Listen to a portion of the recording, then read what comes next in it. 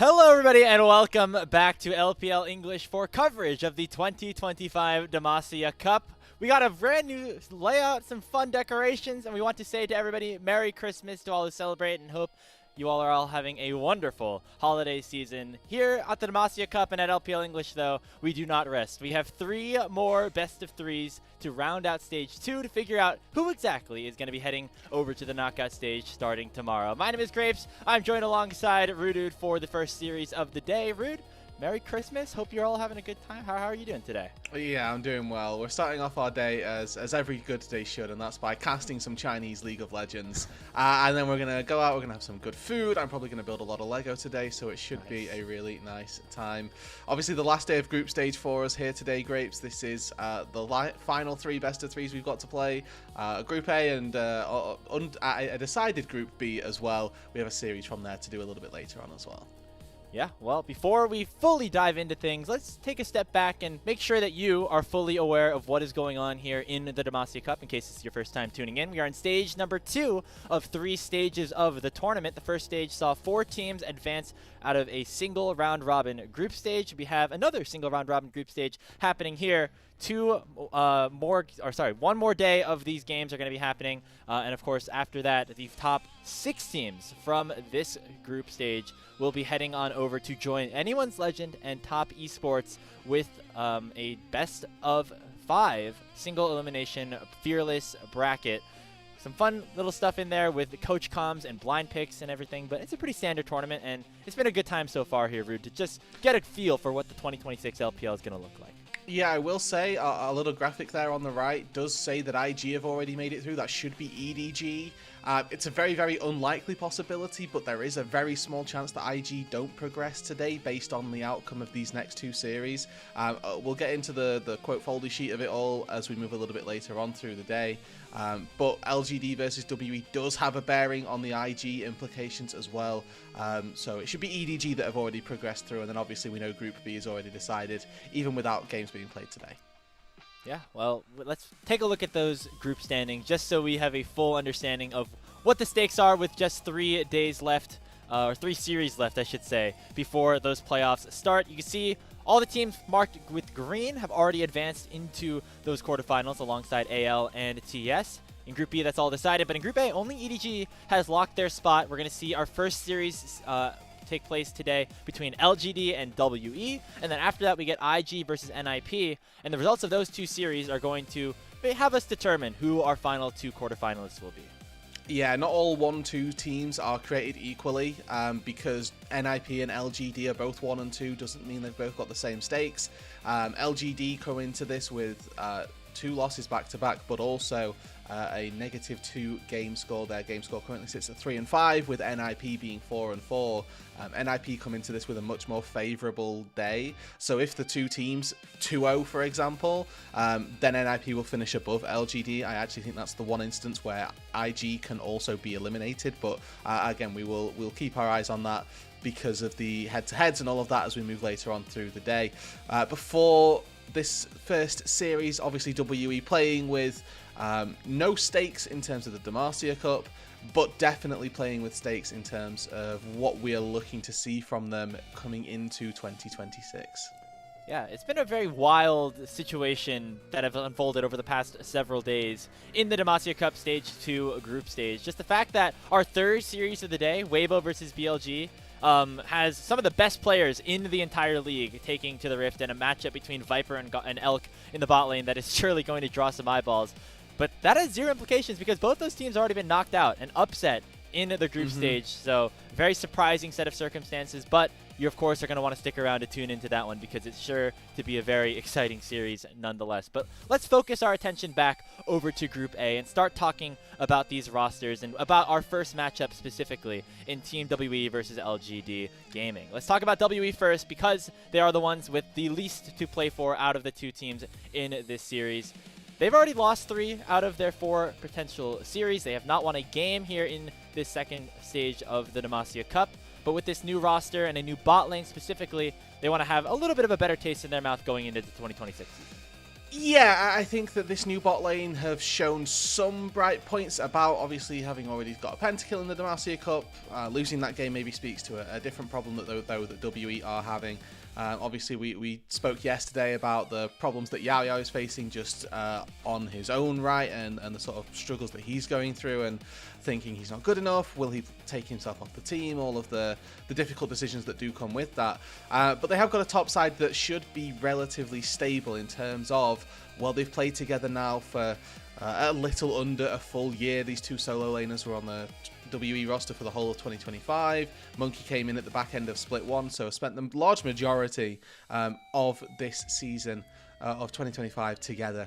And we'd like to see a little bit more cohesiveness, I think, from them, because Monkey frequently, that go-to player for WE, the one that we want to be talking about. Unfortunately, though, in the instances that we've seen thus far, Grapes, it's not actually been proven that he's able to find that same success that he did in the back end of 2025.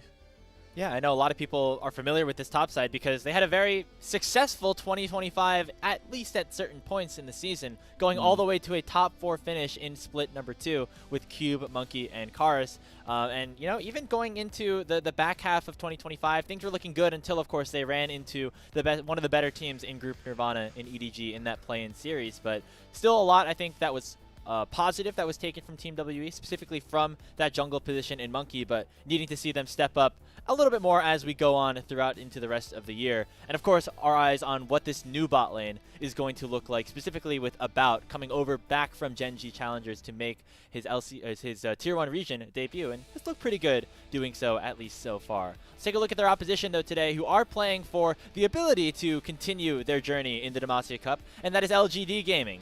Most likely, they will need a 2-0 in order to keep themselves in contention here today. So it's not just the match score, it is also the game score that will be important. A lot of the 3 of the 5 players here, just like Team WE, are the same from 2025, Rude. But the difference is here, the mid-jungle with Hung and Tangyeon coming in. And honestly, looking pretty good themselves. Yeah, I mean, I've actually been very impressed with the pickups that LGD have taken so far. Tang Yuan has been pretty consistent, I would say, throughout these series. Maybe a ropey game here or there, but when LGD are winning games, it seems to come off of the fact that Tang Yuan has been playing pretty darn well. Hong as well had a really good opening series that, you know, made him look like he was going to be a really powerful point of this roster. So there are some bright points to talk about, and I mean, Sasa on that top side has been quite a prolific weak side tank player. That bot side of the map as well, we've seen great things from Xiaoya on and off throughout pretty much the entirety of 2025 as well. So there are good things to talk about when we look at the LGD roster as well.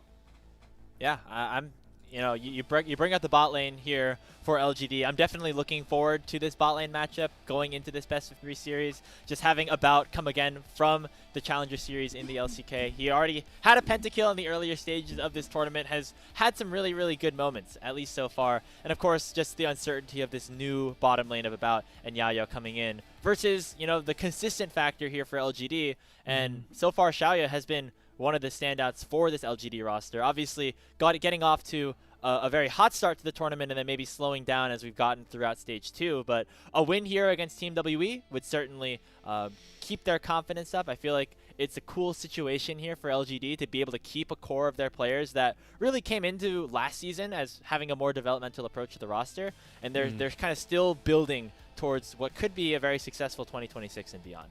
Yeah, and we hope that that's the case, right? I know that LGD last year had a bunch of jungle problems throughout 2025, just sort of subbing in various different people. And hopefully for this new year, they can maybe make some of those tracks a little bit better and see that they end up with a slightly better look into the 2026 season. Obviously going to be battling their way through some hardships as well, looking at the state of their roster with relativity to others also. So we do need to keep our eyes out for how well these two new pieces start to slot in. I think so far that process obviously hasn't been seamless, but it definitely looks a little bit better than it has done previously.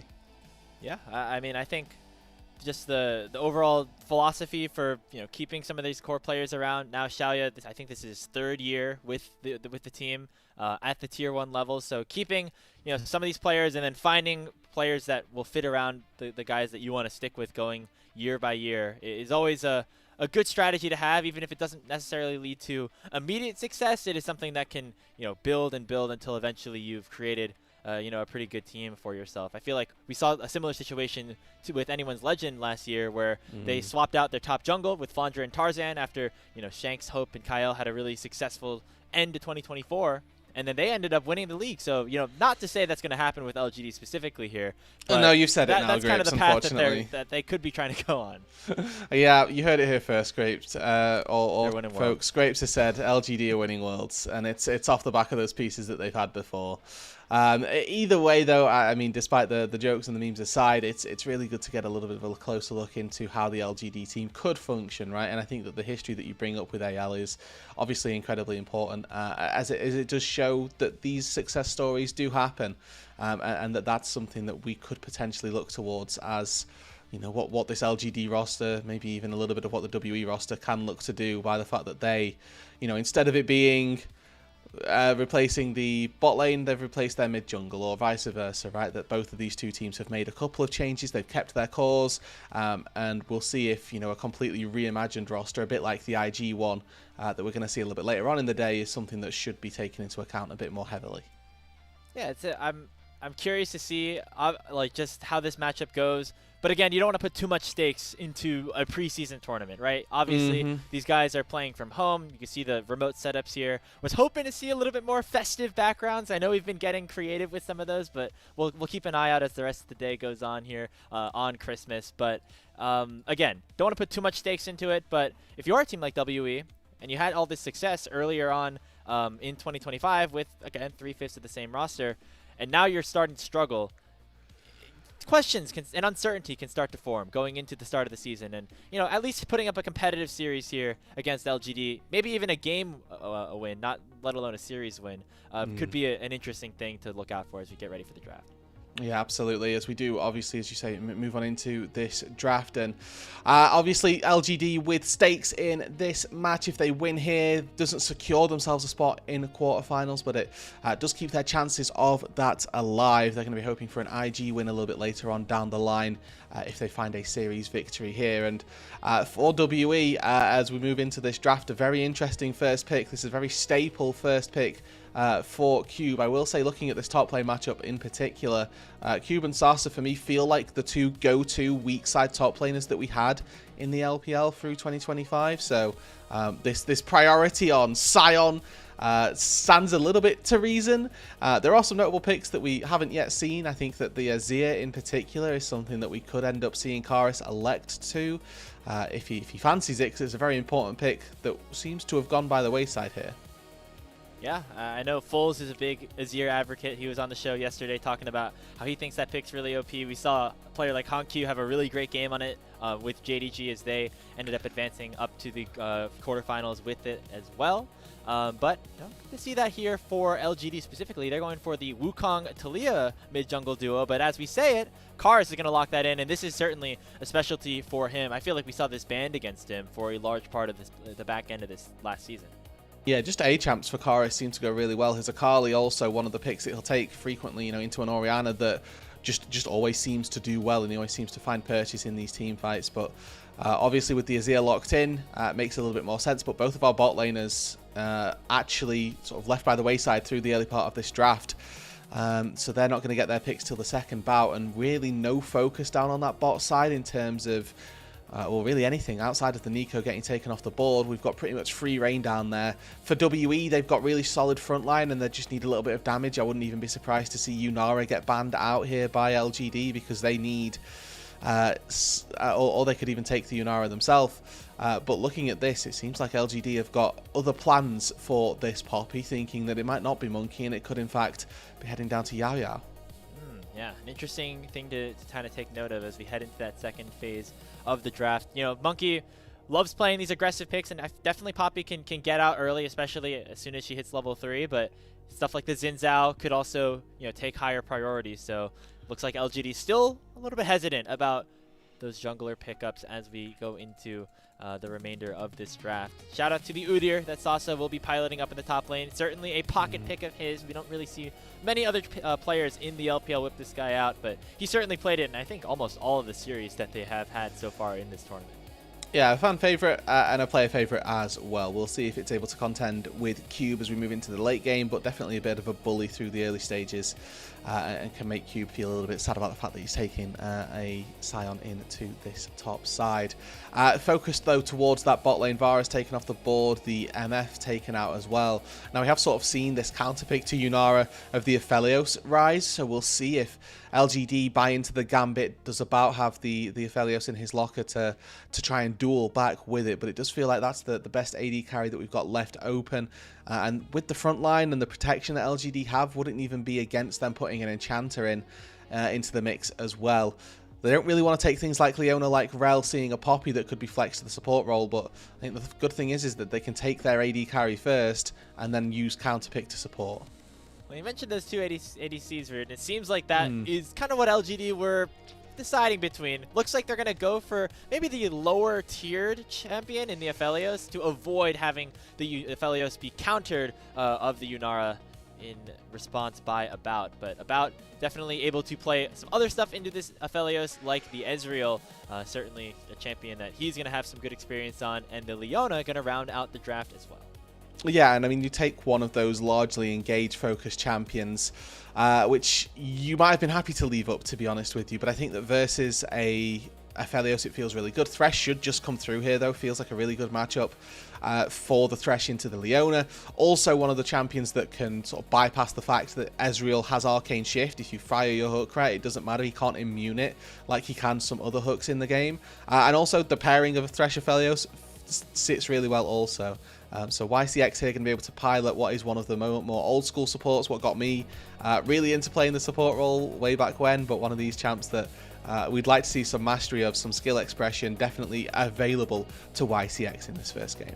We love the Aphelios Thresh. I feel like that was such a prominent combo at least a few years ago, and we've seen it kind of not really have as much priority recently, but a good Thresh player is so game-changing in the way that it can impact the map, impact the Rift, both in terms of engaging and, of course, protecting an AD carry that is high damage but potentially vulnerable, like Xiaoya on the Aphelios here. So those are the compositions set up here for game number one. And overall, pretty recognizable stuff across the board. I do think that WE have multiple damage threats, specifically in that Azir and Ezreal, and I'm excited to see how that specifically is able to pan out, specifically with Karis on one of his most played champions. Yeah, and I think that it's the consistent DPS from Karis that we're going to be looking towards here, and the Azir might struggle a little bit versus the UD just because it can run really quickly, get out of the soldier's range. It might cause some problems, so unless there's a good amount of CC given to Karis and available for WE, they might struggle just a little bit there to get Sarsa out or take him down. One of the other things you have to factor in is the fact that that Lantern can as well save people from the front line, and you can sort of bypass the amount of damage that you think you're going to take.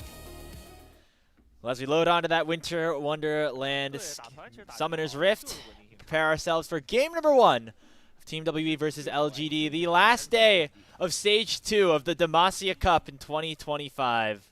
Let's have ourselves a merry little Demacia Cup. Let's have ourselves a good game one.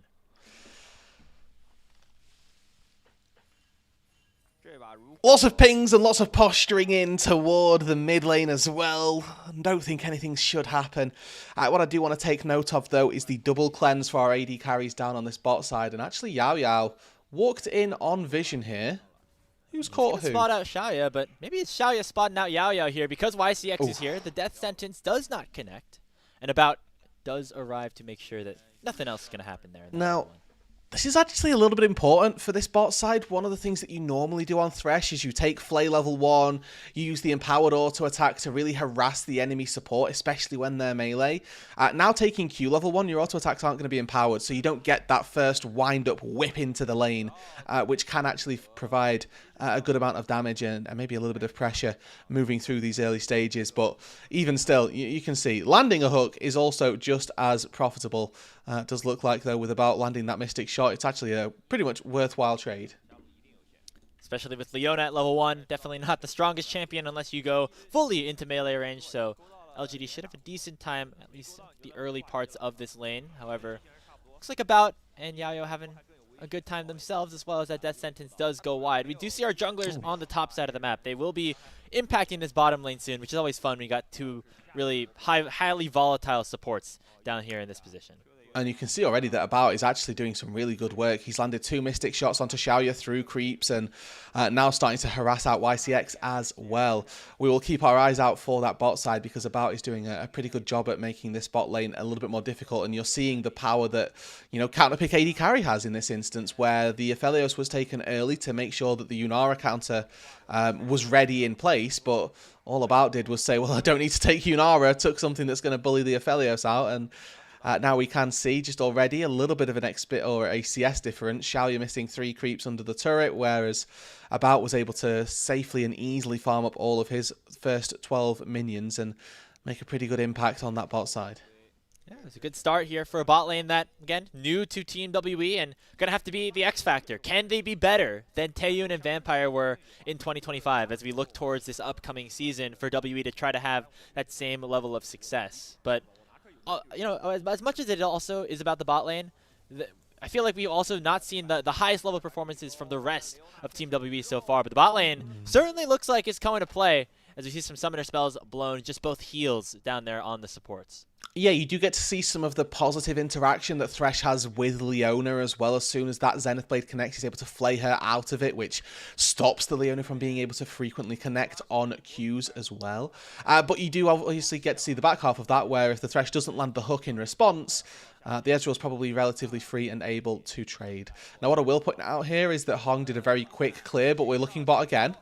And this time Monkey is here, fresh off of a full clear, and he just stuns YCX into the wall. That's first blood for Team WE, and they beautifully execute that priority and they're able to capitalize on it. Yeah, and unfortunately for the Thresh, there's not as much counterplay to Zenith Blade landing unless you're very quick on the flay.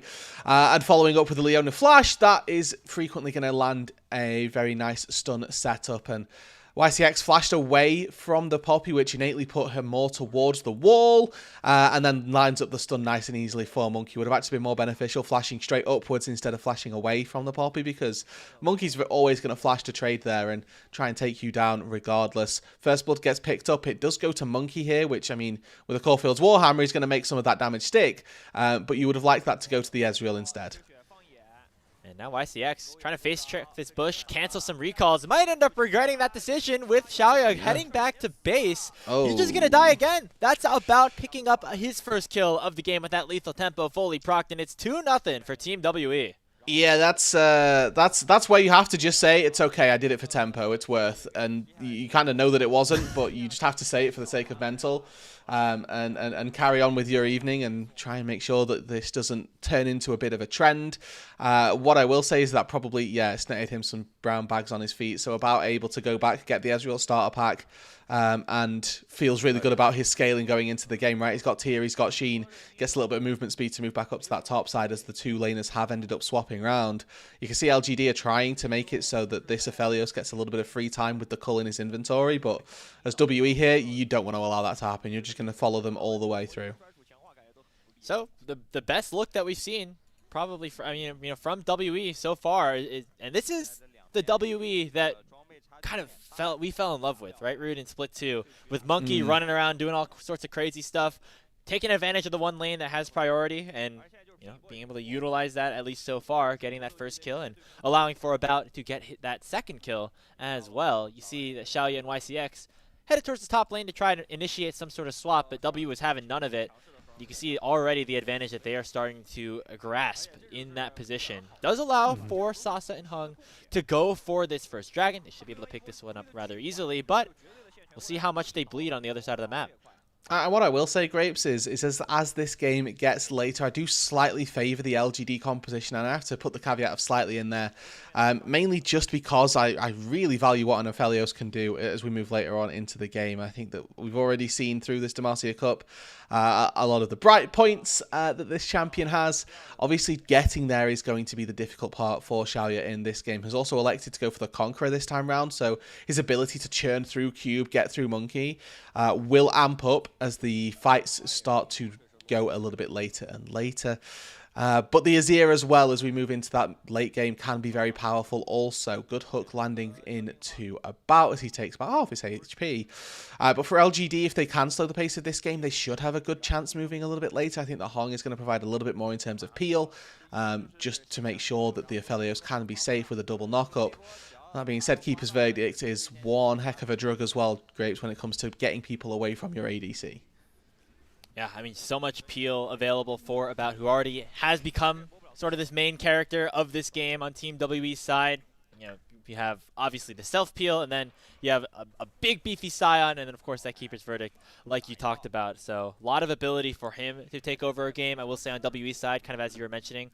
The flip side, they had that conditional engage that you were talking about. Not a ton of point and click on their side, other than maybe like a monkey heroic charge, but then even then, bit more on the conditional side if you look into this. But if you create the conditions like this on your own, like Yao Yao, maybe some advantages can be had. We see that ultimate being channeled by Monkey. That'll most likely be canceled and just set up for Team WE to make their way towards the grubs. Oh, Hong, though, a level up on Monkey. Might just hop straight on top. Yeah, already pops the Cyclone. That Steadfast Presence finally used to cancel the initial dash of the W. Yao Yao dashing in as well. Already taken down to below half HP and misses the Zenith Blade, but Tong Yuan is in a horrible situation for himself. Lantern. He has to get the Lantern to get to safety, but Karma will come in. But a lot of flashes come in response, and he will end up going down. It's worth a couple of flashes, but it's not worth a kill as LGD get on the board. Yeah, it's a swing and a miss there from Karis. It's not really had the desired effect. And now Monkey comes right back in. He sends YCX away. That's no Lantern available here for Hung. But now Xiaoya is going to work. He has red-white, but he does not have vision of About. Jumps into there, gets his third kill of this game. And WE answer right back with 2 more. That's why you buy your pink wards, folks. About able to just play with vision and wait for his WQ cooldown. Snipe Xiaoya out before one more auto attack on that Crumbs would have probably taken About to within an inch of his life. WE able to resurrect that fight almost, as Karis did kind of chuck it to the wind as he flashed his way in and didn't really find that really solid engage. You can see Monkey and Yao Yao actually kind of playing with their food a little bit on this top side, as they were a little bit split on who they wanted to go for. Initially looking for Tang Yuan. You can see he saves his ulti level up, but flash stunned off of the wall, and then Karis here not quite able to find that desired angle, goes for a scoop, and it only lands onto YCX. Hong and Tang Yuan able to easily space that one out. And then this re-engage actually, 3 versus 3. You can see Monkey knows they're going to walk past this wall, and a really good Keeper's Verdict just changes the amount of people that are involved. As we see it back on live, Tang Yuan's already dead again. Right after the replay, and Tang Yuan's done it once more. Karis is able to land that final kill, but big credit to Monkey once again for setting that one up with a heroic charge. And it allows for Team WE to salvage at least 1 of the 3 grubs. LGD got the other 2. That means that they should be able to equalize things a little bit in that department, but you can continue to see this Ezreal here, Rude, getting stronger and stronger as we speak. 100% kill participation, the only one in the game alongside Yao Yao. 2 out of 3 of the Trinity Force components picked up as well. You can see that this is going to be a missed wave for Xiaoya. He might actually walk back out to bot lane here and decide that they're going to undo the swap since the grubs have gone down. Dragon spawning in about a minute's time. So we'll see where the Aphelios ends up going to. But you can see already with that earlier recall from Sasa, he's going to catch the majority of that top wave. Now WE, they've got ulti available on Karis. Tang Yuan has no flash. Looking. Here comes Karis. Remember, he has that ultimate, but it's a great flick. Nice Unraveled Earth will make sure that Karis gets stunned up before he can get too close to his opposing mid laner. And both him and Monkey will have to back away. Yeah, really fast fingers there on Tang Yuan. If he doesn't put the Unraveled Earth down, then the stun doesn't happen. It means that the shuffle will come through. The really popular Azir Poppy combo is that you put up the wall from the Azir, the Poppy just slams the target into it and makes it pretty much unplayable for any immobile mage, but Tang Yuan able to sustain that effort, to sustain that gank into the mid lane, actually able to go and pick up a majority of Karis' HP too, so that Karis has to go back to base, TP back out. Now this is with a Nash's tooth here, as the Drake spawns up in just a couple of seconds time. Only completed item that we see on LGD is that Trinity Force. Aggressive trade here from About. He's able to cleanse away from that initial route, but with the Gravitum getting slowed down and taken very, very low. Sasa comes from proxying the top wave over down to the bottom lane with his teleport. That means he's going to have a lot of time here to start this dragon up with the rest of his team. I don't like this TP. I think this Drake's gone anyway. The Ezreal is not a part of this fight. It is a 5 versus 4, and Tongyuan has got the wall to shuffle WE away. We'll see whether Monkey can do something with the Keeper's Verdict. But yeah, I mean, that TP was never going to really yield anything. I think he could have stayed, got a top wave, maybe got a plate as well, forced somebody from LGD to lose out on something. But Cube saw otherwise, and then immediately they all backed off anyway. Yeah, maybe not worth the teleport, but don't think he would have been able to get much. I mean, just because of the fact that Sasa teleported so much earlier and was able to get the wave in a very similar position because he was proxying. He was between the tier 2 and 3 turrets when he ended up using that TP. So that wave that he ended up clearing was gone much sooner than what Cube ended up having. So would have had to be a lot more of a time spend for Cube to stay up there. Instead, it's just them now trading waves in the bottom lane. Mid laners have rotated to the top side. And we have our bot lanes around the mid lane. So the full set of gymnastics has been done there. But hold on, take a look at Sasa now. The damage on the Cube certainly hurting him right now, and he's forced to flash away. And you can see with all the damage that the UD has picked. Oh wait, it's a Fimbulwinter in his inventory. Sure, but the base damage is doing pretty good work. Solar Flare goes wide, the Cloud Tile providing a little bit of extra safety there to YCX and Hong as they're able to just nimbly dodge out on the slow as well as the stun. But you can see Cube actually relatively easily able to regen some of that health just by nature of having so much of it in the first place. And then we'll see whether or not Cube can sustain much more of Sasa. He's trying to make sure that he doesn't fall behind in experience. I think that one of Udyr's real strengths is that he can just continue to push and split push and split push and eventually then end up being a menace in a side lane and just sort of running over your carries if they get too far behind in XP. But Cube so far doing a very good job. Obviously this was their B1 of the draft, so they know that they can rally behind this Sion and that hopefully Cube can have a good time. He knows how to stay alive in this lane, even if he's not doing much else. He's picked up that Hollow Radiance, ults back into the bottom lane, and he'll be able to be a menace in those team fights. That is obviously more what we're looking towards when you look at a Sion here. B1.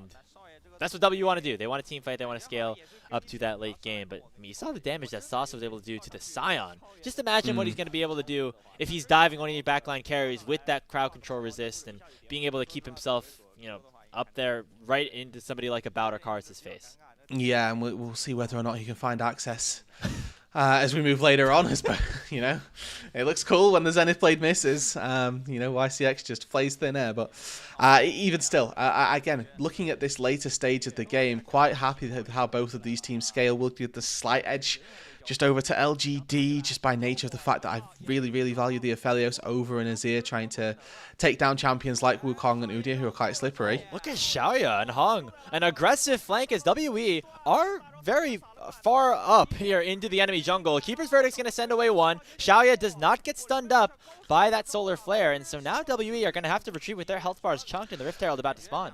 Yeah, did Ben cleanse there, but it's good poke from the Infernum ulti of Xiaoya, and once again just these early scuffles going the way of LGD. They are using their slight range advantage to their to exactly that, as they are sat on a ward here, LGD, but WE still walking in. Herald gonna get smited down here by Hung, but Cube goes in with that unstoppable onslaught and is going to force a fight. Knock up onto Sasa does connect, but a huge seismic shove will find two on the other side from Tongyuan. The tanks are alive as Sasa flashes away, but now Cube will be the first casualty as he gets taken down by Xiaoya. In the zombie form, he will go to try to zone away. Another seismic shove hits, this time on the Monkey, and the final shot from downtown will secure a double kill over to the Aphelios. And that's what you want here as LGD, getting your gold onto this carry who was honestly put down in the early stages of this game. About found so much gold over Xiaoya, but it's looking like this Aphelios is the one who's going to be able to pop off in these team fights, just barely able to flash forward, take down Monkey, found the initial kill onto Cube as well. So far so good for the LGD side, and these early scuffles are just going in their favour. Unstoppable Onslaught misses everybody, parts LGD like the Red Sea, and for WE, they didn't really have enough damage left in the tank, right? Karis isn't fully scaled up to this late game Azir. The Ezreal doesn't have that Muramana online just yet. And in these big 5v5 team fights, Ezreal as a tank killer is not your go-to threat. And you can see a flash forward into with that Calibrum, just has the range and just has the damage, which I found quite surprising to take out Monkey. I think that was the first auto attack that Xiaoya had of his Calibrum. It just ended up switching over from the Severum, from that red gun to the green gun. And just with that final auto attack from hitting Cube's dead body, Xiaoya was able to hit that snipe back in onto Monkey and get himself his 4th kill of the game. Speaking of poke, oh my goodness, YCX nearly taken down. I mean, that was a little bit more than poke with the commitment of WE there, but even still, you're quite right that the fact that he's able to flash and live there feels a little bit illegal. As the Herald does go down into that mid lane, puts a good chunk onto the tier 1 turret, but you can see a lot of posturing around this mid lane as obviously LGD secured 2 Drakes early on, which means that they're not particularly pressed as a Cloud Dragon is up to make a play on this bot side. As long as they can delay the soul for WE, they can spend this time collecting gold. So you can see Tongyuan, Hang also up on that top side trying to find some gold. This first turret will fall in the bot lane in favour of LGD. Probably gets responded to as Karis makes his way down to the bot side, and maybe Monkey can help him out as they look at that tier 1 turret, which is also a little bit weaker. But I'm a little bit fearful for WE here. They had a really solid start to the game, but since then it has kind of petered out. And as we look at these neutral objectives, feels like LGD are just deciding what happens. Yeah, exactly. They have all the initiative right now, and they're going to find another play, this time on to About, thanks to the help of Tongyuan and his Weaver's Wall. About's able to get away, but now here comes the rest of Team WE. The Lantern from YCX is big, and the Keeper's Verdict does not find anybody, which means that all of LGD can collapse on a Monkey and hand him his 3rd death of the game. Really nicely done by LGD to get that turret, get a kill, and get all out. Yeah, Tongyuan had some fancy shoes on there as he managed to sidestep Solar Flare, then was able to take the Lantern to get out of danger. This Thresh pick might not seem like it's been doing too much other than protecting Zenith Blades, but there's been a couple of really clutch Lanterns so far in these team fights that are able to get people out of danger, and Tongyuan in that instance is no stranger. Managed to burn the cleanse from About as well as he was diving in on that Weaver's Wall. And the Ezreal now, without that summoner spell, definitely susceptible to getting hooked, taken out by Sarsa on this Udyr. 1 stun could end up being the end of this AD carry in a future team fight. I think, fortunately, we don't really have anything spawning until the Atacon in about 50 seconds. And with the power that Atacon has, I wouldn't expect to see LGD just rip it on the 20-minute marker. Definitely not. I feel like they're comfortable just playing the game out the way that they are. No need to rush things right now with the scaling that you said LGD have. I mean, now Xiaoya picks up his 2nd item in the Lord Doms. He's 5-1-0, and you can tell the way these team fights have been going over the last few minutes. LGD is continuing to scale, and I think the best point that you brought up here is the fact that they have those go buttons, right? You have Hung and Tongyuan with those ultimates, the Cyclone and the Weaver's Wall, able to start team fights from a moment's notice. WE don't really have that. A lot more of their moves and engages are going to be a lot more telegraphed as we go along throughout the game. Yeah, the Unstoppable Onslaught has a massive siren that blares every time it goes off, and unless you spot Monkey in the pocket of vision that he's most likely looking for, it's not as easy for WE to find these fights. But I do want to quickly highlight Xiaoya's build. You drew attention to it here, but he's going to be dealing close to true damage to these members of WE that don't have any armor in their back pockets. He's put 6 points already into his lethality stacking, only 4 so far into his attack damage. So he is full on looking to get as much resists off the targets of WE as possible. See Cube teleport here into the mid lane. Not really much objective to fight over other than potentially the Otacon, but with that Weaver's Wall, looks like a fight will commence. That Solar Flare does hit onto Hong, and now it is WE going all the way forward, but maybe a little bit too soon, as now Cube is going to be the target from all 5 members. The Moonlight Vigil finds the other 4 and nearly takes out Karis all the way from the other side of his screen. It's just going to be Cube going down with, again, Karis taken low. That's another kill over to LGD, and a perfect time for them to start the Otacon. And they just don't have the damage yet, WE, right? This is here, not yet finished off. His Leandries, the Ezreal, not a champion that can cut through a tank all that easily. You can see he's trying to deal damage to Sarsa, but he's literally healing up whilst this is happening. And you can see that WE have TP'd Karis back in, but this isn't really a fight that you would expect them to be able to take successfully. No access, no threat, and you can see the carries just running through WE. And you can see Monkey and About, they're like, hey, we want to try to keep them here, try to keep this fight. And Sasa says no. He pops that bear stance or that ram stance, runs straight at them, make sure that there is no ability for them to try to engage onto any of his carries, and allows for LGD to get away with that Otacon for free. Gold lead advanced up to 2,500. A reminder, LGD need to 2-0 this series to have a fighting chance at advancing to the quarterfinals against, you know, any of those top opponents that we have seen throughout the tournament. So a good start for them so far here in game one. Well, now in fairness, they can just win 2-1 and then hope that NiP lose. That's also a way. We have to take series score into account as well. That's true. So they could just win and hope that NiP lose, which is honestly on the cards, as IG do look pretty darn strong as well. They've had a pretty big turn up into the back half of Demacia Cup, which is really nice to see for a roster of relatively fresh faces. But LGD looking good so far in this game number one. Obviously, a 2-0 is very preferred and gives them a few more options, a few more avenues to success if the future series goes slightly off of how they might have liked. But even still, they are looking currently like they can take this game number one. I'm very impressed with how Xiaoya has been positioning. I think that the picks as well.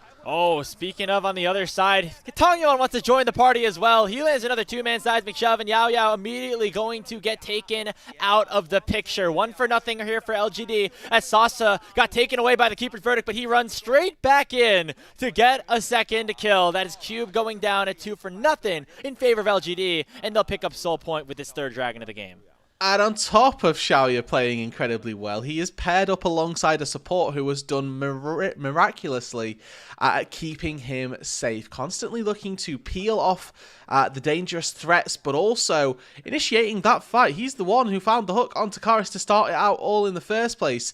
You can see he's got that vision down, lingering over the wall, and then as soon as that Scryer comes through, manages to find the hook.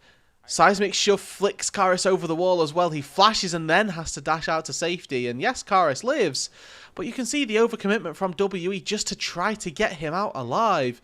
And how much damage is the Azir actually able to do during this fight? Well, I think he threw one Q into the mixer and then that was about it. Followed up with another hook from YCX to keep Cube in range. Overall, you have to give a lot of props to this Thresh play and how well YCX has been able to pilot it. Yeah, I mean, the fact that Xiaoya only one death, right now Tongyeon only one death as well, despite all the efforts that Team WE have put in, a lot of that you can credit to what YCX has been able to do here in this game. Again, the KDA might not stand out like you were mentioning, but it's all these little things that he's been able to do to keep those backline carries alive and allow them to pump out the damage that they have been able to do so far. I mean, obviously we're talking about Xiaoya, and how he's had a huge impact on this game. But Tongyeon was the one who started that fight with that seismic shove. And after what was maybe a bit of a slower early game and a bit of a mistake around those grubs potentially, he has really come to play over these last couple of minutes and had some really great team fights. And obviously if that continues for LGD with this 4,500 gold lead, it's probably going to be around this Baron, probably going to be around the Soul in 3.5 minutes time as well that they would love to pick up. Now Hong spots about early Arcane Shift there, I think. About lucky rather to have been left unchecked there.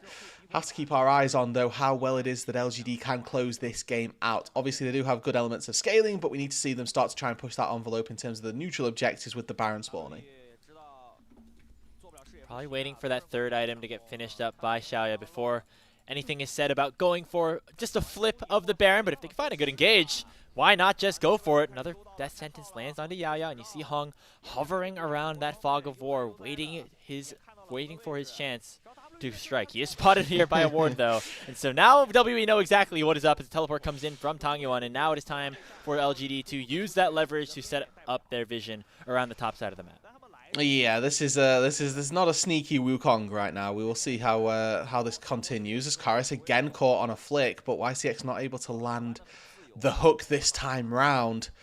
Don't know that there was the follow-up there necessarily. Maybe Tongyuan could have got a second round of spells, but you can see this Taliyah doing a lot of work. That engage, yeah, Seraph's shield popped, but there comes that dark passage to make sure that the Taliyah does live. Sasa, though, taking a good chunk of damage, and the box gets opened up to try to zone a WE away, but Cube is having none of it. He uses the Unstoppable Onslaught to go forward, and they want all the smoke here on the top side river. That Moonlight Vigil does go wide, and that is a signal for LGD to go on the defensive with no more tools available for WE to go on the engage. Okay, so it's actually a pretty decent fight for WE there, as they were able to, slowly chip away at the health bars. Tongyuan caught a boatload of damage to the face as one of the solo flares from Yao finally manages to land, and importantly got down before Tongyuan could click that lantern. But with Moonlight Vigil going wide and that fight being honestly quite close, fearful that WE might still struggle when those buttons do connect.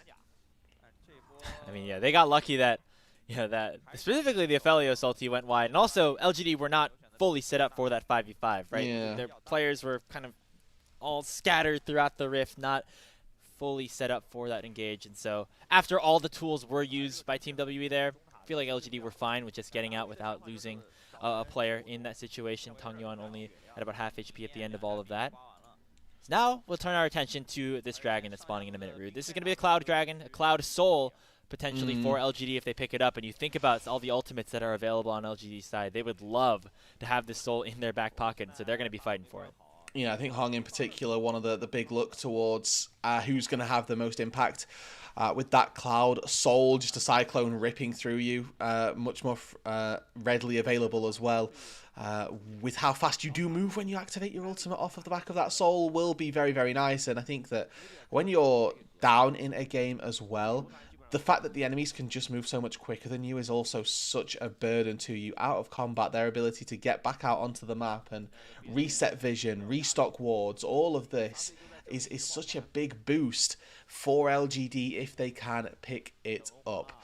We look at some of those big ticket items that we were waiting for completion on as well.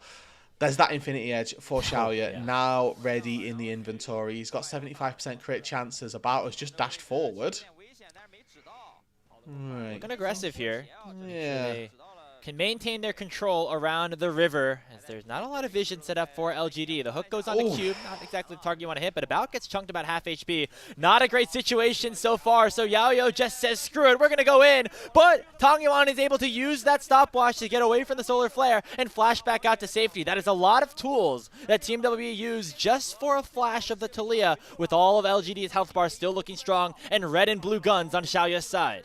Yeah, and you can see as well the poke from the Ezreal needs to start ramping up. Q goes wide again, but Sasa trying to frontline, gets knocked up as best as possible.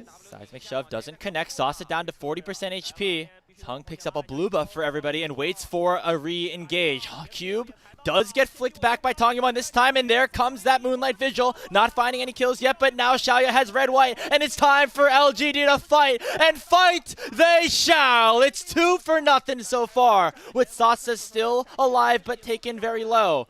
Dragon not going to be started up by Team LGD. They're waiting for Xiaoya to heal up. They're waiting for Hung to potentially get back in there. YCX pops the heal, and About could be in some severe danger, but Sasa not looking to go for the flank just yet. Xiaoya now fully arriving, but Cube will come in with the teleport of his own, and we will do it all again. The Dragon's at 3,000, and it will be secured by LGD. And here comes the rest of the fight. Tongyuan in with that Weaver's Wall, able to take down About, and that should do it here in this team fight. An extended 4-0 for LGD, and they get the Soul as an extra present on top of the tree.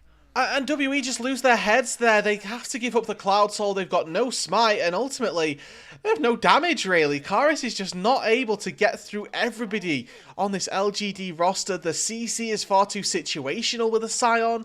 And LGD are just playing these fights out beautifully, constantly using all of their health bars. You can see that the fight lines for LGD are just a little bit more favourable. When their frontliner is there, they're able to stand an auto and stand an attack, and the pink ward in this bush is actually working overtime for LGD, as it means that people just can't attack inside the brush from WE. Cube gets flicked back and taken down, and look at the damage that About's doing. He looks forward, misses another Q, can't really fire autos out, he's not attacking anybody still. Another Q goes wide, and finally finally, we get to see some form of connection, but the amount of damage that they're doing is just nowhere near as high as an Aphelios who's free firing for the entire duration. Tongyuan, again, same thing, free firing in the backline. And you see the difference in just the amount of space that LGD is able to generate with their composition versus WE, who seem like they all need to kind of go in, right? And that includes a player like Karis, who, of course, used a lot of his spells on the more aggressive side, and About is kind of just left on his own, and eventually gets taken low enough that the rest of LGD is able to come in and take him out after that soul was already secured. And that results in WE now looking very dire at this point. They're down 8,000 gold. They have Baron buff against them as LGD have picked up that mid lane tier 2, and they're looking to go all across the rift to secure these inner turrets and then look for the inhibitors eventually. Yeah, and with Tongyuan being such a big threat in these fights as well, it really does create a problem for WE, where if they can take down Xiaoya, they still have to deal with Tongyuan, and then vice versa as well. If Xiaoya ends up being left unchecked, he's going to run crazy through these team fights. So LGD just with really all of the tools in their arsenal to try and take this game out nice and slowly. With the Baron at their backs, they've already taken 2 tier 2s. They'll likely look towards this top side for another one. Whoa, Tongyuan just dive bombing straight into About, and it somehow works. That is just how far ahead LGD are right now. You can send in a Talia like an Ash Arrow, and it ends up working for LGD. That's About down for the next 40 seconds, that the inhibitor tower in the mid lane has already fallen, and they're looking for more. A nice death sentence from YCX finds Monkey, and there comes the Cyclone in from Hung with that Cloud Soul to boot. Cube already going to get deleted. Xiaoya continues to ravage the entirety of Team WE. Only 3 players alive, and they're getting chased out by the storm that Sasa leaves behind in his empowered R. Moonlight Vigil gets popped out. They don't even want the kills. They just want the Nexus. LGD has opened it up, and now they can pad the KDAs a little bit. Xiaoya has his right gun once again. Karis will go in. He will go down in response, though. He will get Xiaoya, but that is all that they shall receive, as LGD will go into the base of Team WE and take game 1 of this series. Yeah, and they find themselves a wonderful win to open up this series. Now, that's just the first of many steps that LGD need to take to push themselves to the quarterfinals. The second one here going to be a 2-0. If they find that, puts them in the best stead possible moving into a later series that they won't play, but that they'll be waiting and watching with bated breath between NiP and Invictus Gaming. But for LGD, a really good start, right? They had slight problems through the early stages of the game. YCX with a bad flash toward a wall meant that Monkey could take first blood. But outside of the first 5-10 minutes here, Grapes, it felt like they were really on fire. They knew exactly what it was that they needed to be doing and knew exactly where they needed to put their resources in order to take this game home. Yeah, I mean, it was a great start to the game for Team WE. You thought, hey, they get 2 kills in the bottom lane, one of them going towards About, who is this new star bot laner that you have picked up for the 2026 season. But then LGD decided to lock in a little bit, and a huge shout out specifically to those big carries and in Xiaoya and Tongyuan, but also the players that facilitated them throughout the game, right? I mean, you credited it, and you were excited to see the Thresh get locked in on R5 for YCX, and it ended up paying huge dividends for them. It really did. They were able to get multiple lanterns that looked excellent. There were, again, very, very large amounts of hooks that were just landing in the right times. And often the Thresh play that is the most impressive aren't those hooks that are landing throughout the team fights. It is those lanterns, it is those flays, and how he's able to position himself and Xiaoya to keep them both safe. But I think YCX, again, does deserve credit. Xiaoya, though, 43% of his team's damage share. He had a lot of work to do in this game, and it's always good to see that he can do it. So we're going to look at some of these highlights. We're going to see some good from Team WE, like this find that they had on to Hung. But then comes the rest of the damage here that Xiaoya had. This was just the preview of what was to come. Nice little control ward here for About to get that kill, but it was all about the Aphelios from this point moving forward. Yeah, and I mean, you can just see the safety that Xiaoya has pretty much throughout these fights. You can see he's playing really nicely on the edge of his range, and then as soon as he's got the opportunity to go in, he does exactly that, right? Still full HP, barely even having gone through the shield from his Infernum passive. And he's just free firing the whole time pretty much. And then you look at the damage that Tongyuan's doing, you look at the threat onto the Aphelios, and you start to realize that actually it is a pretty big problem. The lack there of dive that we see for WE. And just watching the rest of these team fights unfold, take a look at what Team WE had to offer in their composition. Obviously, Monkey able to be a big facilitator, able to get this show on the road, but take a look at how the rest of these engages have gone for Team WE. It seemed like it was never able to really work out in their favor, and it was always LGD who had the upper hand. And you know, you see Cube, maybe some of these ultimates weren't hitting the best ways that they could. It's just, again, that compositional issue, the ability to have that point and click. Not even an engaged support like Yao Yao had that on the Leona compared to something like a Nautilus or maybe even a Rel that's a little bit more consistent. Yeah, and you can, I mean, the Ezreal counterpick early on into this game as well did really well, right? You saw that they had an advantage coming out of that bot lane, but as soon as we made it to really any team fight stages, the Aphelios just vastly outclassing the Ezreal there. As we do see Tongyuan able to find himself an MVP from this game. I think finding the pick in the late game, in fairness, onto about was pretty impressive. I mean, he wasn't the one to do the most damage. Obviously, that went to Xiaoya, but Tongyuan, a new addition here to this LGD roster, finding critical engages, these seismic shoves really providing a high impact here in this game, and that is a good sign for LGD with their new mid laner as they pick up a Game 1 victory in the first matchup of this series between them and Team WE. We're going to head to a short break. Before we do that, we want to make sure to thank all of you watching here on this fine Christmas morning. And if you want to continue to support LPL English, you can consider becoming a Coffee member. Coffee is the best way to support the LPL English project, since the vast majority of your contributions will go directly to the show. A lot of the initial payments go into upgrading the broadcast, like some of these fun decorations that our producer Kai has set up, but a huge bulk of it also pays us on-air talent and content creators. So you can subscribe to our Coffee. It is linked in the chat to unlock perks like early access to content and the ability to ask interview questions for our unique on-site interviews as the season progresses. It's been a fun Demacia Cup here so far. We hope you're having a good time. When we come back, we'll try to continue that good time and see if WE can continue having some sort of bounce back here in this series. We'll see you then.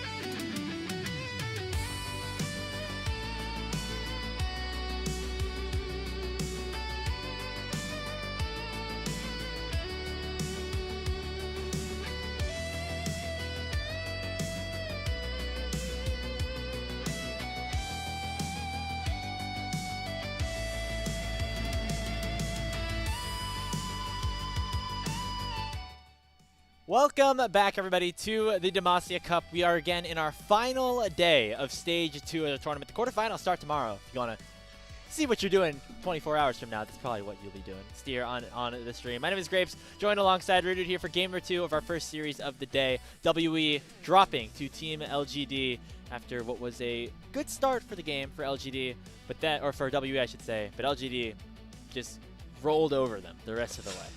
Yeah, it was, honestly, it felt good for the first probably 10 minutes for WE, and then it just didn't afterwards as LGD started to utilize a little bit of a range advantage, a little bit of a compositional advantage as well. The Poppy didn't really have that amazing disengage tool that we know her to be, didn't really provide that much post that 10-15 minute mark. Obviously, we saw a fight around the grubs that looked good, but then after that, there wasn't too much bright spots that the Poppy could really speak of.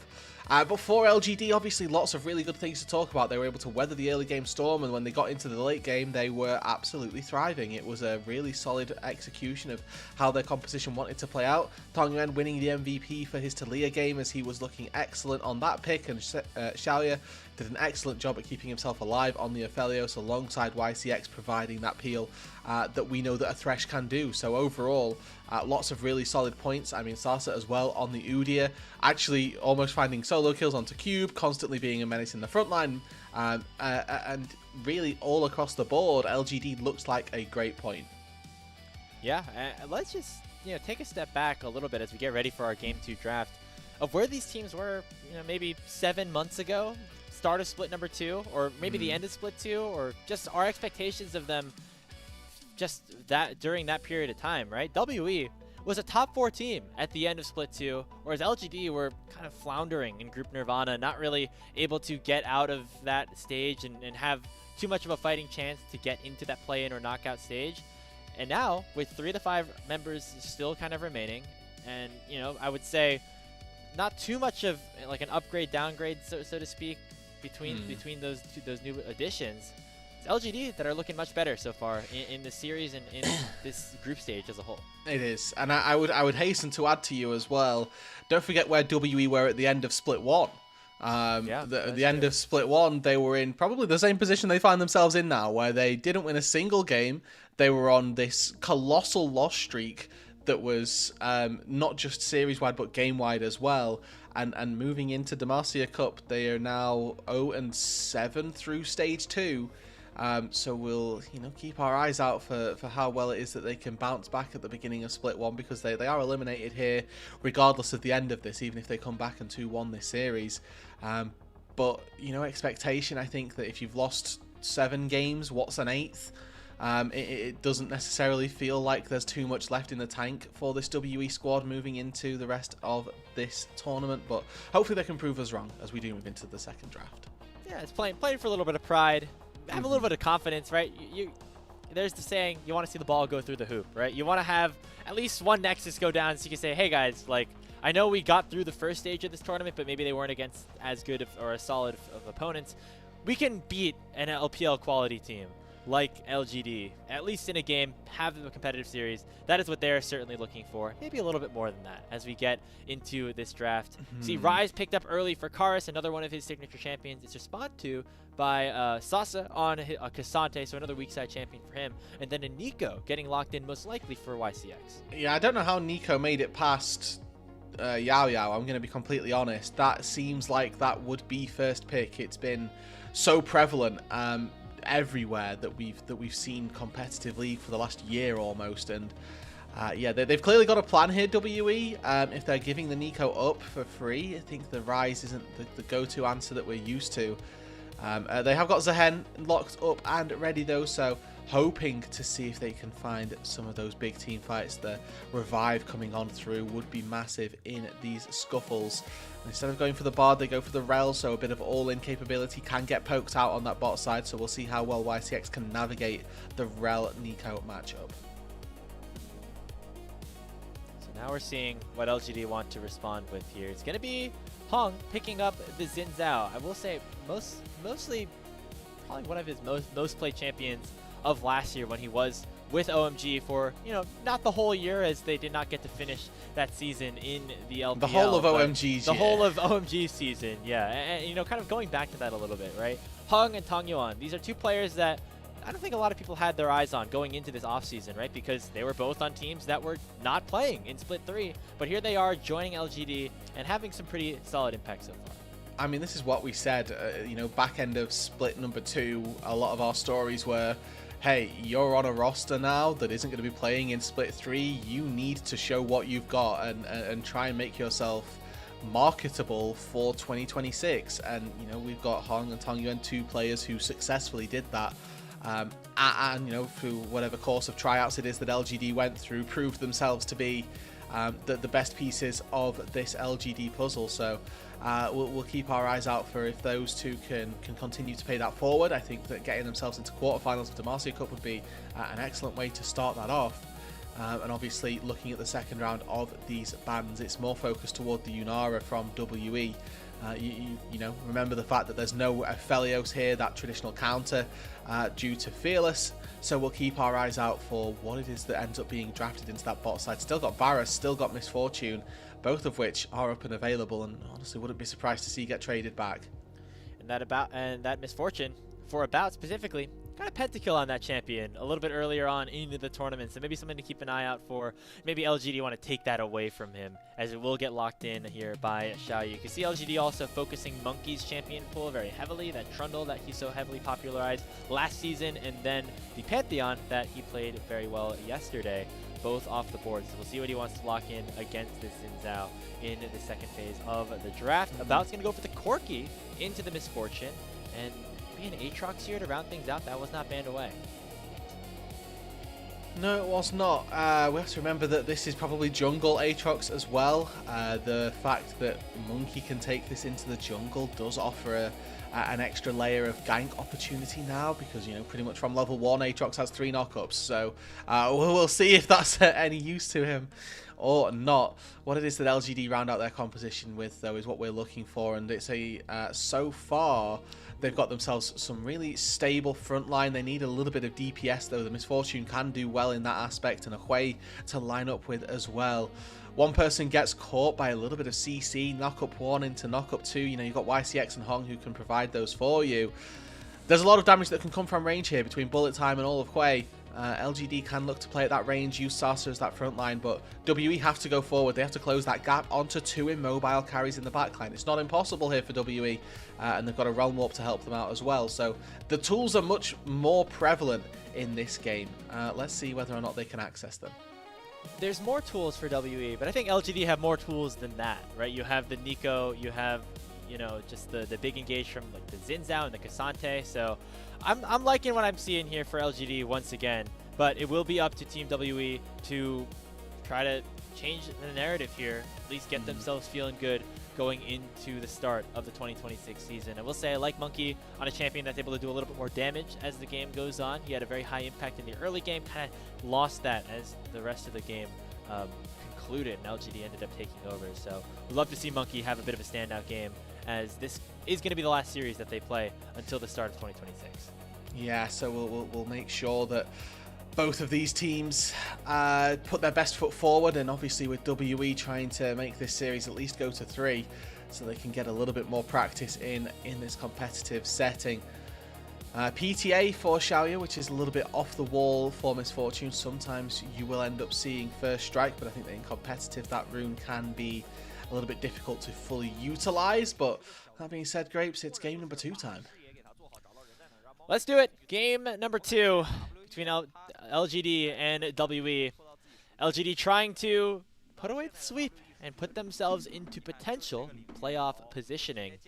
Of course, if you want to see if LGD or WE, or not WE, but if LGD are going to make the knockout stage, you should stay tuned for our next series as well. That'll have very heavy implications on that, as you will see Invictus Gaming take on Ninjas in Pajamas, NiP, the one team that LGD have beaten so far here in Stage 2. Yeah, that head-to-head could end up being actually really, really important. I don't actually think that there's a way that the tiebreakers mean head-to-head matters this time round, because I think game score supersedes it. So That head-to-head may be nice, but I don't think it's actually going to come to the bear just because of how their previous games have already played out.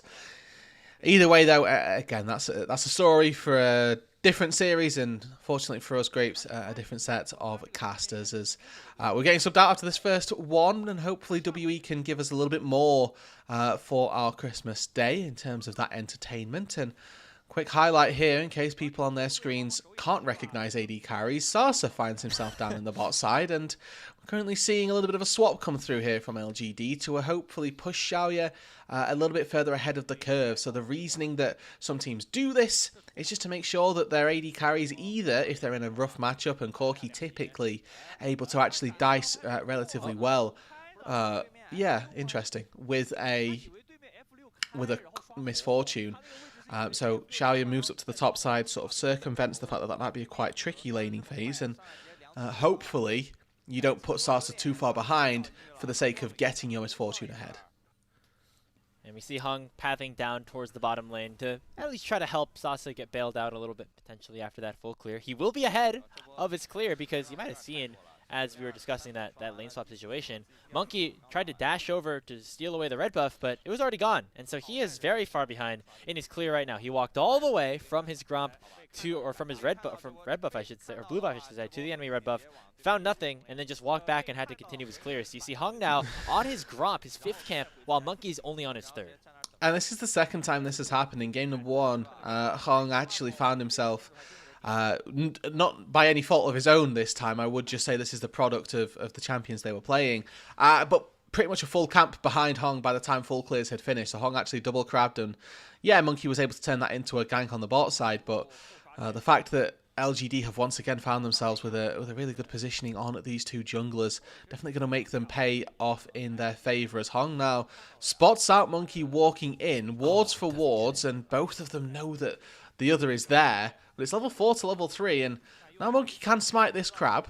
And Hung has double buffs. Monkey only has a blue. He doesn't have any mana, so it's just maybe a little bit of ability haste. Not going to get him a lot of damage there, as he's already forced to flash away. Karis also has to flash, but Hung's going to have none of it, as he dashes forward with a 3-talent strike and picks up first blood for LGD. Now it's a 4v3 with a bout, and Yao Yao joining the fray. The crash down only finding Hung, but Monkey is just so weak compared to his opposition, and he will get dropped. A bout's Valkyrie does a lot of damage, but he puts himself in a bit of a precarious situation, but Yao Yao will dash in and stun up another member while taking Sasa down and allowing for YCX to get dropped by a bout as well. So at the end of the day, despite Monkey being so far behind and LGD getting first blood, it's WE winning 3 for 2 on the disastrous trade on the bottom side. Yeah, and some really important gold as well going into About's pocket. Obviously, the whole point of this lane swap was to make sure that the Corki wasn't super far ahead just by the nature of that lane swap. Instead, he finds 2 kills and an assist, and he's going to be just as far ahead regardless.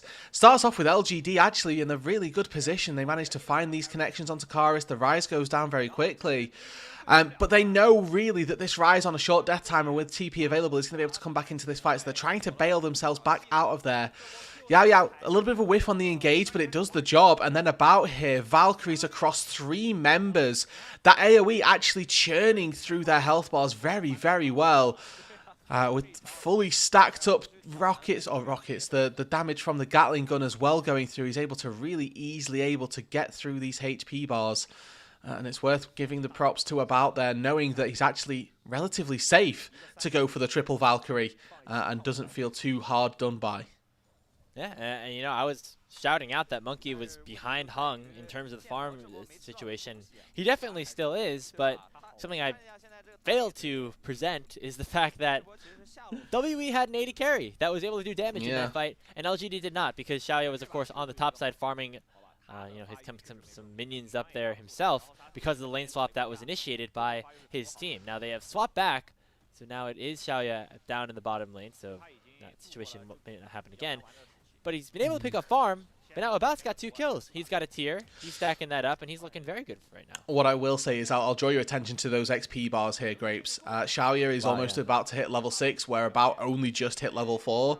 Obviously, the entire time that Xiaoya's sort of farming up on that top side and getting creeps, About actually spent a good chunk of that fighting, right? He moved, lost a wave to try and take the fight, then has to recall, loses another wave for that. Realm Warp in, though, LGD not allowed this dragon for free.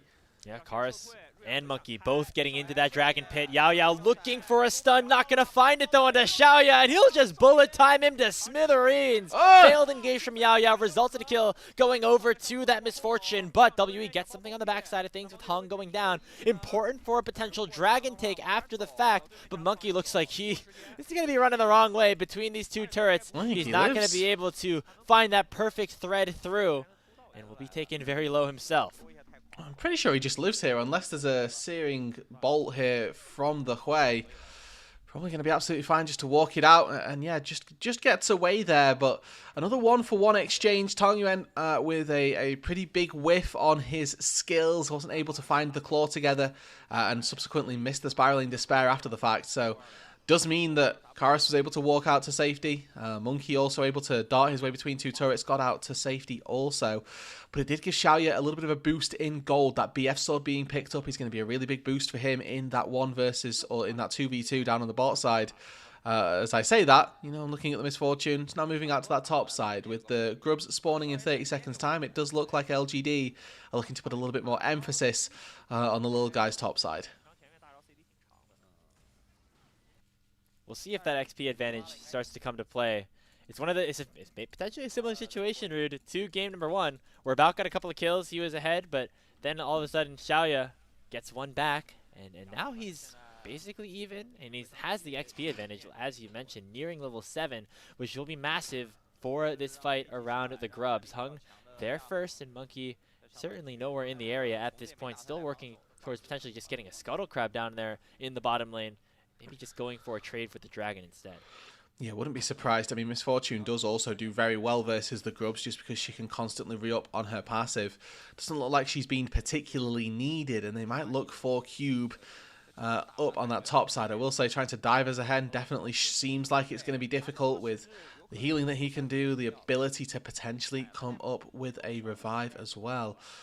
So probably going to be actually relatively safe, and it's just going to be some turrets plates that end up getting taken. Nice bullet time, gets a little bit of a chunk down, and maybe it is just going to be a slow whittle away onto the Zahen instead. No level 6 for YCX, which means that Cube's probably fine to stay under this turret, even if a Tangle Barbs lands, might not be the easiest thing to try and get that damage down.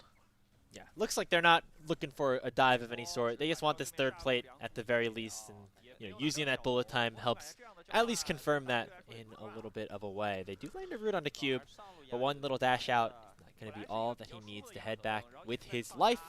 The Dragon actually not taken, by the way, by Monkey. He opted instead to farm up some camps, steal away some of Hung's jungle, and make sure he's at least even in the economics department at this point. Yeah, and that, it makes sense, but you do not want to lose this Dragon as well. I think that, let's take a look at the things that happen as this game gets later, is that Hui gets items, Cassante gets items, Xiaoya gets items now. I was previously a big proponent for MF struggles as the game gets later, but I do think that in her current state, she actually just does way too much damage pretty much throughout the game, so I don't really hate Misfortune scaling either. Corki has a really good 2-item spike, and then starts to fall a little bit off, and for these fighting bruiser-esque champions, Zahen, Aatrox, they also tend to struggle a little bit as you move super late into the game, and the AD carries have that little bit more agency, the damage that they can do as well. Oh, YCX! It's a snap engaged by Yao Yao, forced to flash away and use that heal as well. And it was the first Dragon going over to Team WE, so a little bit of a win-win situation for them on the bottom side of the map. Yeah, the point being here that if WE don't start taking these Dragons and can't work their way towards an early soul, we begin to think we could see shades of game number 1 re-up on our screen. So it is on WE to push the envelope to try and find these advantages and use this Corki who's got 2 kills to try and find some greatness in these games. Karis getting hit up here by that ultimate here for Tong Yuan, forced to flash as well, as Hung comes in and provides a little bit of an immediate impact. Yeah, you can just see the power that 1 Ruby Crystal has and a pair of Merc Treads. That's a full round, full combo from Tong Yuan, and he's not really close to taking out Karis at all. Yes, he has to burn the flash so that Hong isn't able to follow up with too much damage, but it does feel pretty good there as Karis just to be able to walk out and survive, yes, by using your summoner spell. Now we see a little bit of an invade here. Monkey has really been aggressive, not in terms of ganks, but more in terms of just trying to steal away camps. has been successful sometimes, has not in others. Let's get the Grump there, and we'll be able to back safely, rotate back up to his top side of the map. I mean, Hung was also taking away the Grump on top side, so it's not like this is a big steal. It's just they've split the map a little bit, and means that Xiaoyu's losing out a little bit. No flash mid though. Yeah, right back to the scene of the crime, and Karis does not have an escape this time around. The flash crescent guard from Hung is beautifully done, and it gets him his second kill of the game. Yeah, just a little bit of extra damage that was needed. Really well executed by Hong and Tong Yuan. Returning to the scene of the crime, making sure that they make the Rise pay. How did Cube get here? Just off of a teleport, it looks like. And it looks like he's going to make him immediately pay with that Grim Deliverance. He's on the board now, as the Hen starting to get that snowball rolling for WE. No Crescent Guard will mean that Sasa probably takes this turret first brick all to himself, and that Cassante could cause real problems as we move a little bit later on into the game. Again, looking at the tank shred that exists, not particularly prevalent. Oh, now Tong Yuan in some trouble as well. He flashes away from the tether, but still going to be under fire here as About goes forward with the Valkyrie and takes him down with a rocket. The aggressive posturing for WE working for them so far, although it has cost them, as you mentioned, that top lane tier 1. Yeah, I mean, they're trying to break the split map here, LGD, and they've not really got the tools to be able to do it. Really solid stuff from WE, as they are the ones that initiated the majority of this. They found themselves just taking the bot side camps on respawn. Hong decided he didn't need to go back in there, but the rest of his team trying to work a little bit into making sure that they've got control over that bot side. With the Drake spawning in 2 minutes' time, it makes a little bit of sense. But they don't have the damage, they don't have the resources to be able to get their way in and work their way around the vision that is already existing from WE. And so things have remained rather even at this point. It's kind of maybe more objectives and farm on LGD's side, but the kills certainly favoring Team WE. About 3-0 once again on a champion that he can certainly have a high impact on as this game continues to progress. You see Cube now fighting a 1v2, forcing a flash away, but allowing for a little bit of damage to get taken down on the Sasa with 4 members, or 3 I should say, down there on the bottom side. Yeah, this is tricky now for LGD. They are going to be sacrificing waves. Looks like topside with no TPs available to go up and catch them, and all really for this one plate down in the bot lane doesn't feel particularly worthwhile, as Xiaoyu is able to dodge out of the grab there from Cube, but you can see, look at top lane. Karis right now, free farming on the rise, working his way nicely toward that Rod of Ages. This is an entire wave that is being lost by LGD. And you would well expect that that second wave as well is going to crash into the turret, and that's going to be lost as well. LGD forced to make something happen here. Plates have gone down, so turret in the bot lane might be what they're after.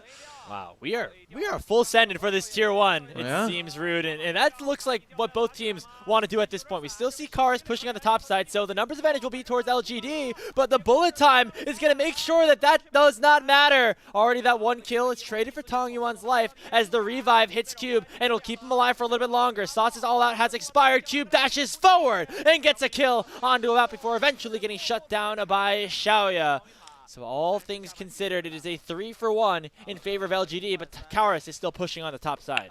Now, they need the Dragon, really, I would say, to make this worth it. I don't think Karis is going to be able to take this turret really at all, but LGD do find the turret bot side. They do also find this Dragon and the fight afterwards, so making good on their investment. It was about a minute long here. They put Xiaoyu into this bot side, sharing farm with Sasa, stopping that XP from being so low. But then eventually you can see WE feel like they're a little bit forced to make something happen. Tong Yuan does a good chunk onto About. And really this topside fight gets turned off of the back of a really good Pot Blossom into the bullet time, which rinses through them. Really good to see that, despite the fact that Tong Yuan does fall, the rest of the team are able to stand tall and take people out. He gets a good chunk onto the Corki before the Corki even gets into the fight. So again, Tong Yuan, our MVP from game number 1, actually playing really solidly on the Hui in this game number 2. And LGD able to have a lot of opportunity to split up the fight and actually look decent at that. I mean, it's obviously going to look better for them regardless because they had that numbers advantage with Karis pushing top lane. But you had Hung and Sasa, kind of split off fighting Monkey and Cube for most of things, or Monkey and About for most of things. And then on the other side, you had YCX able to peel really nicely with that Pop Blossom and allow for Xiaoyu to get a beautiful bullet time off. And so both sides of the fight working LGD's way as they are able to get that dragon as well, equalize things. We're still waiting for that final objective to be secured to see who will pick up that Feast of Strength. But right now, LGD feeling pretty comfortable about where they are, at least in the fact that they're committing to stuff, and they are, at least the plays that they're going for are working. It's just a matter of what ends up getting traded in response for them. Yeah, and the Fed Rise is maybe the next part that LGD needs to worry about. I think that we're about to see Corki hit Muramana, we're about to see Karis hit Seraphs. So these big ticket items are beginning to come through, and we're beginning to see sort of the heyday of WE in this game. Karis finds YCX. It's a 5-level difference here from Rise to Nico. YCX with the last-ditch Pop Blossom to try to allow for some sort of setup with a double TP going in, but he immediately gets taken down. And there goes the Realm Warp. Just like Santa under the chimney, gets right on out of there and heads back into the rest of their journey. WE are out of there after getting that 1 kill. And that was nice and easy as well. Not a tight squeeze by any means. And I think that LGD maybe a little bit caught too far forward. YCX there with a bit of a blunder. Fortunately, looking at the timings of things, it's not going to cost them all that much. We've not got Dragon for another couple of minutes. Atacon doesn't spawn for another 2.5. So we'll probably get away with it here. And just a little bit of a pick that WE can take for themselves. And you can see a lot of posturing once again.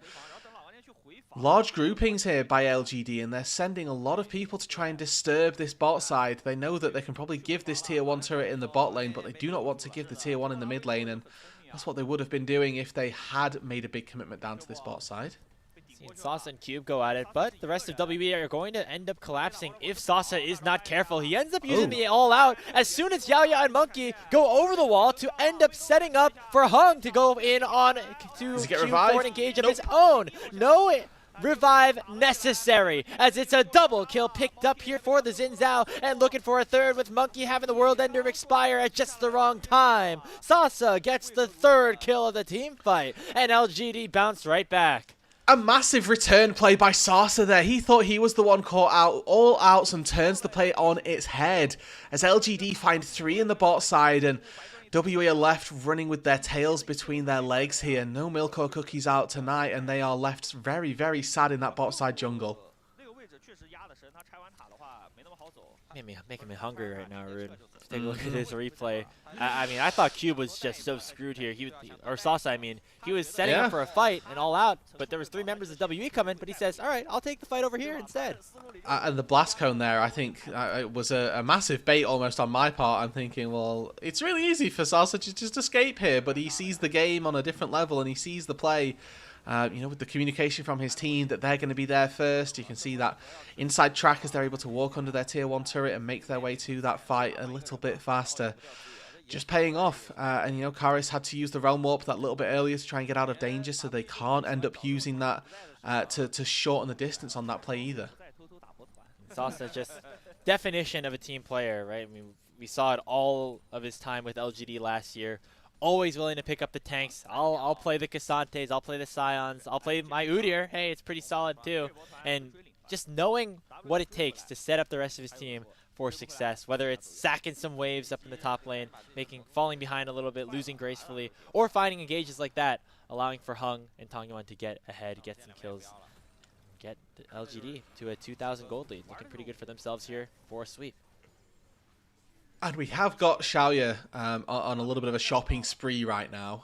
Has definitely been to a load of thrift stores and decided he wants various different parts. Hasn't actually finished a second item just yet, but is well on his way towards that mortal reminder being completed. Now, second dragon for either of our sides that will pick it up. Odds are this game doesn't go to Seoul, but some good insurance policies in the back pocket if it does. 5 versus 5 here, and those tiers have been finished, so we'd like to see them go well. Intofo strikes, and a full crowd control chain goes towards Monkey. Beautifully executed by LGD. They stack on stack on stack of stuns, crowd controls, knockups, every trick in the book, and they take Monkey down to pick up the Drake.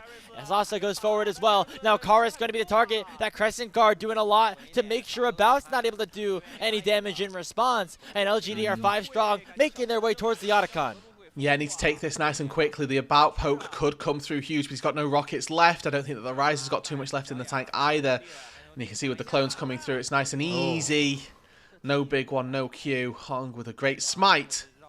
does end up taking this Atacon for themselves. So 2 dragons, Atacon, and then the fight off the back of it as well. LGD finding everything. Sure, we're going to get a replay here. Just Monkey unable to play the video game that entire team fight. Just got stunned here by Sasa, then YCX jumped on top, then a Fear came through, then a knockout. I mean, it just was endless. And that's exactly what you need to do. If you're LGD, target the jungler, take him out of the fight, make sure you can secure that smite, and then play the fight afterwards in a 5v4 situation. I mean, that was just really, really well done by them. And I think the scary thing for WE right now is that they are probably at critical mass across the board. Like, this is as strong as their composition gets. You know, they've got 2 items, fully stacked tiers on their 2 carries. Both of the bruisers have got their Sundered Skies and a bonus item to boot. Like, this is the apex for WE, and they're still not winning. And they're going to try to look here, but again, just the XP difference and potentially just the skill difference right now is looking very much towards LGD's side, but they finally are going to maybe bite off a little bit more than they could chew as Monkey is able to survive and able to kite his way out of there and get 2 kills for his team. Another one goes down on the backside as Hung falls, and finally WE gets something back. It's a 3-for-1. Yeah, and honestly, that's just because Xiaoya's not there. It's because Tangyuan TP's in and he's late to the party. So, I mean, WE capitalizing on the fact that LGD, they're just feeling a little bit too overconfident. We get to take a look at this replay. Look at where Tangyuan is. Look at where Xiaoya is. Not a part of this play at all.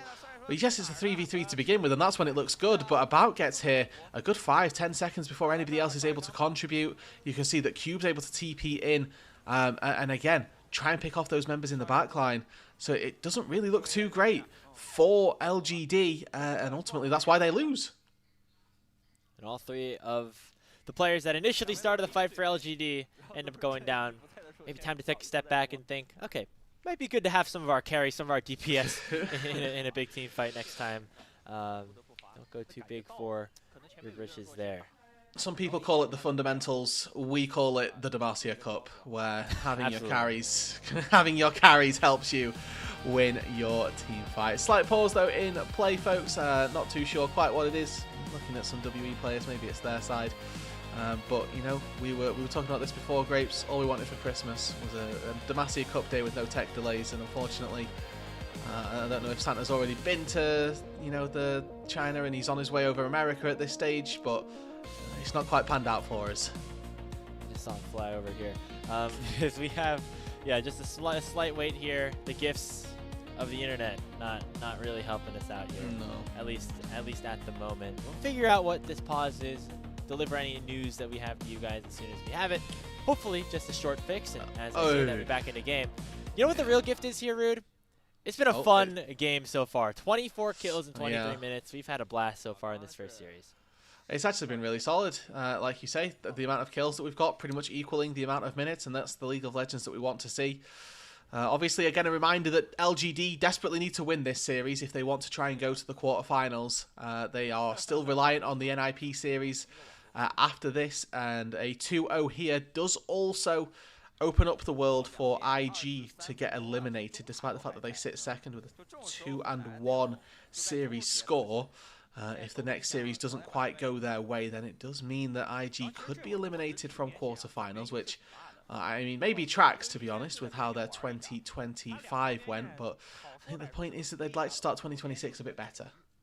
It is cool that we're going to get NiP, IG. I feel like those teams played against each other so much last year that could be just another way to finish off officially the 2025 year, even though the rosters for both teams, specifically for NiP, look very different. But LGD want to ignore all of that. If they win this series, win it handily, they can put themselves in good position. I think one of the tiebreakers could be fastest win time, fastest game time, so we'll see if that ends up playing a factor here. Looks like we might be in this one for the long haul, though, Rude.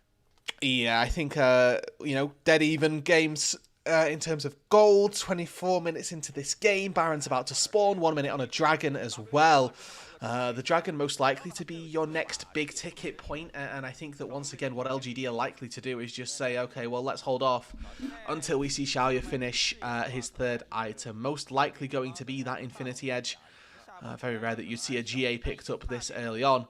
But if you can pick that up nice and quickly, then hopefully we can see some really nice things from Xiaoya and from LGD as well. They've previously rallied behind their AD carry very nicely, so if they do that once more, would not be surprised in this second game.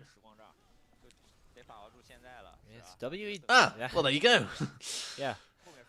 Dead even here at this point. LGD up 1,000 gold.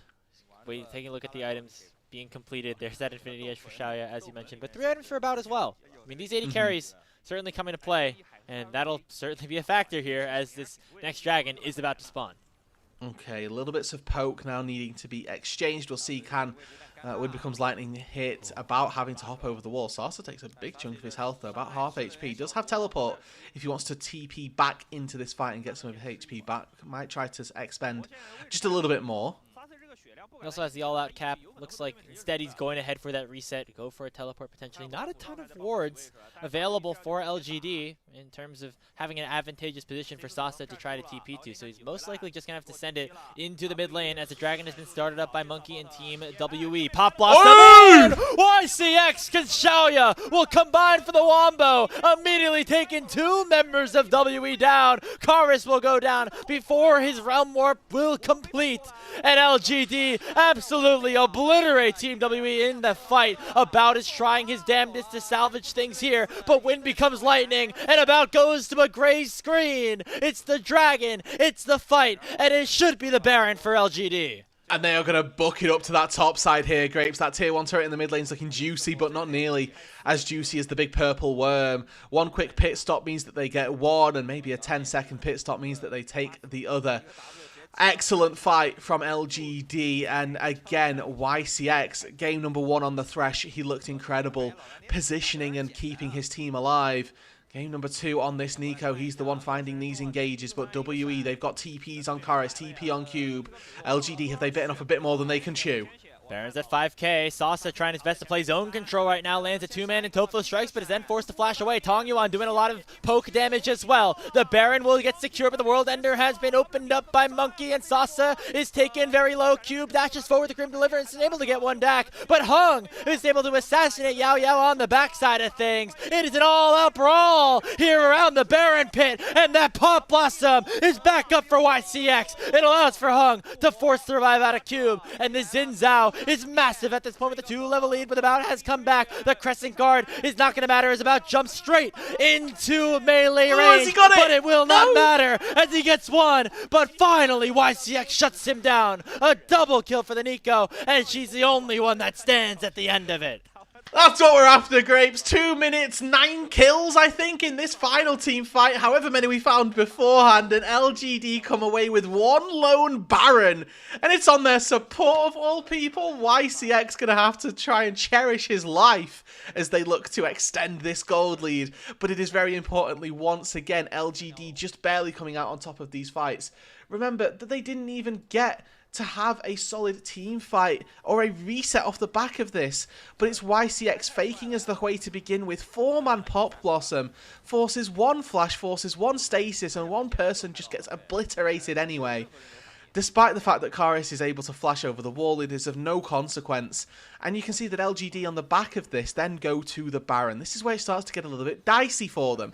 But they still know that they've got numbers. They have got a 5 versus 4, even if they've got less cooldowns, they've got less HP bars. You can see Tong Yuan chunks out Yao Yao, chunks out Monkey to about 1/3 of both of their HPs. But then a flash forward from Karis finds access to Xiaoya in just a second here. Flash from Cube as well. They recognise that it's this Misfortune who they're trying to take down.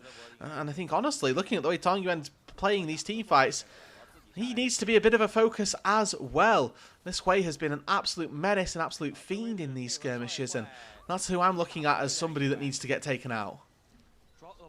And then you see the end of this one. About was dead as the Baron got smited down by Monkey. He was able to respawn, run all the way up here. That's credit to Cube on the Zahen and the passive to keep himself alive. But as we've come back into picture and pick from the replay, I should say, looks like they've been using YCX's Baron buff very mightily at this point where they get that tier 2 in the bottom lane. They're looking for the tier 2 mid, and now Cube could be in some trouble as Sasa gonna use that blast cone to get on out. The inhibitor going the bot lane, just falling immediately.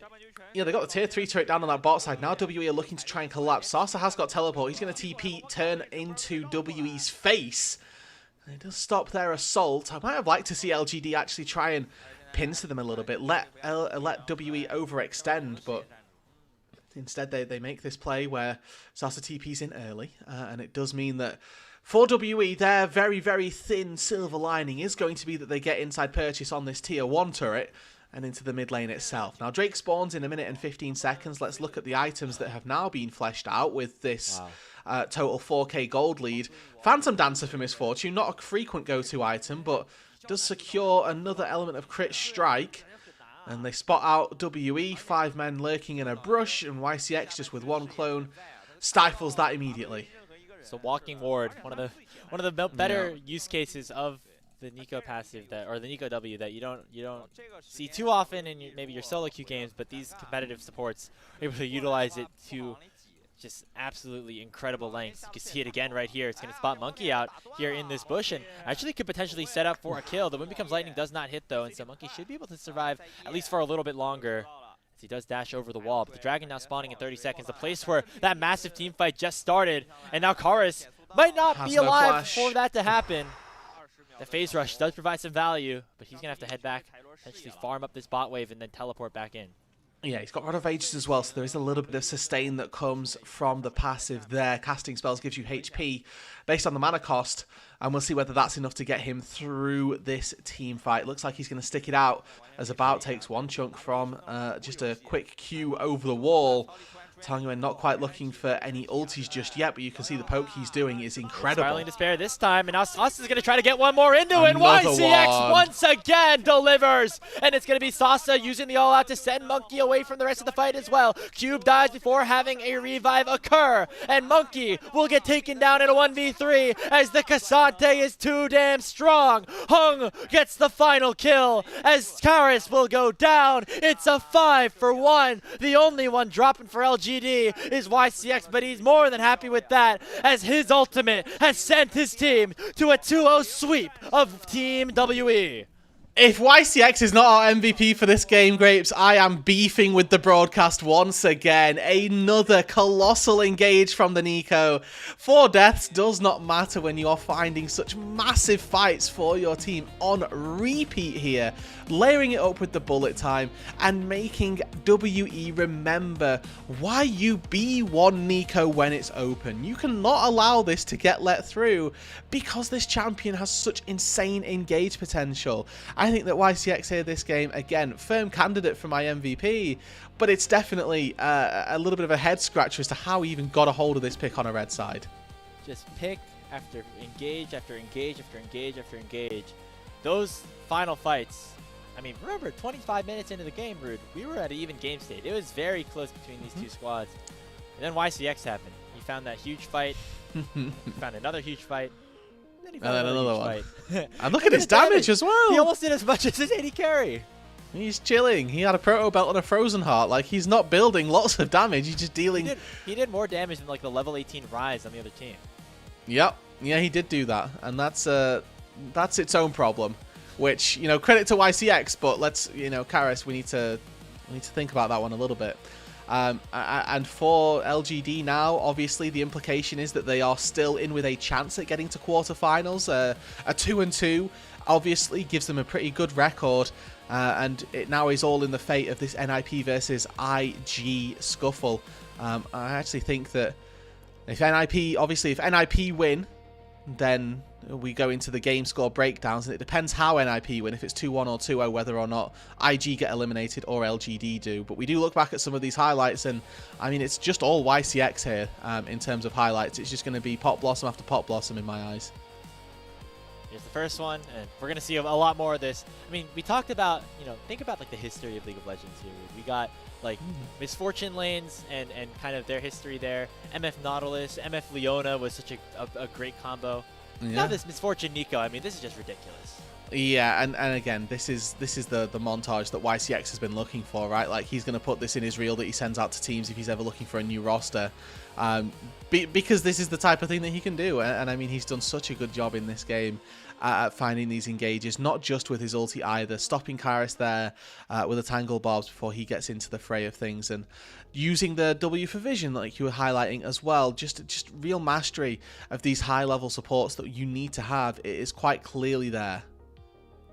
And I know we didn't really mention this on broadcast but before we went on air, we were talking about some of the players on both sides, and you know, both of us were like talking about YCX as like, you know, a player that could be in the running to, you know, have questions going towards the rest of the season, right? We didn't feel super confident about how he's looked so far in the Demacia Cup, maybe throughout the season for LGD. Just kind of a neutral at best player, but it's games like this where we're able to see, you know, why this guy has been picked up, why this guy has had his trust put into him by a team like LGD. And there he is, MVP of game number 2. Your prayers and answer here, Rude. Okay, good. And I mean, there was only really one answer for this, and I'm glad that the LPL broadcast has also seen sense and put him in this MVP ballot. Yeah, OYCX, how lovely is your Nico, getting that 2-0 win over Team WE. They move up to 2-2 in Group A in Stage 2 of the 2025 Demacia Cup. And now they become the biggest Invictus Gaming fans in the world, as they need them to make quick work of Ninjas in Pajamas to guarantee themselves a spot in the quarterfinals. Rude, it's been a pleasure. Merry Christmas to everybody here, and happy holidays to all that are watching on the LPL English broadcast. That's going to be it for us. We're going to take a short break, and when we come back, we'll have Yanni and Alk deliver you guys the Invictus Gaming versus Ninjas in Pajamas call. We'll see you then.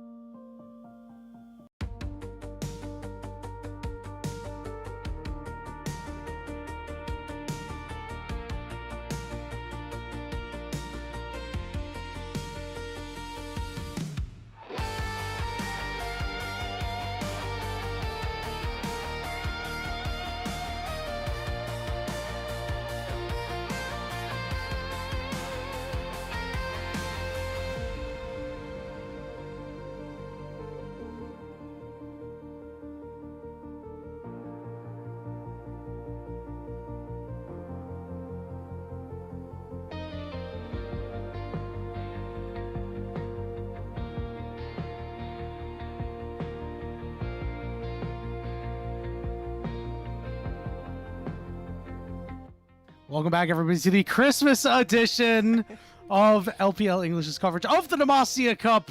My name is Yanni. That's Alk Battery, taking the baton from Grapes and Rudude. And we actually have a match that's got some stakes here, Alk Battery. IG versus NiP, playoff spots on the line. Oh, yeah. Just talking about this matchup in general, I think a lot of people were looking at Group A and saying probably 4 out of the 5 teams can make it out of this group, and one of them is most likely not going to be NiP. But with LGD coming back in, with WE absolutely bombing out of this tournament here in Stage 2, this is a really, really tight race, and this match almost fully decides whether or not Ninjas in Pajamas will make it into the bracket stage. And honestly, the best way to do that is to just win, baby. Let's go ahead and take a look at the rosters for these squads, starting off with the IG roster, because we've had a lot of changes, as many may or may not know. It's Saburo in the top lane, Wei in the jungle, Renard in the mid lane, and then Photic and Jue down in the bottom lane. Renard just taking a bit of a pit stop. He'll be here for this tournament. He'll be gone as we start 2026, allegedly anyway. Rookie just taking a small break. However, the Jue edition, most exciting. He'll be joining this team for 2025 Split 1 as Mako is taking an extended break for the beginning of the year. Invictus obviously doing a very large rebuild. Only 2 players coming back, or at least the only player currently on the roster, Wei, returning from their 2025 season. So far, this tournament has been good to this team, only losing to the undefeated EDG, but Saburo has been a quite interesting pickup. I think he's been very exciting to watch, and if he continues to go up and to the right in terms of trajectory, I think that this Invictus Gaming roster might have some legs to stand on. Yeah, it's been so nice to see that he's played quite well to this point, because this is one of their additions that people are expecting to be one of the more permanent additions for 2026. You know, we're not expecting to see the Shy return. He announced that he was taking a competitive break. Let's go ahead and take a look at the NiP roster. That is a big hat. Now you get the really tiny hat. All right, the NiP roster, it is Hoya up in the top lane. It's Guon in the jungle, Kara in the mid lane, Awesome and Shuo down on that bottom side. We expected Ali to play, but completely blown up. Yeah, this is, unfortunately, Izzy has been on break, aka we can't just force him to constantly make us graphics, so, Christmas and all, ethics. But yeah, NiP completely blew up their roster. The only people that have jobs in 2026, or at least potentially going forward, are Nayo and Leave. Both of them are on separate teams now, so it's interesting to see what NiP is going to be doing this year. Very, maybe not the roster moves that we were thinking, or we were going to be necessarily agreeing on, but who knows? Yeah, it's a roster that's been cobbled together, but we've seen some excitement from some members at some times, right? Like Guon is, people are talking about him, right? Like, hey, we could see some big things come out of the jungle. So we'll see if that remains to be seen for this series. But Alk Battery, we've been in a bit of a festive mood here. I think we got draft. I think we get no festivities. Oh, we got draft? No festivities whatsoever. We do not get to have fun. We get to have draft fun, though, and that's the most important thing. You can see some of these key picks already taken off the board. Thank God Nico ain't being played in this game. You know, the state of draft was really worrying for me because it felt like we didn't change all that much. Nico, very high priority. Rumble's going to get through here in this game, a good takeaway for Saburo. But the evolution has really been more interesting to me. We've been exploring a lot more J-spans as we've gone throughout the tournament. Now Malphite is becoming, this big beast in the jungle that a lot of people don't want to go into, especially with how immobile a lot of the AD carries and mid lanes are right now. So to see him as a B1 ban is just incredible to me. Yeah, we do not want to have to deal with this champion, the poke that he provides. Dissecting the picks a little bit, everything's pretty standard here, although it is nice to see Saburo on one of these carries that he's been known for quite some time. He's played mostly tank so far in Demacia Cup, so let him off the leash a little bit here in a game that you need to win to make sure that you are still in playoffs very safely. I like this from IG. Solo lanes, you're going to have good range. You'll have the ability to dictate when fights happen. Now you just kind of need a winning bot lane, and suddenly we're looking at a matchup where you have 3 winning lanes. That's a jungle's complete dream. That's a true Christmas gift. Give your jungler 3 winning lanes. That is exactly what they want. And they get one of the strongest junglers of the year, Sinzao, making it all the way to 3rd pick here for Wei. Listen, this champion was spotlighted at Worlds for a reason, not just in gameplay, but the actual And summarily the executed pre-show and everything. right Yes. We're going to get a Nocturne lock-in over here for NiP. So you got the Ori Nocturne combo coming through. Maybe one more ball delivery system would be beneficial for them. Over on the side of IG, you said you want to see some 3 winning lanes here for your jungler. What are you picking to deal with this misfortune? Varus. Varus is still up, and we got Yunara, by the way. Priorities very weird when we think about the absolutes of the tournament. Yunara has been a champion that a lot of AD carries are not willing to give up, and Misfortune has been the traditional answer, at least here in this tournament, so I'm interested in what NiP are going to have in the second phase. Jhin, a great way to kind of maybe tackle it, although they have a Misfortune, Jhin works so well when you have the range of a Syndra and a Rumble, so for this bottom lane, I think for NiP, you are looking at trying to get things like an Alistar. You're maybe afraid of things like Braum being in the game all of a sudden. See what the next move is here, given the fact that no supports have bitten the dust here in the second half. I must admit, I'm a little surprised by that. You know, I know that going after top lane is always nice, but more aggressive AD carry based bans over on the side of NiP. So as you mentioned, that Varus will still be open if IG wants to pick it up. Why are we letting through Varus? It almost feels like they're inviting the Varus. But yeah, at that point, who is going to be... So we've solidified that this composition by R3 for NiP is going to essentially just be dive. Misfortune is going to help out the rest of her team by applying slows and using her ultimate. But aside from that, I'm not seeing very many ways of how we're going to effectively kill more champions. And as long as IG are able to leverage the lane leads they'll have, if they're able to get the first 2 dragons, if they have a comfortable enough bot lane matchup for Photic and Jway, this game becomes very easy for them to operate on. And for NiP, I think it is very much predicated on whether or not they can actually properly assassinate 1 or 2 targets. Azaya just completely nullifies that. Ezreal's a little less so, but... Okay, you know, you might have a little bit more to say in lane. Not as great of an ability as escaping out from this Nocturne Ori combo, but still have that ability. You can have Alistar here to try to keep this Cassante away, try to disrupt this Nocturne on the backside. And you see this Rakan hover. I think Misfortune's got enough strength in the lane that you can be like, all right, we'll pick Rakan, we'll be happy with our lane, and get a nice pairing for the Nocturne Ori. Yeah, that right there, just having the battle dance to essentially fly forward alongside the Nocturne, grand entrance, all the like, makes it way easier. All right, NiP, this entire tournament, I think, has been largely about Guwan, if you are a Ninjas in Pajamas fan. Guwan, while a much newer jungler coming in, had a pretty dismal split over on DFM and the LCP, but you're now here in the LPL. You have 2 role players in your solo lanes and a bot lane that, while we're maybe not super excited about Zhuo and what he's been doing in recent years, Awesome is a great AD carry and what we've seen from him so far. So I think this is a good enough combo. I hope that NiP can try to execute. Me too, man. Me too. All right. Now that we got a little bit of time before we get into the game, festivities time. All right. We're giving out some Christmas gifts. I got a couple of players that, you know, we gotta give them something here. I want Hoya to get some ego. Unfortunately, he has picked Cassante this game. He still has no ego. So we're skipping that one. You know what? You can have it, whatever. He's never even opened it.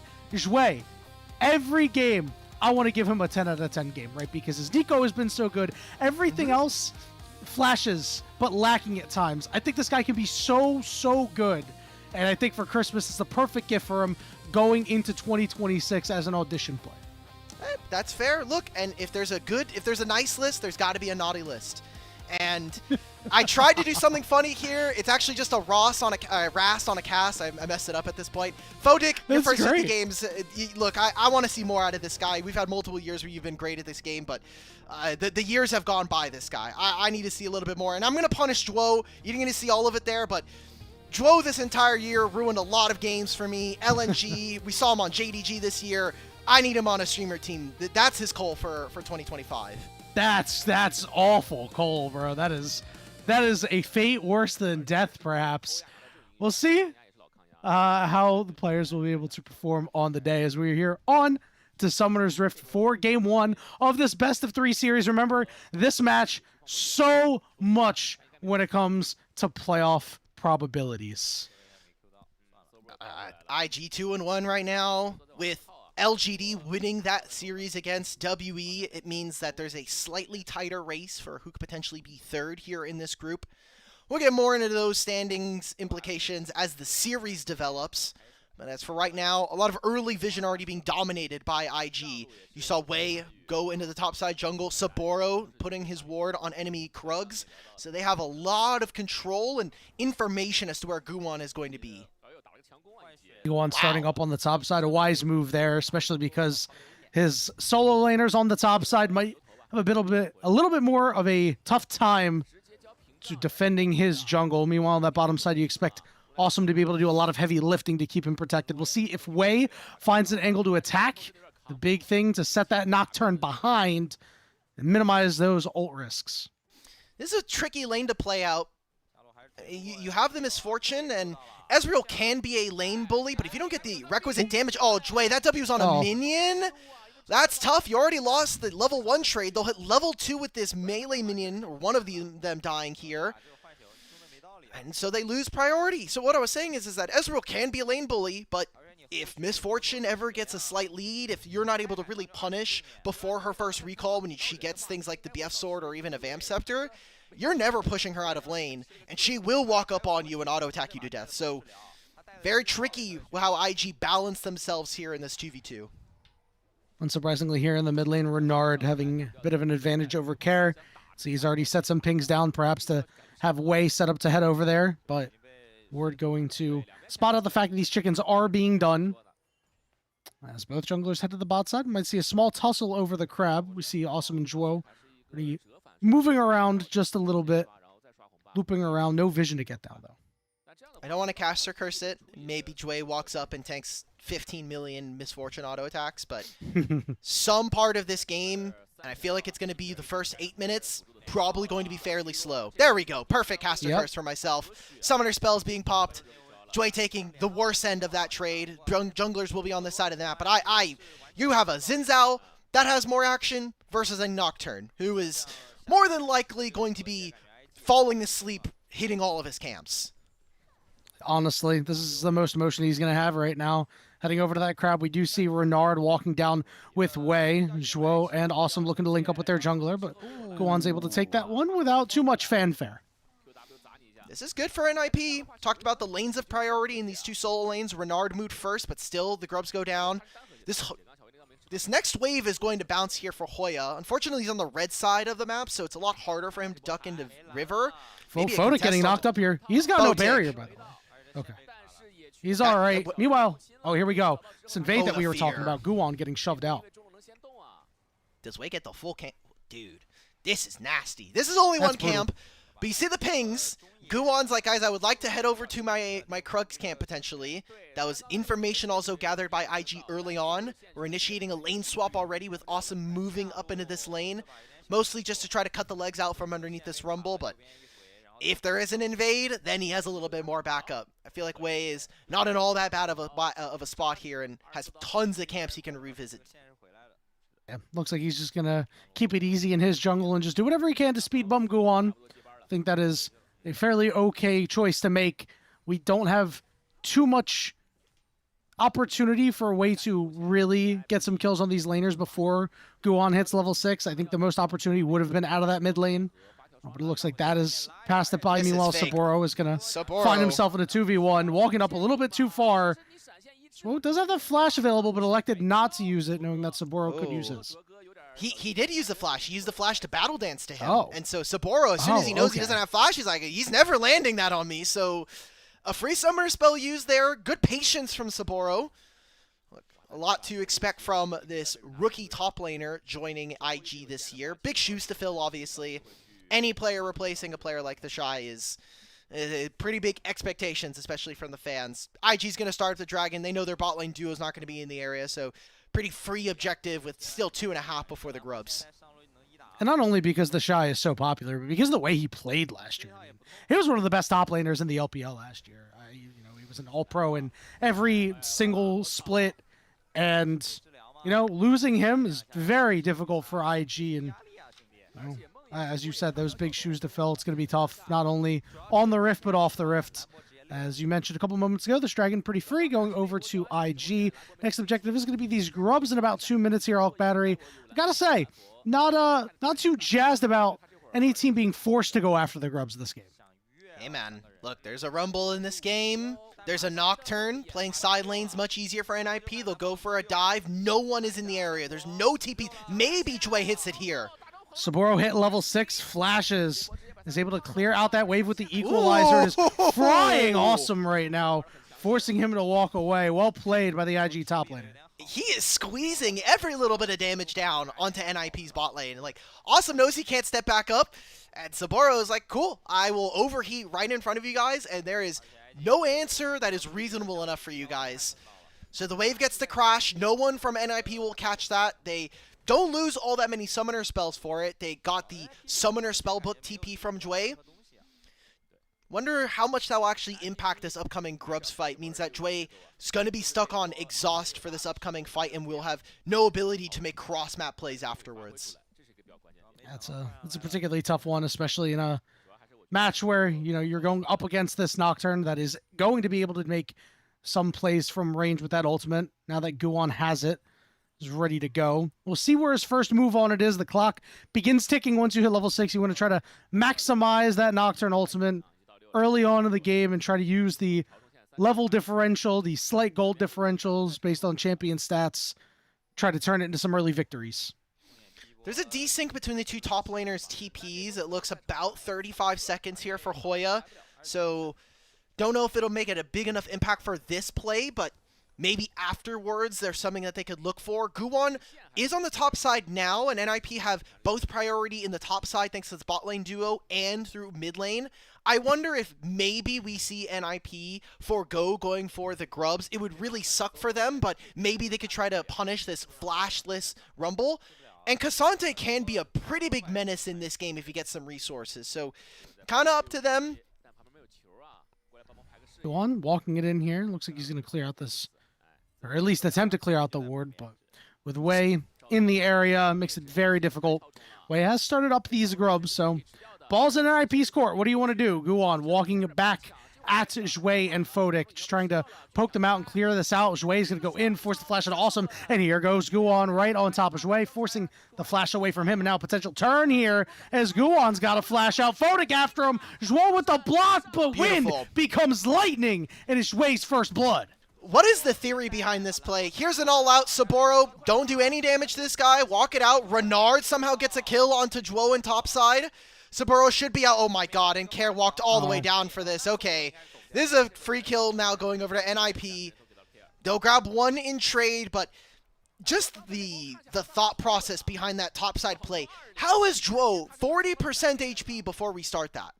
Where is the wherewithal? Yeah, the Christmas cheer is very quickly escaping my body watching NiP set up objectives.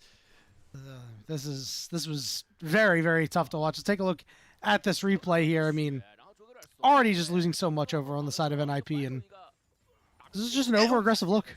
Look what, like, he presses E on an already barriered MF, and then that's it. He doesn't reattach to anybody. He's not giving shields. He does block the Mystic Shock, but now we use a Grand Entrance to kind of get back out. Unfortunately, no vision there from the rest of NiP, so free Syndra stacks going over. Those Splinters of Wrath going to be able to enhance her abilities. I don't know. NiP, look, it's the first mistake. We didn't end up punishing the Rumble in the end, just not in the way that I thought. Now they'll have a little bit of control on the bottom side as they've now moved all of their vision over to this side of the map. Well, Battery, there was certainly an early streamer team play, but we'll have to see if things can early ballot come back for Joel. together. Yep. All right. Let's see knock up over here onto Saburo. He's going to overheat, but again, you know, Hoya has a lot of magic resistance right now. I don't think we're too worried about Hoya falling to Saburo at this current moment, but Hoya looking to deal as much damage as he possibly can. Even pulling him back too, and this nice elongated fight for Hoya. Up to Saburo. He has some vision on his side of the map. He knows that his bot lane just recalled, so if he's under any threat, he could just use the equalizer. It's a bit awkward because this dragon is spotting, and Saburo wants to take as little damage as possible so he doesn't have to TP back to this lane. Otherwise, Hoya then Gets a bit of a lead there. Already half a level or almost a full level up. That's really dangerous.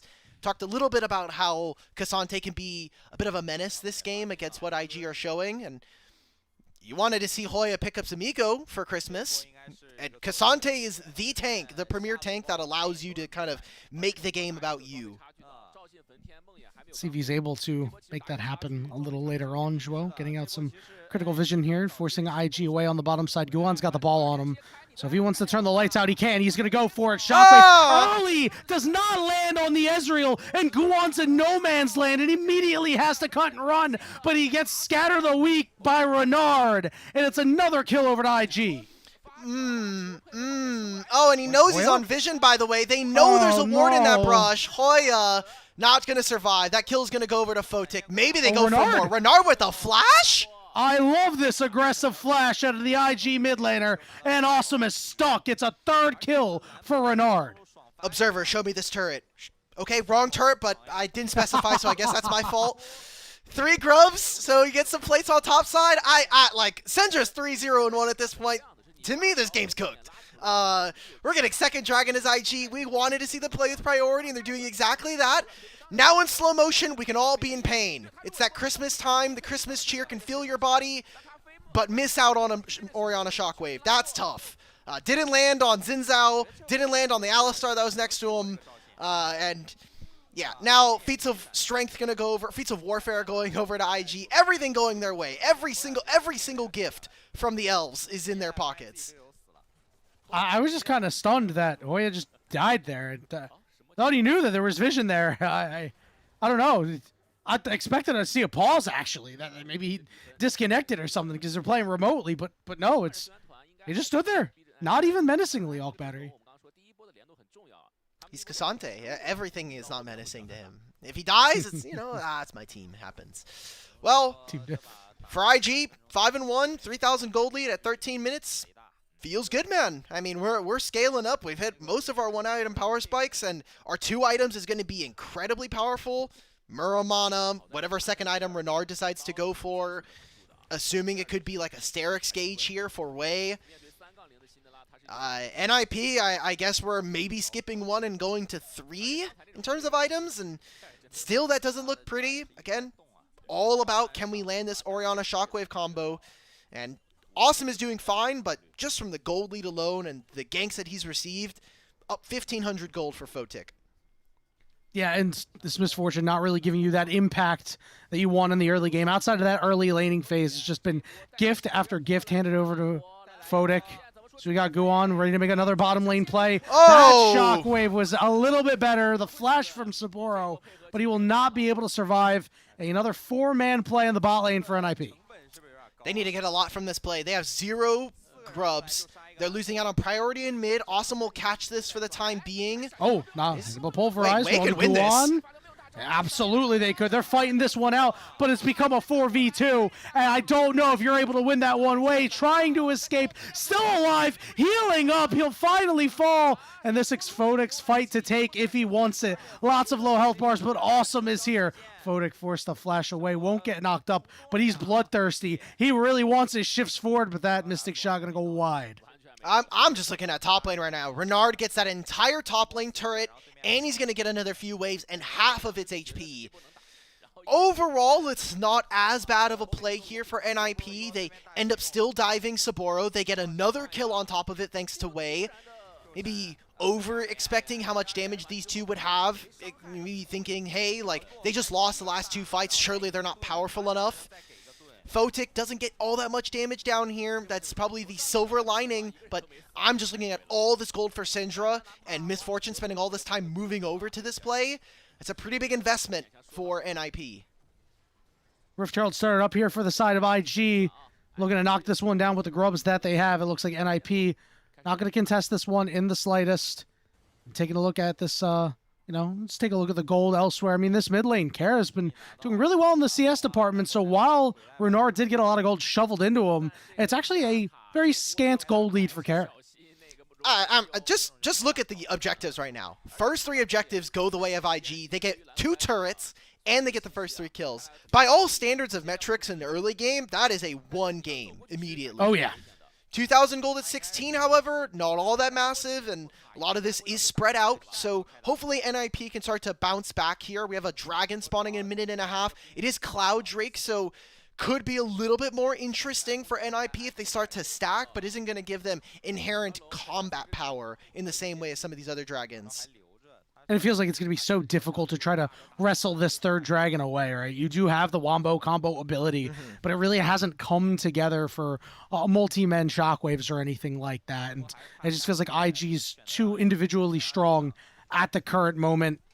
But, you know, anything can happen. We've seen a lot of crazy things happen throughout the Demacia Cup Bulk Battery. We'll see if NiP are able to stabilize this game. Start taking some dragons away. 45 seconds means that it's back time for the carries to get the final touches on some items as they head back to the dragon. It's a strong fight for NiP. They finally hit a lot of their one-item power spikes, closer to hitting 2 on some of their carries here. And they've got more of their summoner spells. Care, awesome, both have flash. IG, the only person who's really important that has flash right now is Renard. Everybody else at timer is not available to them, so should be the ninjas in pajamas who get access to this pit first. Bit weird of a bevy of vision in the river right now, both split between both of our teams. Renard will push a top lane wave, and they'll use this Herald. Seems like IG really want to cheat themselves a timer potentially to contest this objective. Really like this move, and I like where Renard is sitting just out of vision, off to the side, creative angles to take. Swift Herald's gonna not get the charge off. They're trying to escort it in, but they can't. So good defense from NiP. They lock all windows and doors. No abilities even used. Not like a bullet time to try to clear. There's There's an equalizer. the equalizer. Yeah, that is real ult too. Doing a little bit of damage. The redemption will keep them upright, but Hoya burning a little bit. As they're going to go after Awesome, he's forced to flash away. He has Bloodthirster. As long as he gets to this mid lane wave, it's fine.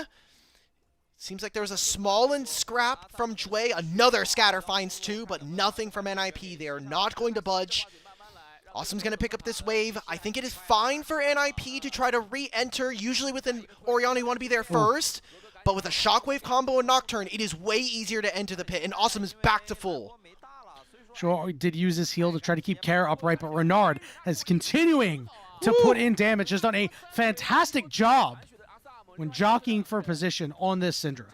Here we go. Okay, Shockwave doesn't land. Shift over the wall. Headbutt pulverize. Scatter the weak as well. And IG is wiping away NiP, forcing them out. Hoya will survive the unleashed power, but another scatter the weak forces the flash out of Care. Bullet time just to clear out the wave and save the tier 1 turret. Dragon goes over to IG. This ultimate's going to cancel absolutely nothing. Massive gold lead now here for IG, and Renard on this Syndra. We've had question marks about his individual performance, but this fight alone lands 2 or 3 massive scatters, and that basically breaks the entire fight open for Invictus Gaming. So, soul point for them, and NiP still haven't really found that first punch that we were hoping for with this draft. You forced Photic over the wall, but the Shockwave never lands. Yeah, again, we're just going after the Ezreal with the shift. We talked about this, that it's going to be hard to get on top of him, but you have other good targets. They're just not selecting those. They are opting to say it is more important to deal with Photic. Well, Renard is 5-0, so I don't know about all that. I think the prioritization might need to be on Renard a little bit. And remember, Renard got a full top turret and 3 extra waves and is still down 30 CS. Imagine if he was even or ahead. This gold lead would be even more here.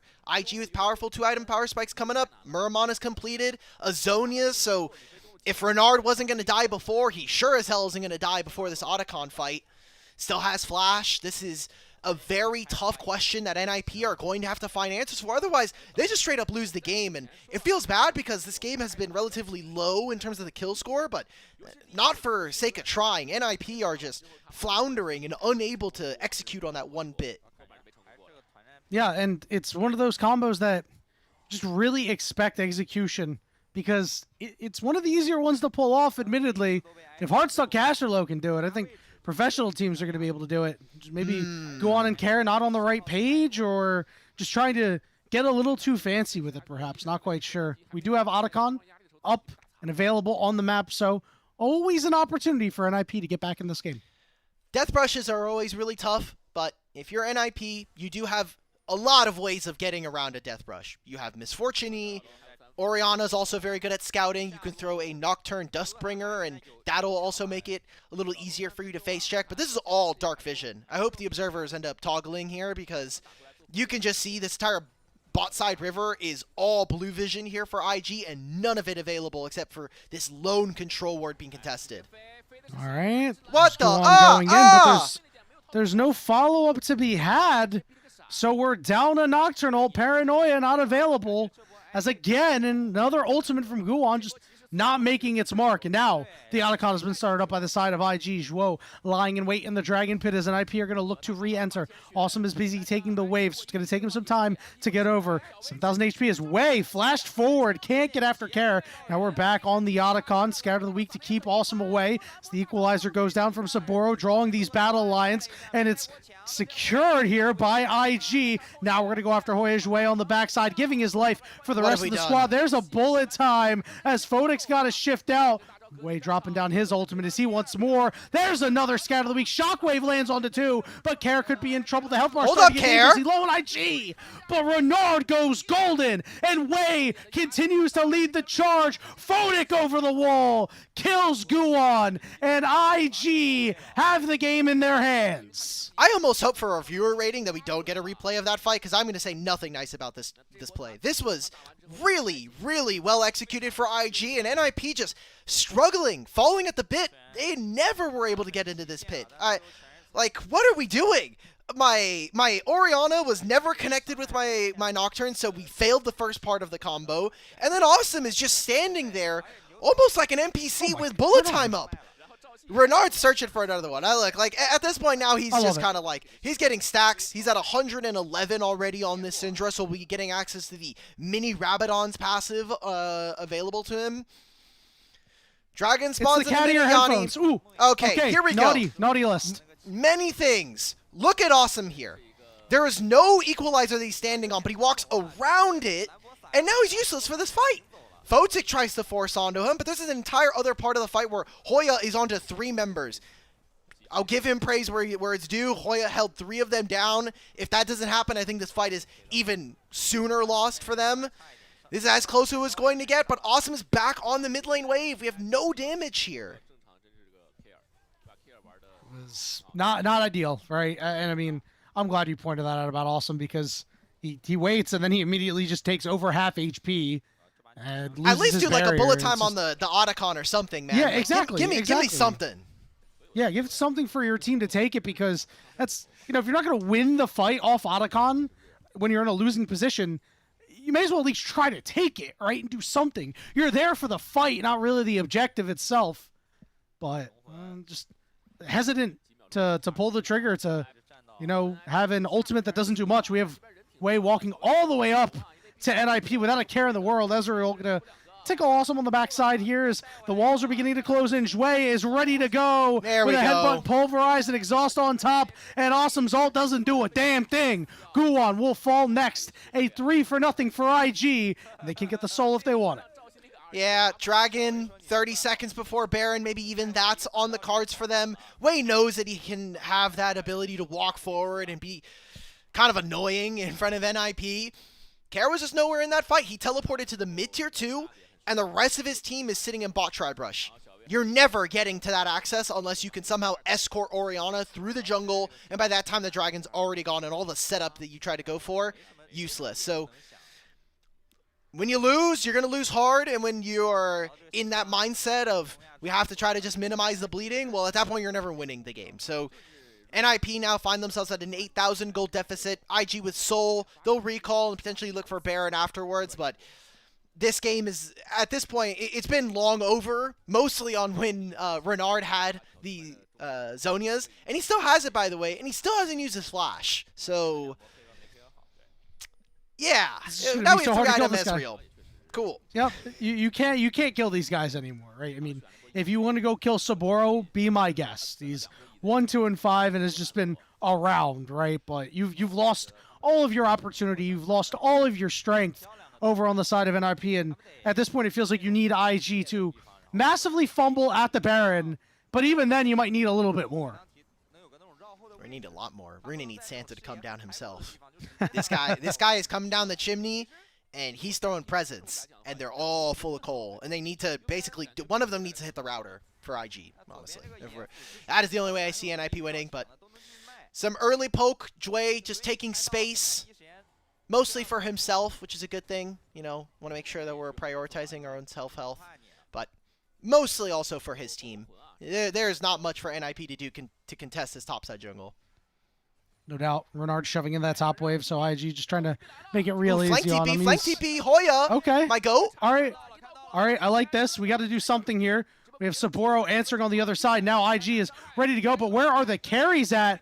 Renard, another scout of the week, lands. Going to do a little bit to go on, but get his shield out. Hoya is in no man's land right now, desperately trying to run away, but Jway is sticking on him, and the all-out is there, but I don't think it's going to mean much. Meanwhile, on the backside, things are just disastrous at this point. Renard was able to go golden and survive. We've got 2 kills for Saburo. That's an ace for IG, and they're going to look to shove it down mid.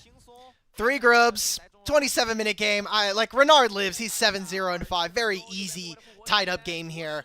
IG, like you mentioned, I don't know if they end on this push. Maybe they do have enough minions. Yeah, okay, never mind. You have an Ezreal. You have a 13. Yeah, okay. Let's get this over with. IG, thank you, buddy. IG making this one rather easy, I'd say, Alk Battery. Never really in any danger. Fantastic games from really everybody. Renard specifically, 7-0-5. The scout of the weeks were on point. Really love to see that. I mean, the early plays for NiP never really worked. And even that flank. I think Santa may have rerouted an early present for IG. Like, here's this nice Cassante champion. He's going to, unfortunately, has to kind of go the long way around the world. My reindeers were not really in check at this point.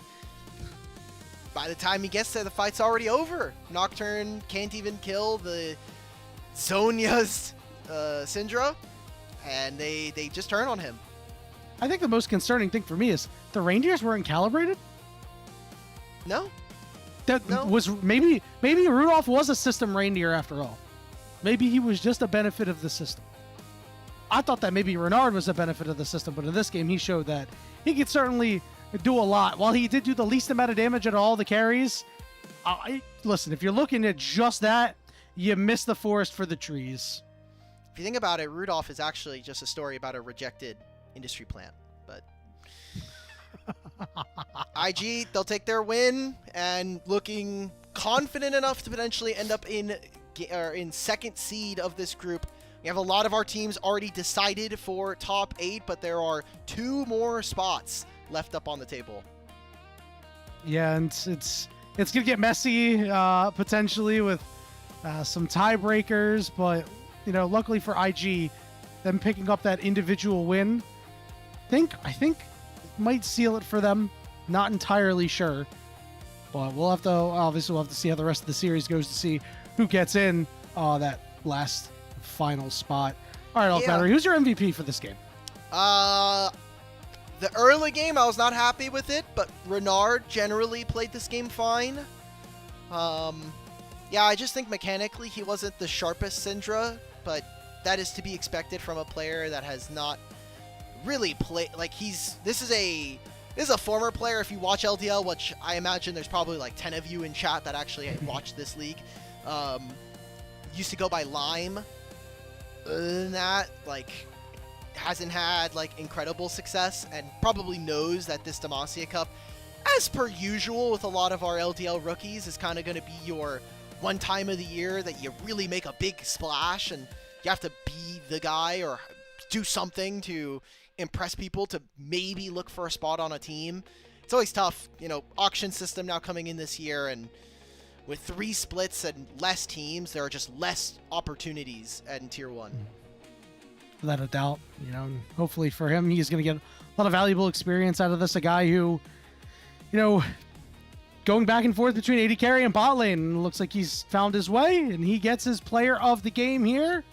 Well done by the mid laner on that Syndra. Very, very nice stuff there. But what this does mean is we're going to go ahead. We're going to take a short break. When we return, It's going to be game 2, IG and NiP. Don't go anywhere. We'll see you later.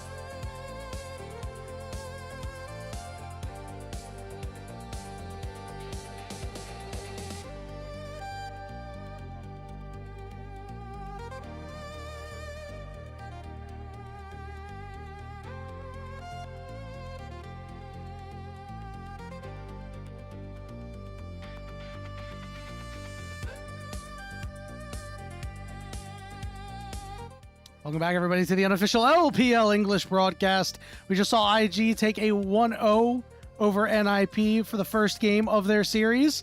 IG looking to make this one a clean 2-0 Alk Battery and exile NiP out to not top 8. Maybe. Probably true. Yeah, like, the game was not very front-facing. In NiP's defense, they had a very close series versus EDG that unfortunately eventually edged out in favor of Edward Gaming. They had a close series going all the way to 3 versus LGD. They don't win that series either, and that kind of breaks a lot of the potential head-to-head records going into top 8. So for Ninja Pajamas fans, for the many of you out there, for the Care, the Hoya fans, for the however many Awesome and Zhuo fans, even the Guwan fans, you need a win here tonight if you want to see these boys continue on in this tournament.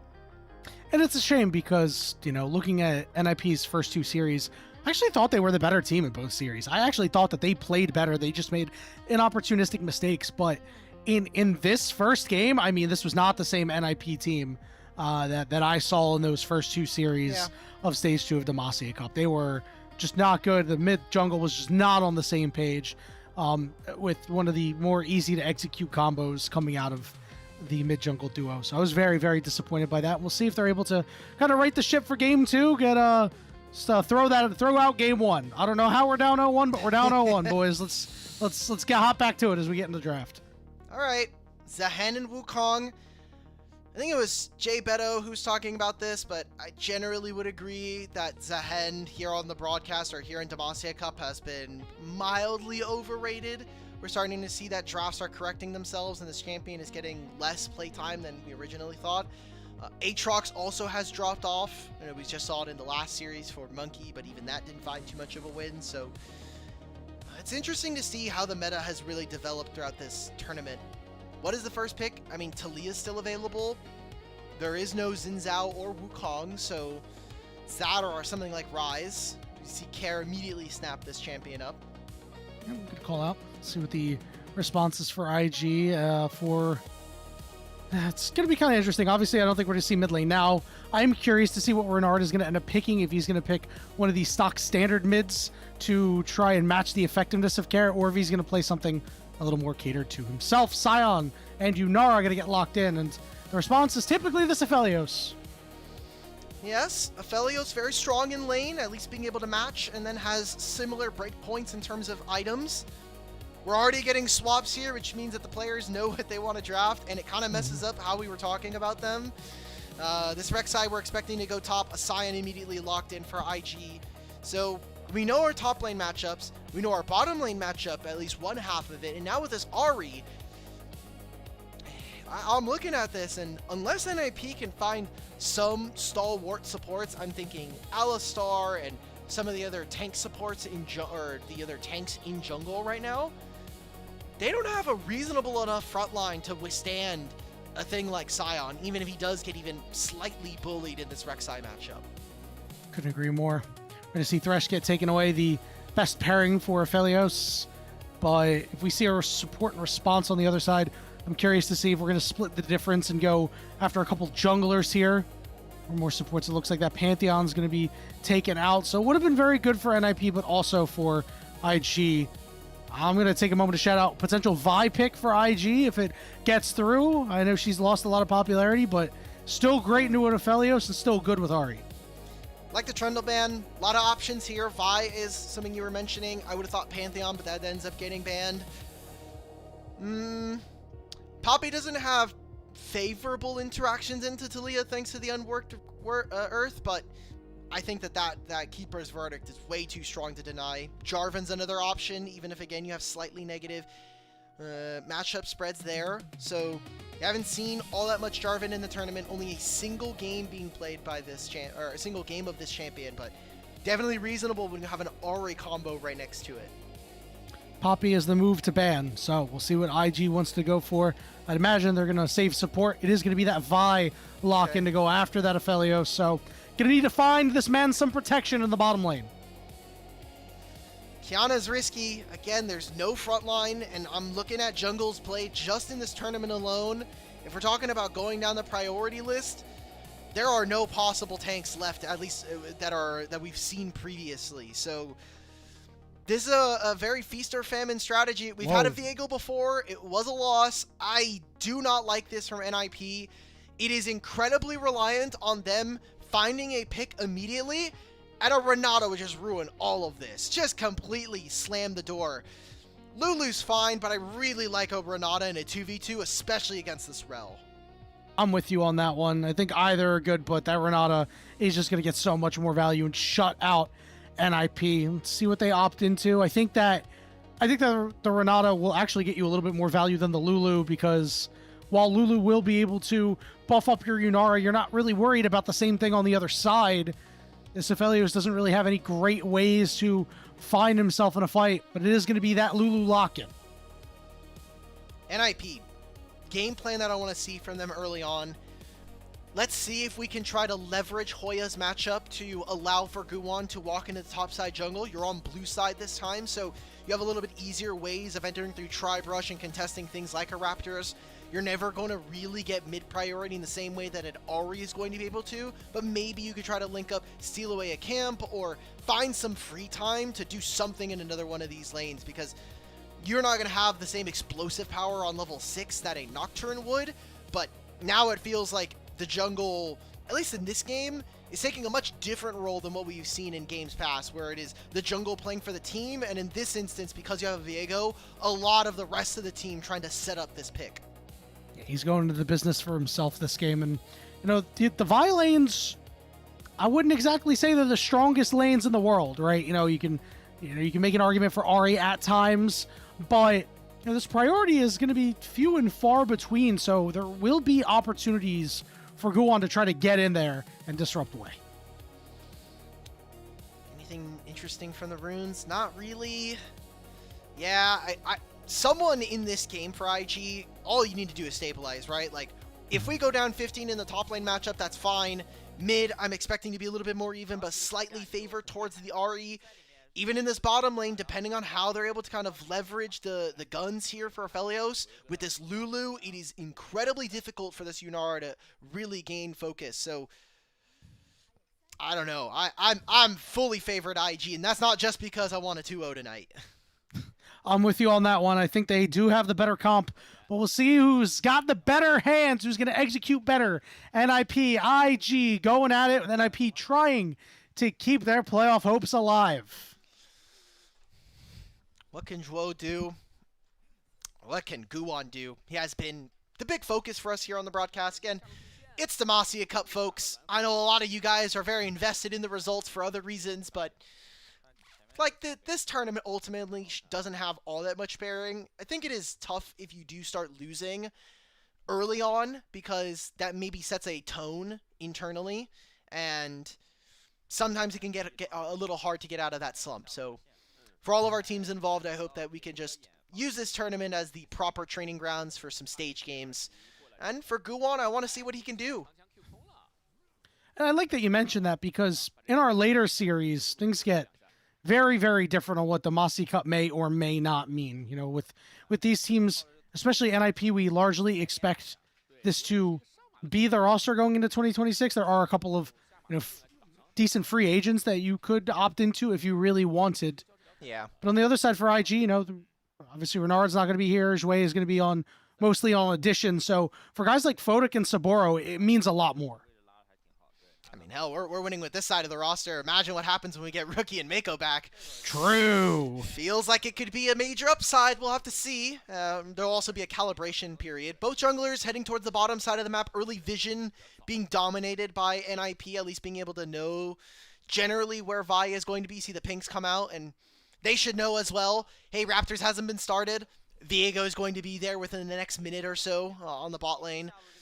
For Viego, all he has to do is cover. He has way less purchasing power in these fights compared to a Vi. So, NiP, stabilize. Let's get our level 6s, and let's try to make some plays on side lanes, because that's kind of where we're going to find a little bit more purchase to give us some fighting power later on.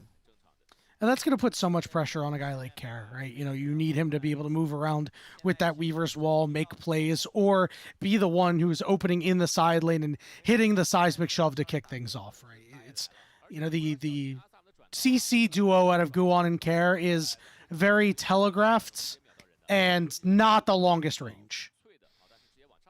Ooh, instead, just doesn't want to get bothered in this bot side fight. Knows that this is not a matchup that's going to be fun. Oh, Care loses his flash in mid. It's a trade. Thankfully for NiP, not only does the mid laner survive, but Guwon also doesn't get spotted.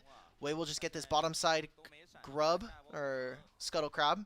Wei's got to be careful. This is a grass proc away from you just getting body slammed. Oh, wait, he might be trying to turn this. He's going to flash to the side, forcing Saboro's flash out, but Hoya said, "You're not getting away from me that easily, bud," and Guwon will pick up first blood. Hell yeah! Saboro's away from the wave. It'll at least equalize for them. Photic almost goes down here in this trade, right outside their turret. NiP get exactly what they want, though. They get the Krug spawn timer as well, so they know generally around the area and time, and they can actually maybe go for an early Raptor invade here. Guwon will take his Gromp, and then they can maybe look for an entrance. This could be very interesting here for NiP. And I thought this was going so well for IG early, especially Wei, because, you know, your mid lane's winning, your top lane's winning, and your top lane's all of a sudden, you know, down on the bottom side, giving a kill over to Guwon. So now, you know, we get that acceleration out of the Viego that you are really expecting. We're going to keep Awesome and Shuo down on this bottom side in an effort to make things easy on your Aphelios. Remember, no protection in this game. That Thresh was banned away. So it is charge for NiP. There we go. Here's that invade, and Hoya's just dropping the wave. He doesn't need to be there. Yeah, Hoya said, "Don't worry, buddy, I got you." Care's going to move over as well, and Guwon picks up kill number 2. Beautiful. Hoya's going to take a... Oh my god, Hoya, pay attention, Hoya! The Raptors are canceling your recall! Okay, now we're going to lose a pretty massive chunk of this wave, because now we have to teleport still, we have to recall another 6 to 8 seconds to actually travel there as well. Okay, small mistakes. Not going to lose my mind quite yet. NiP, it's Christmas. I really want to be happy for you guys. But you'll lose at least half of this mini wave if you're Hoya. And other than that, though, we got the assist. We took the Raptors. We got this Viego now half a level lead. You're feeling good. Maybe if you get this bot lane, if you get this dragon, it feels even better. We know Sion can't match, at least for now. Hoya's going to try to trap him underneath this lane. And you have Prio from mid. Okay, everything's looking good. Yeah, all of a sudden this game has really turned on its head for NiP, and it all started with that top play, really. And now they're the ones in the driver's seat, but we'll see if IG has anything to say about it. They are down members for the moment, and this dragon looks like it will head over to NiP's side. Will Renard elect to go in? Half HP, half mana. Looks like IG will bite the bullet and step away. Let's just protect Photic on this wave. Make sure that he picks up his farm. Hey, you have a Lulu. Why not? Let's try to skirmish. Yeah, you got the heal out of Zhuo, you got the ghost out of Awesome, and you're still going forward. And Awesome is the one who dies for it. You'll lose his summoner spells. That's his ghost gone, and a cleanse taken away from Photic was the flash, but that wave's going to hit the turret. That's going to be a very good advantage for IG. All the gold going into the right places. We said that the play started, or the winning ways for NiP really got going with that top side, but this is still a Sion. Just always have to keep that in the back of our minds. This champion is going to be relentless later on in terms of frontline, and there are not very many good tank busters, especially with what I assume here for this Aphelios is going to be a collector LDR build. Until you hit 3 items with an Infinity Edge, you're really never actually punching through this champion. And as we mentioned, it's going to be difficult to peel for him. You don't have that supportive play from your teammates, the supportive champion. So if Sapporo gets on top of him, I mean, Zhuo was caught between going in and doing what your comp does, or just letting your AD carry die and hope that Guwon carries fights later. But that is much, much later down the road. For the moment, we are 7 minutes into the game with a small enough gold lead that is really not worth mentioning. And 40 seconds coming up on these grubs. And you know that both of these top laners would love to have them. Care wanted to go towards bottom lane, and for now will still be committed to this play. Awesome never got a recall in, so will be down gold and not be able to spend the last 2 ways he just pushed. A little problematic here. Renard, again, you're just this Ari. You throw out Orb of Deception and the Foxfire, and the wave is just gone. So With this Vi, you have so much more snap potential. NiP are very reliant on that first pick going their way. Otherwise, Viego never gets a reset, and Viego or the Aphelios does not get time to really get through his rotation of guns. So I don't like this matchup on the bottom side. Like, Sapporo doesn't have ultimate, but he does have TP coming up soon, and Care will never be able to do anything to this champion. I agree. Guwon down to about half HP. Wei has that ultimate. He's going to drop it down. He gets pulled in by the Magnet Storm. Guwon trying to live, and he drops the passive, but he dies to Photic all the same. And now IG looking for potential re-engage. Renard a little low on mana, has one charge if he wants to slide back in. It looks like we could see a potential re-engage on the top side with Hoya really just trying to make sure that these grubs reset. One over to IG. Wei's going to go to his bottom side camps, and a lot of buttons pressed there, and not a lot of things taken from either team. Awesome lost his flash. That is something that they can definitely look to prey upon in the next few minutes. A good sneak here from Wei. He just be in the pit. None of the vision from NiP sees him until Guwon comes over. And they trade their lives. It's ultimately slightly favored towards NiP just because you did give that kill over to Hoya.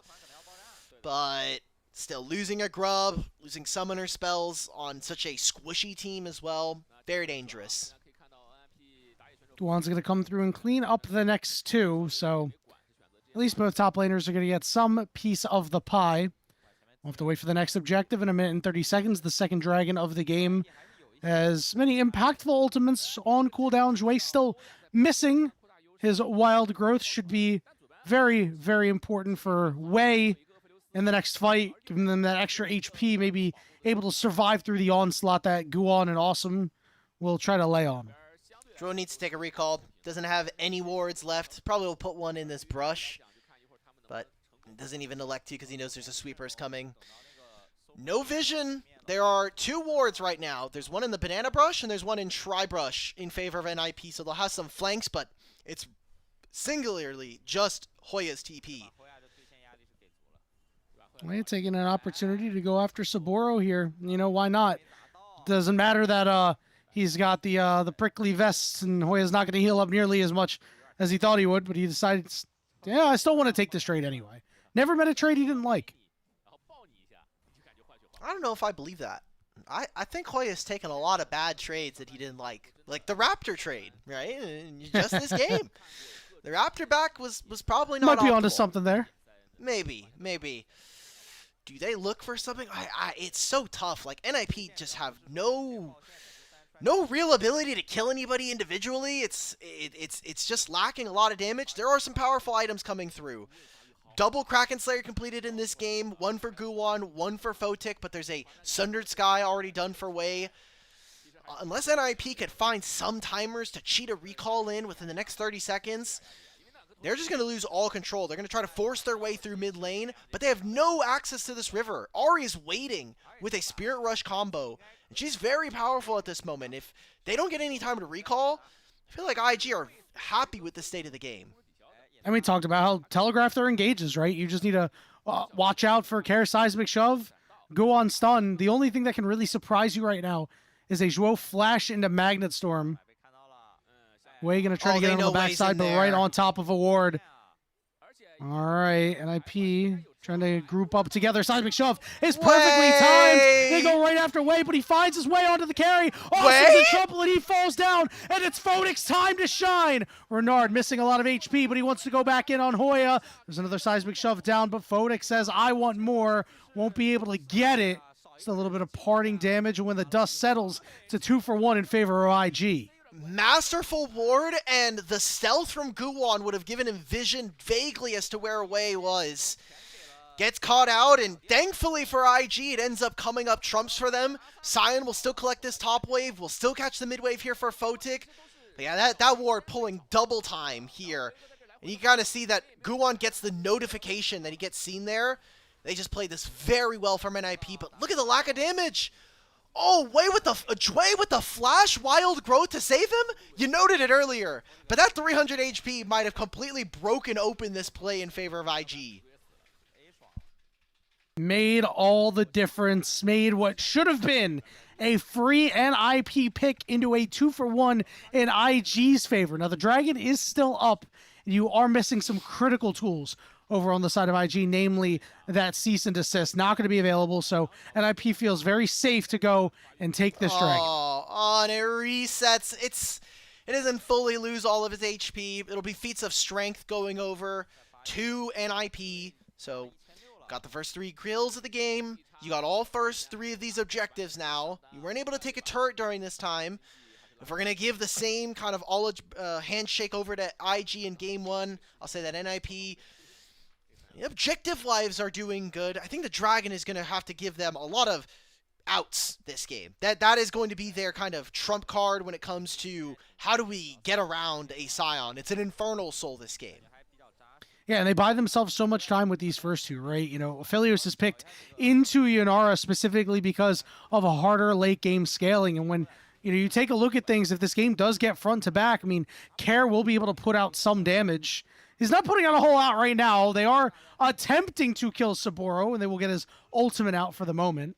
But yeah, if you have dragons to give, you'll be all right. Saburo has to flash away. How are we getting solo killed on Scion?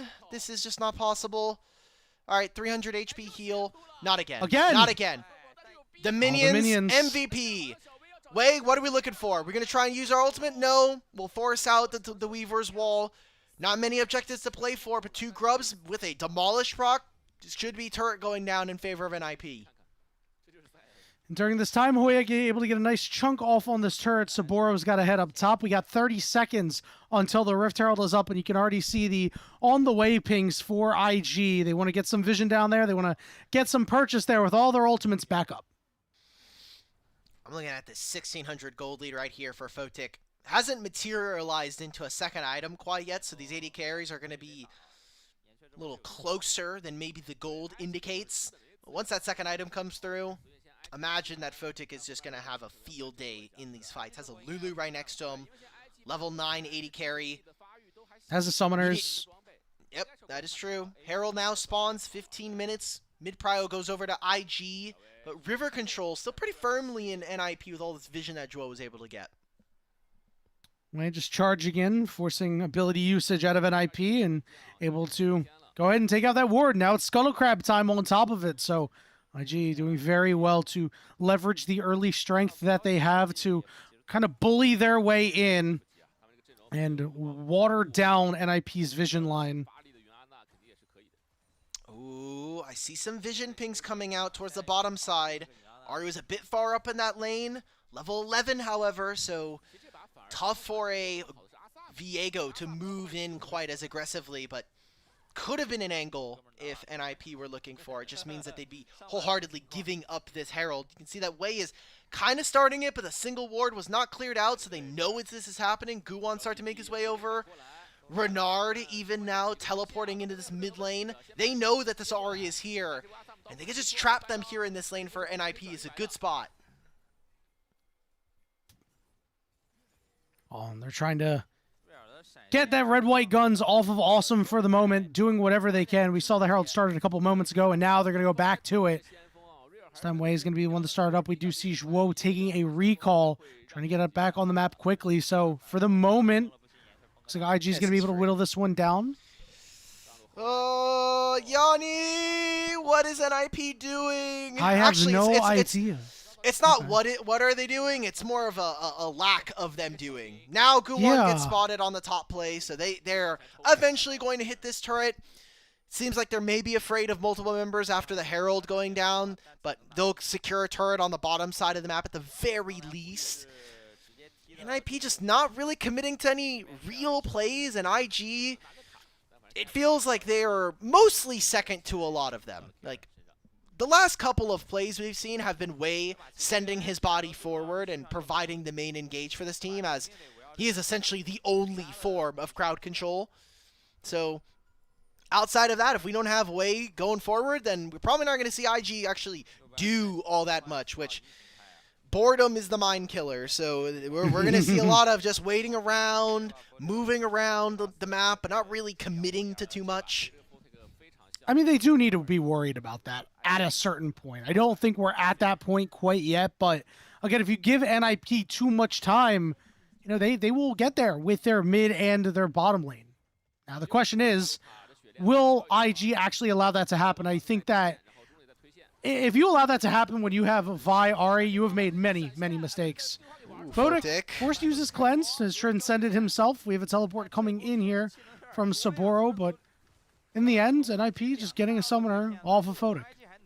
Hey, no cleanse, not bad. Little less meaningful because you do have a Lulu, and imagine that Lulu on second item is probably going to be picking up a Mikhail's anyway, just to help out with the rest of the team. Renard looking, doesn't quite find the fish. And Joel with a Hex Flash. This should be an angle. Look at this Hoya flank. Yep, on the backside onto Shui. He gets polymorphed, but guess what? Wei goes down. There was no wild growth to save him there. And NiP get a pick. That's right before the dragon, so it's up and available for them. Maybe a little bit. Oh, they try to find the root. Renard! Renard with such a good angle, but Zhuo looking for the re-engage. Renard's got to slide up, and they find Zhuo. Hoya onto the backside. Is he killable? He goes all the way on to Photic and takes him out with the Void Rush, and now Saburo going to be the next target, and NiP still win the fight. There's that ego, baby. Flank wards on this Rek'Sai, gets straight into the back line. Photic, no flash anymore.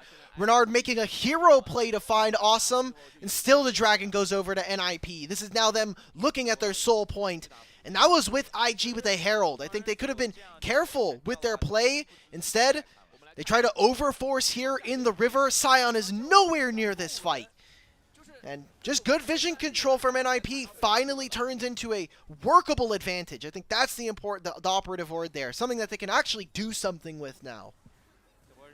And it's a direct consequence of that earlier play made by Zhuo to not only get the cleanse, but again, that wild growth. Renard doing a good job to try to save this play, but they were in too deep, and once Photic got marked, you knew Hoya was going to take him down. If you do not have enough damage to kill this champion, then yeah, Rek'Sai, like most top bruisers, is mostly a stat stick, and just has also the ability to knock you up and dash to you if you're marked. So takes a hell of a lot of damage, especially you look at the build, Titanic Hydra into Spear of Shojin, so almost a 3,000 HP bar Rek'Sai. As long as you can kind of just sit in front of her, and if you don't have that wild growth, if you don't have the polymorph, it is significantly more difficult. Now, Otacon is up. Mid control should still go over to NiP, and they'll have this Talia, who has Weaver's Wall, but now is most likely just going to have to teleport. Here's the Herald being spawned. All right, we're going to hop in the Rift Herald. Shui, curve it around here, knock down that turret. We'll be able to hop out safely. So IG has control of this bottom side for this Otacon. It looks like Photic is the one to start up as Care teleports mid. This is fine. Talia needed a safe place. It's a bit far, obviously, but maybe Renard's going to look here. Uses the Spirit Rush. Has 2 stacks.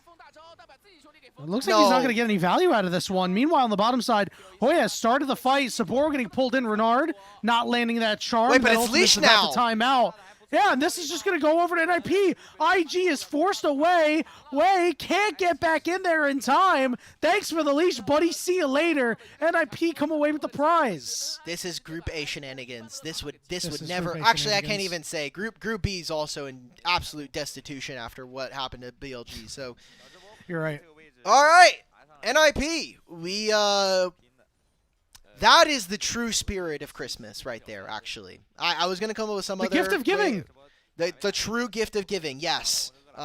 Giving your enemy team a free dragon, giving your enemy team a free leashed Otacon, didn't even have to do all of the work, had like almost 70% of his HP gone. So, all right, IG, we also might be giving them a game. You know... We were questioning earlier, and many have been questioning whether or not the Chinese celebrate Christmas, but IG doing a great job participating in the capitalistic part of the holiday. Sure. We'll see if they're able to do anything at this point to take this dragon away in 2 minutes. I mean, the good news is for them, the gold lead is still quite even. The bad news is there's a lot else in this game that is not as even at the current moment.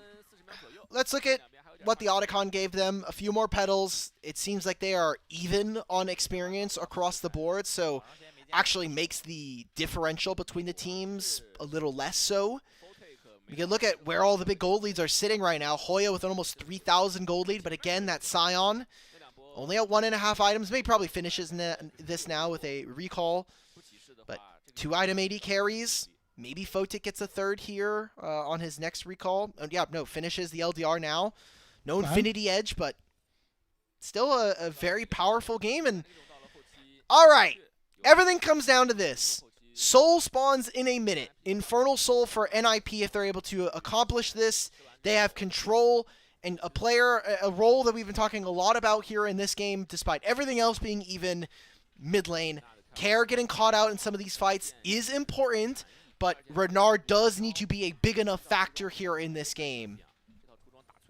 It can't be like that last fight where he wasn't able to do anything. He's 2-0-3. He's gone the Lich Bane build, so you really need to be in and out and getting these auto attacks off. You can't just go in, land the charm, auto one, slide out. You have to be around the fight. But on the top side, Hoya taking out a turret.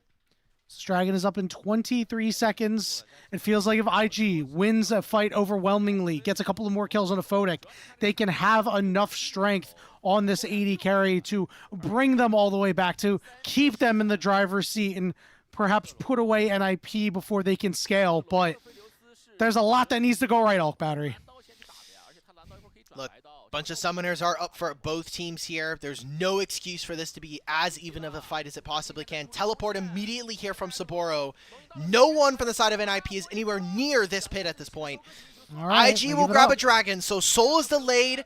NiP will take this time to finally take a turret in mid lane. Tier 1 is down now, and they'll have priority moving over to the Baron in 20 seconds. Okay, Wei trying to pull them away on the backside to allow the rest of his team to get back into that mid lane, and it is successful, so it's just the one turret for the moment. Guys, don't do this to me, please. There are families in the Twitch chat right now that are missing individuals in their lives because they've come to watch LPL instead of celebrating early Christmas, depending on where you are in time zones. And we thank you. Yes, I had to think about the response to that. Yes, we thank you for watching. Christmas, obviously a great family holiday. We do obviously advise that while watching, please watch responsibly and please partake in the family aspect, the group aspect of Christmas, if you do celebrate. But I don't know, Yanni. I'm lost. This game looks weird, and I really hope this is not a case where we're coming back 10 minutes from this game. Oh, we're getting real weird now. All right, Photic. Okay, Photic's dead. No longer has the flashway. Photic, he's just dead, yeah.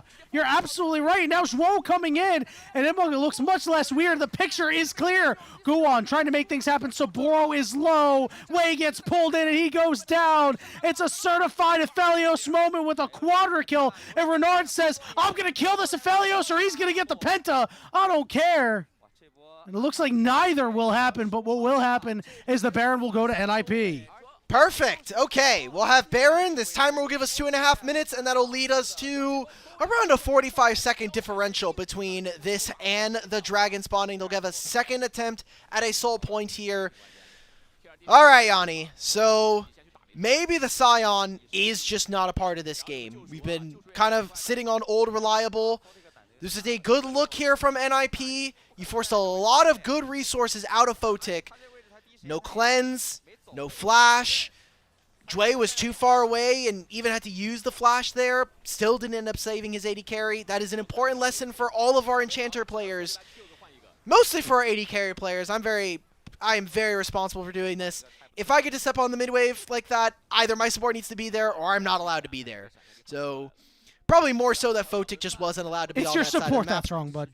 No. That time was Photic, unfortunately. Oh yeah, I didn't say Photic. I said you. Oh, yeah, that's true. Oh, Renard.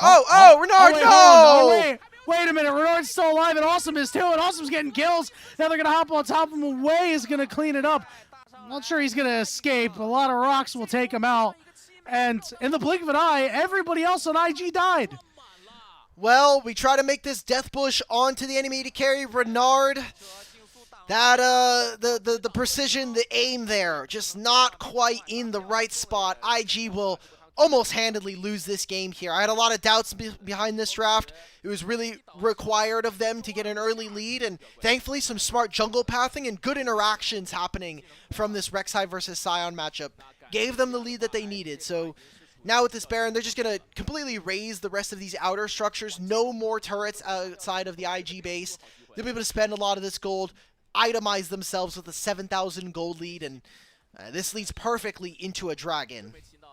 And now Awesome's got the gold lead. Let's take a look at this replay. I mean, you got to make this play happen.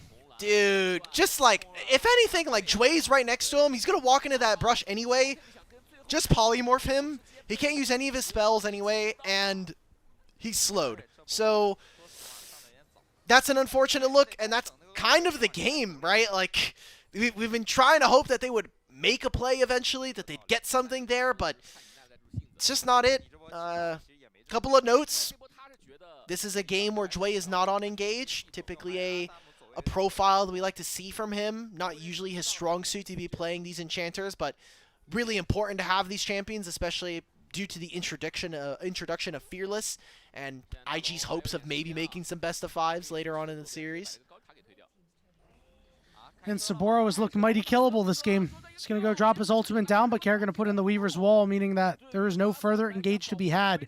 Anything that happens, any fight, will be on NiP's terms, not IG's.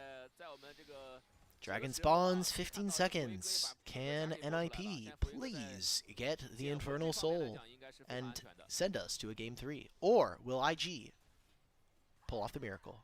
Wait, what do we do? Find out in 5 seconds on Dragon Ball Z. So IG is going to shove down mid-wave here, attempt to find an angle for themselves. Guan does have that Guardian Angel available. Aphelios is soloing. Makes him even harder to kill, yeah. Yeah, you got red-white guns, why not? Infernal Soul secured. Whoa, gonna get charmed up, chunked. But Hoya tags Renard. Let's see if he wants to go for it.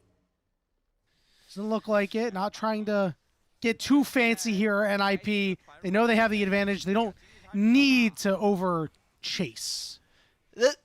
You know what's the sad part is that this game is going to take another like 5 to 6 minutes to end. Oh, yeah. Mostly because NiP, probably in a precarious situation, they know that they can't possibly throw this game from this angle. But IG also have an incredibly annoying composition to deal with.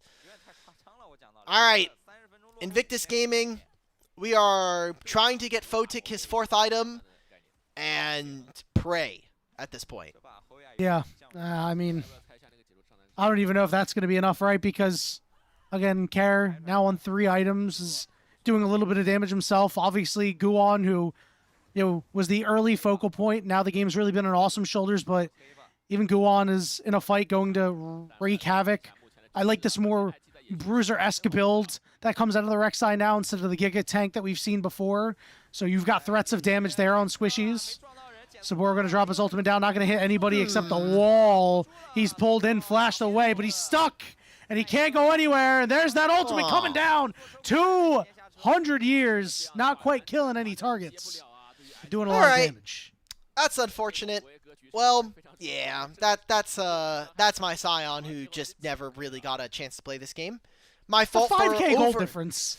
Yes. This is like the golden premium. This is what everyone thought the Rek'Sai matchup was going to be like at Worlds, and it just never ended up materializing.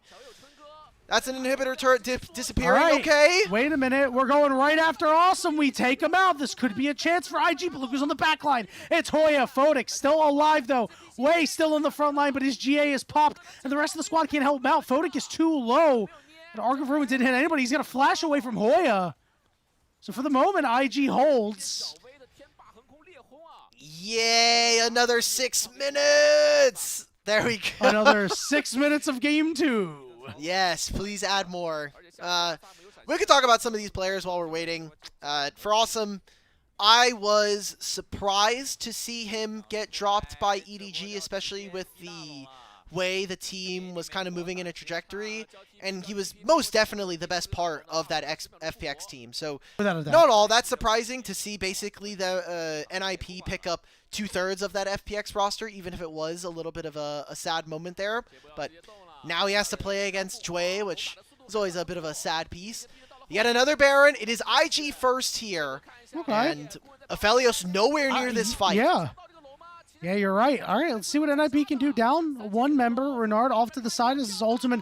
The Weaver's Rail's there, stolen away by Guwon, and there goes the Dynamite. Awesome has now shown up to the fight, but they didn't even need him.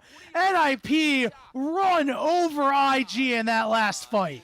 There it is. Okay, I don't get 6 minutes, more like 4, but I'll take it at this point. You get a mid lane wave, they can play through this bottom lane. This was a game that was almost wholly won by Hoya. Even though there were many great fights from Awesome, this Rek'Sai was an unkillable demon in the side lane, and in a lot of these fights became completely unmanageable for Invictus Gaming. No doubt that this man did get my gift of ego for him for Christmas, and he shows up immediately. 5-1 and 10, that extra kills and assists on the back end for him. And NiP is knotted up the series, Hulk Battery. 1-1 now, and this is for all the marbles here. This is for them to be able to secure themselves a second place. For Ninjas of Pajamas, is to keep them in the running for even going into top 3 of this group so they can continue on. I don't know if every game is a 10 out of 10 for Jway at least, but certainly Hoya playing a lot better in this one. Yeah, Jway saved his best moment for last with that engage. It was a nice one. But it was the Hoya show, and obviously Awesome as well. Did a really fantastic job. Great steal by Guwon at the end there. Not quite sure if it would have mattered either way. I don't think IG's getting out of there cleanly. But listen, when you're able to win a 5v4 fight, if you're NiP missing one of your strongest members, still a sign that you did good things in that game. Wow. That is a... I mean, Fodic and Renard, the numbers are there for Renard, but when we watched it from an eye test, I still am a little hesitant on Renard. Just individually throughout this tournament, we haven't actually seen very much that was impressive. That last game was an outlier necessarily than the expectation for him. So, I don't know. Now we're heading into Game 3. We're expecting double Jaces. We're expecting probably double Rumbles, if not like a Rumble versus Scion. And then the 80 carry matchup is probably where I'm looking at. Like, are we going to get Yunara MF? Are we going to get double Yunara? These kinds of things. Maybe even a Kaisa. I know Kaisa's been very popular. Let me see a double Kaisa. You know, it's the LPL. We got to have double Kaisas out there. You got to show off your skill expression. Probably double MF is more likely the case, but... Yeah. Oh my god, the bullet time crossing streams to just see everybody's health bars melt. You know, maybe we'll just see double MF Brum, right? That's so brutal, right? That'd be so disgusting, don't honestly. Don't do that. You suggested it. Like, yeah, of course I did, but like, it would just be like, how you ever think of like something like, just spawns look, in I'm your jangling mind. the keys. Here's the nuclear codes. Here you go, buddy. You want poison chicken? Here you go. No. No. Like those rats with poison cheese. Yeah. Yeah. This cheese is pretty good. Is this Chipotle cheese? Got a little bit of kick to it. Hey man, that Chipotle cheese. I hope you're not meaning the brand, because they get hit with E. coli outbreaks every year. So I don't eat from be Chipotle. surprised. I stick to Taco Bell. Perfect. Taco Bell. That explains a lot. I'm going to leave it at that. Honestly, Game it really 3. does, man. Game 3. What are we doing, man? Like, why are we here, IG? This should have been them closing out the series.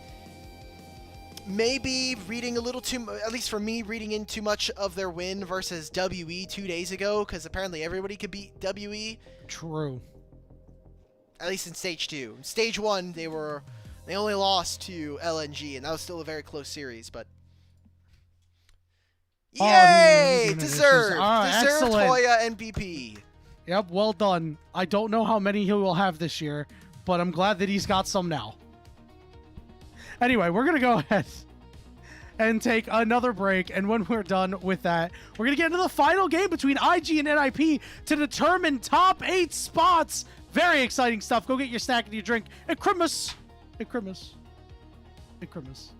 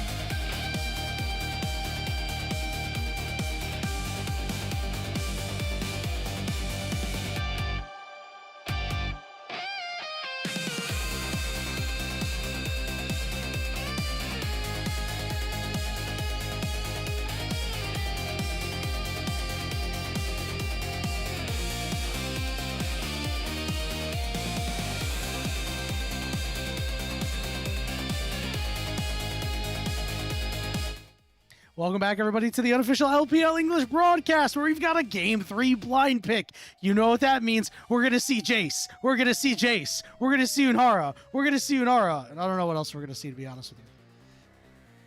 Most likely we will see Jace. I think it is above a 90% odds you will see this champion Odds? picked here. I know. I'm sorry. I think I just triggered our moderators, too. I know. Fossabot and Nightbot's going to get my ass. I'm sorry, man. But special privilege. I get to be an admin. I get to break the rules. That's true. Yeah. You're just getting called. Blind pick has been really, I think, more interesting, to be fair. I appreciate it for what it is. I'm kind of sad that it's going to be gone, because this means that Game 3 Fearlesses in the regular season are probably going to be a little less interesting. But especially for a lot of the newer players, I think this just lets them kind of cut back. And it lets a lot more of the fun champions get through. Because the reason why some of these champions stay banned is because they're very broken and very warping. But when you get to play more of these Jace games, there you go. The Demacia Cup special rule. Love that one. Please avoid discussing it. Yeah. I love, I do love blind pick as well. I do think it's quite fun. And, a lot of these players have been watching and playing for a long time. So there are a lot of players that get that sort of satisfaction. They get the opportunity to play a blind pick professional game for stakes, because, we saw it all the way back in OGN days and stuff like that. And while it didn't last super long, it's just got to be a cool feeling for some of them to go like, yes, I got to play blind pick too in a competitive game. Yes, we're making sure that players like Guwon and Renard get to have the same feeling as Faker. All right, here we go. Got double rumble. Here we go. 1-for-1. Whoa! Ooh, okay, Guwon has been good on this. Yeah, Guwon has the most games of Mbessa Jungle played of anybody in this tournament, so it makes sense in terms of the priorities of the players. We're getting Nico versus Rel. Yikes. I will say, Yanni, I like this NiP draft. I think Syndra never gets to move a Galio once he takes his first recall. I think Jace doesn't have the requisite front line, but there's a hell of a lot of range for them. You have a Varus, a Rumble, a Jace. Maybe they just never really get to have that real front-to-back team fight that NiP are looking for.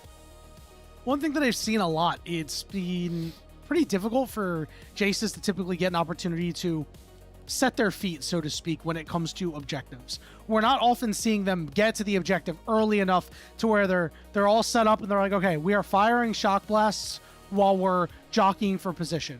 Or they're getting to an objective too late and they're like, I'm getting off maybe 2 shock blasts, and both of them need to hit. So I'll see how that goes for the side of Wei. I really love the Mbessa pick for Guwon, as you mentioned, his most played, but he has shown that he understands not only going in for kills, but also going in to make space, and having care on this Galio to be able to protect him if he ends up going a little bit deep. I think he's going to be a very important feature of this NiP comp as we head into Game 3.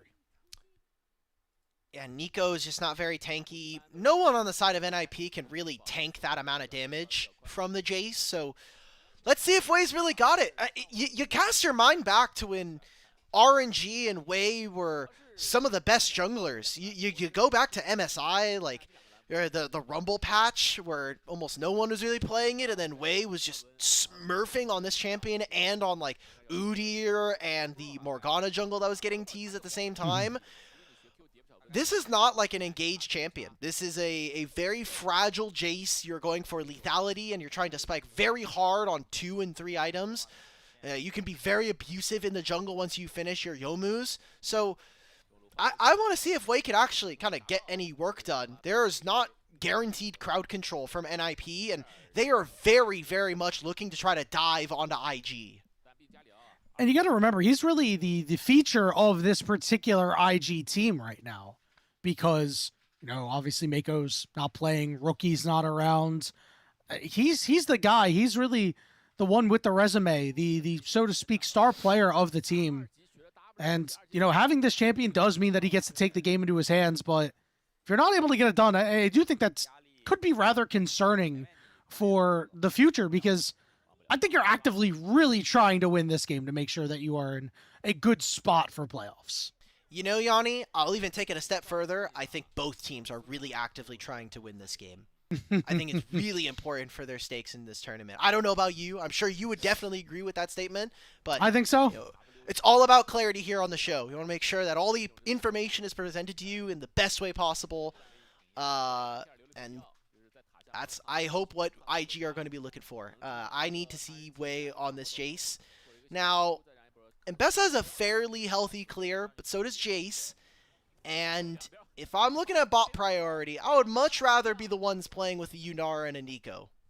No doubt. And this is going to be really tough. I am surprised that Jouet did not opt into that Nico, especially given the fact that you got a Varus, right? I mean, you could have went Varus Nico, gone in for a bunch of poke, and really try to take control of the lane, but instead, you can see Jouet was putting in a lot of work right now. Rumble versus Rumble. Oh yeah, they're overheated, This is what baby. real top lane was supposed to be about. And now it's more equal.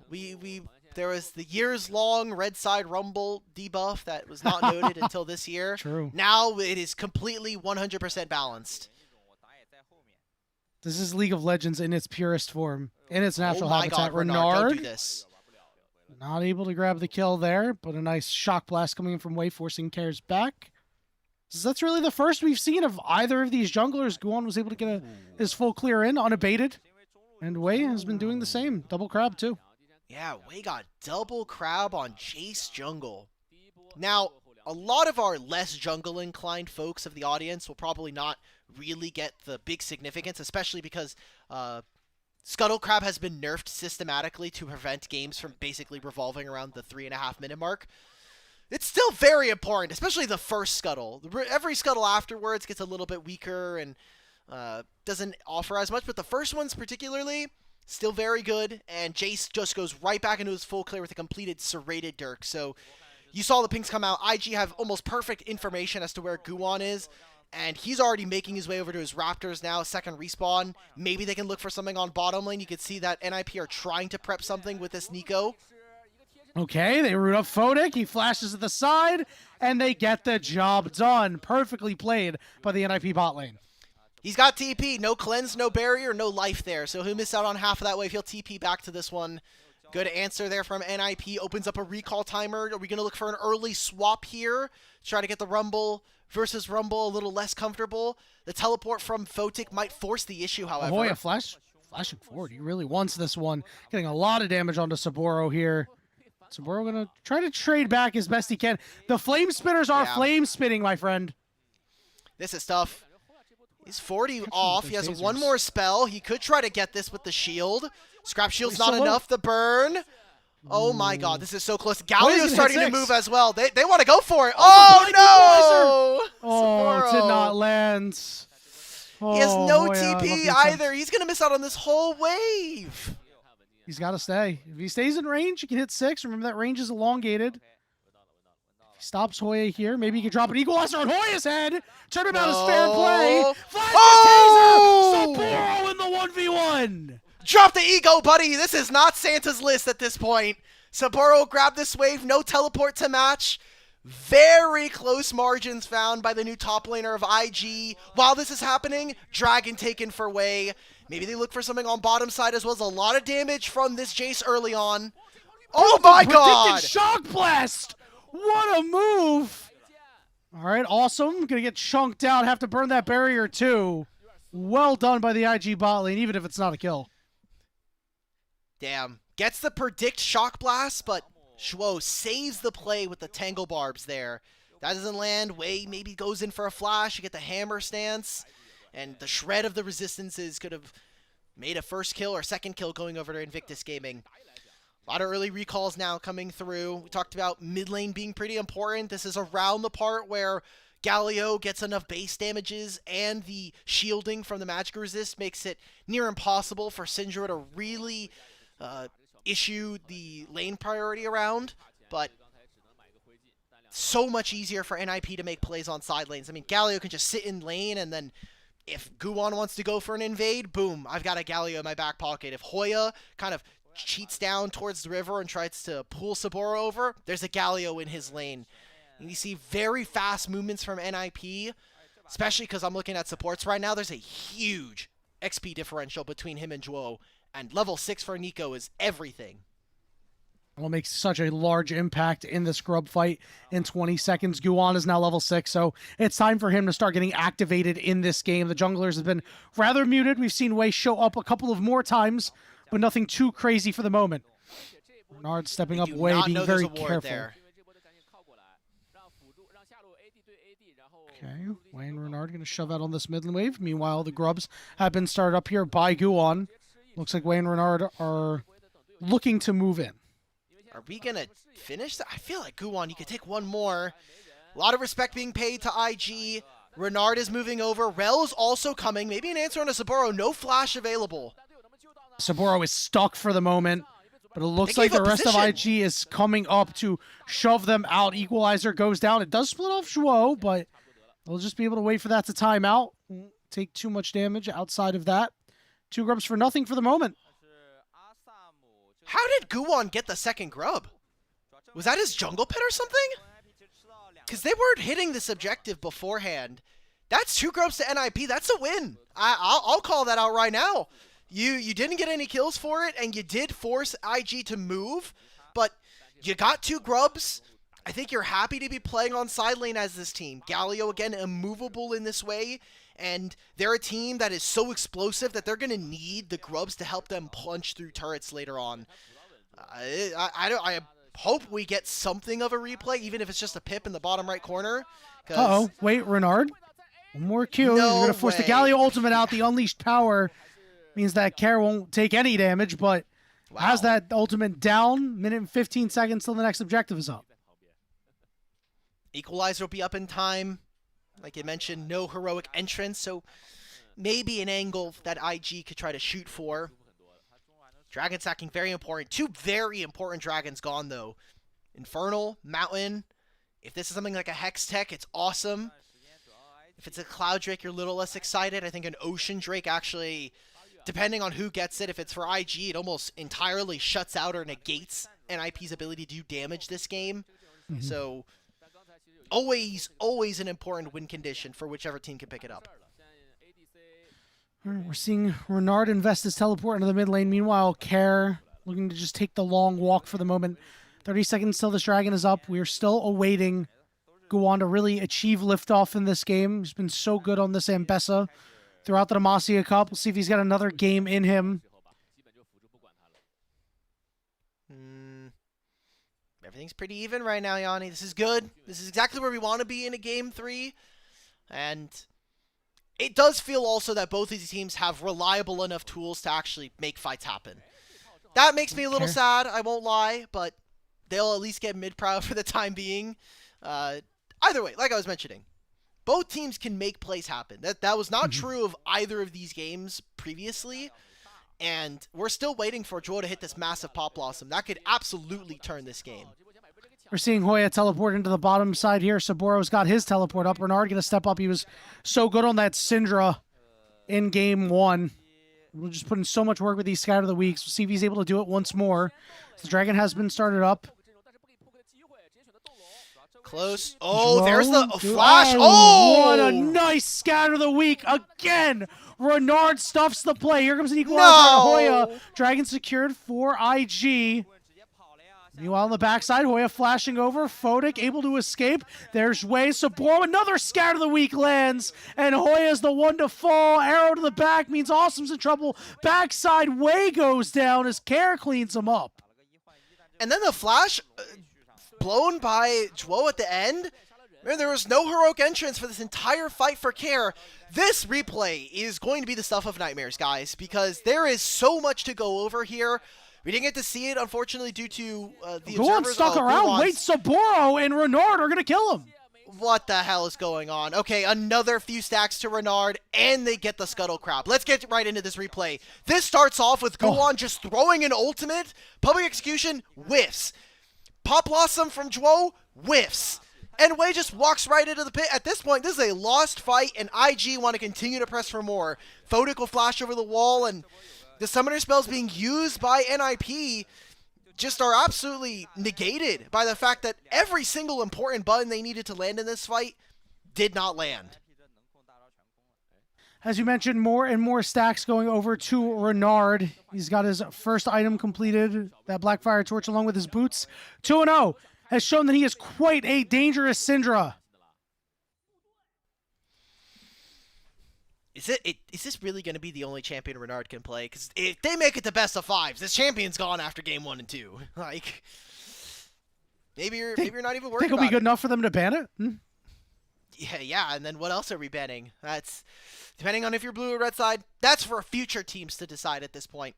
And right now, IG, first 3 kills of the game, potentially all 3 early objectives here. Maybe sans the grubs, but Wei is starting to pick up steam here, and that's not what you want to see when you're playing against this Jace. Incredibly potent in the jungle, very fast clear, accelerates more and more, and already has that Yomu, so the ability to kind of weave in and out of these lanes, very, very good. Cutting some vision there in the jungle, while Saburo stopping Kare's recall. Just feels like NiP right now don't have any good windows in. We did talk about that. Most of it is on Guan, right? With his ultimate, with that public execution. Obviously, Zhuo has good ability to sneak in and drop the Pop Blossom. But if Renard is going to be that acutely aware of these engagements, it's going to be very, very hard for Zhuo to find a way in. IG working down this top turret, getting... Oh, they missed out on Hey, they got scammed! Okay, I'm just going to assume that the top side... Yeah, you're right. The timer is off by 2 seconds in-game. Because those turret plates definitely went down before 14 minutes. Yeah, you're right. All right, we got Saburo dropping an ultimate down on Hoya's head. Hoya chunked down very low. Saburo can't get the second taser. And now Guwan's coming in. The public execution, it's too far away. But Guwan might be able to chase him down regardless. Trying to get the Drake count step. We're in a little bit of trouble, but here comes Wei. The Shock Blast splits the gap, but it doesn't matter because Guwan and Wei have the rest of the damage to clean up. Yeah, Ambessa is a great duelist. Ambessa is a great jungle clearing champion, but you need setup. I don't understand how or why, as NiP, we think that a barely landed public execution, and the animation is incredibly long. I'm not saying that these players aren't able to play on 0 ping because this is a remote tournament, at least for a majority of it, but you need some kind of slow setup, and there was just none of that from Hoya. So another ambitious public execution turns into a big fail here for NiP. And now you're not going to have either of those ultimates, at least up in time for the Herald that is on the map right now. IG still need to make their way over to this play. The silver lining that I'm looking at it from NiP is you're going to have Flash soon for Zhuo, and we need to see him have a Pop Blossom because that has just not really been... That is all of the power budget of this champion outside of lane, and we're just not really getting that from NiP, mostly thanks to IG punishing them on timers. You need something to turn the tide here, Hulk Battery. 1,000 gold leads in mid, jungle, and top lane for IG as they're the ones to start up this Rift Herald. NiP not in position to be able to contest, so Boro will take this top turret as well. It's more gold, more advantages getting into their pockets. And are chunking out Awesome. Jeez. If Renard had just a little bit more information as to where everybody from NiP was, he might have just automatically committed the ultimate and be willing to trade that for Awesome's barrier at the very least. So means Herald goes over for free, a turret now as well for IG. Everything's starting to go their way. Talked about agency a lot here on Demacia Cup.